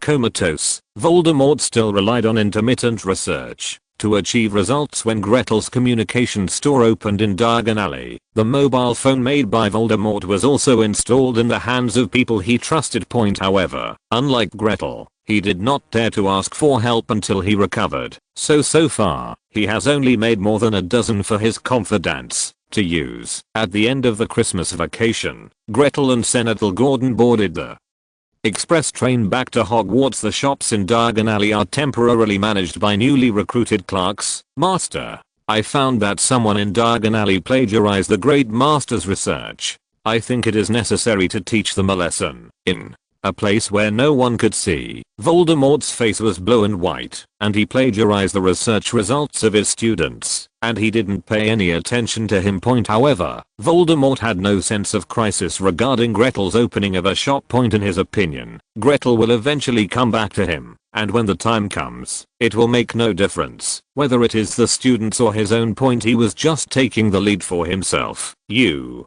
don't have to worry about this matter. I have other arrangements for everything. I told you to contact other people. How are you doing? The Death Eater lying on the ground shuddered when he heard the question. Great Master, they all betrayed you. They did not even accept my visit. They did not believe that the Great Master had returned. Voldemort had already expected it. After all, he had disappeared for more than 10 years. It was beyond his expectation that the group of people who gathered around him, because of their power, did not turn against him. Point: for the first time, he did not punish the servant for failing to complete the task. Get up. I'll give you another task. Go and keep an eye on the store in Diagon Alley. If there is any situation, report it to me immediately. Gretel and Senior appeared on platform 9 3/4. Pinello led people to crowd him up and surrounded the two people and looked them up and down. After confirming that neither of them were missing arms or legs, he let out a long breath. Didn't I tell you that I'm safe? Why do I still look worried? Gretel was helpless. After returning to London with Seni, the two immediately reported to the rest of the team that they were safe. Point: it wasn't until he squeezed into the box that Pinello complained angrily. I said, Grete, don't you know how many people's hopes you carry? The situation has not yet been determined, and you come directly to the door. What if you are in danger? Grete spread his hands. There's nothing we can do about it. If there's really danger, besides me, is there anyone else among you who can rescue Seni? The group of people who looked worried just now fell silent for a moment. Point: indeed, even Seni and the other 3 graduates who were about to finish their studies were like children facing Gretel, unable to fight back. Point: usually, they, the senior students, could barely rely on their stronger magic power to drag Gretel down until he was exhausted. Point: but after Gretel obtained Origin, the amount of magic power that had been bothering him was no longer a thorny issue. Point from that day on, no one could get any advantage from him. Point life force, magic and soul, the three complement each other, and the cycle goes back and forth. Gretel's strength has long been incomparable. Point faced with the silence of everyone, Grete did not comfort him, but instead crossed his arms. You know, I'm a genius praised by all the professors. If I study and grow step by step like ordinary people, when will we be able to achieve our goals, little? Grete also climbed out in response, imitating Gretel and standing on his shoulders. The leaves on his head gradually turned green, flashing to express his approval to everyone. Point in the end, Sini smiled bitterly and patted their shoulders. Don't think about competing with the leader. He has always been so unreasonable. There is nothing we can't accept. Point besides, apart from the leader, compared with our peers, who among us is not outstanding? Grete protested, dissatisfied. I have told you so many times, don't call me leader. We are working hard for the same goal.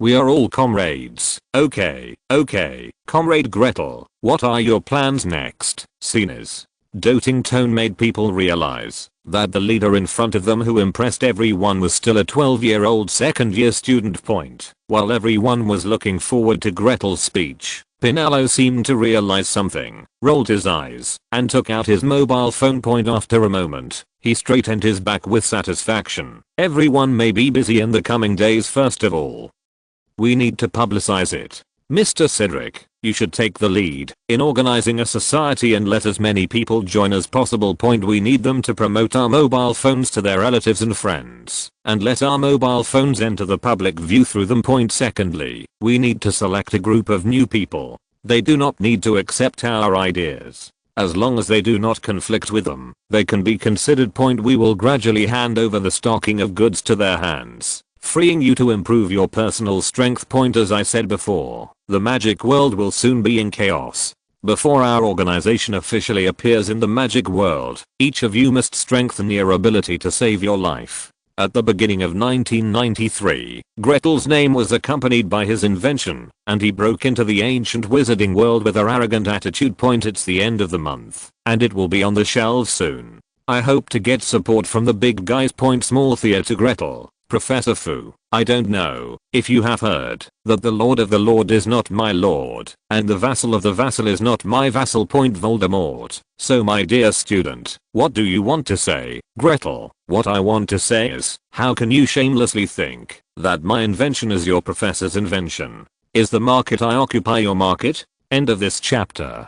Thank you very much for reaching the end. Don't forget to like. Looking for more exclusive content and immediate access? Subscribe to our Patreon. Remember, every like, subscription, or donation encourages us to continue. Thanks to everyone. See you in the next video.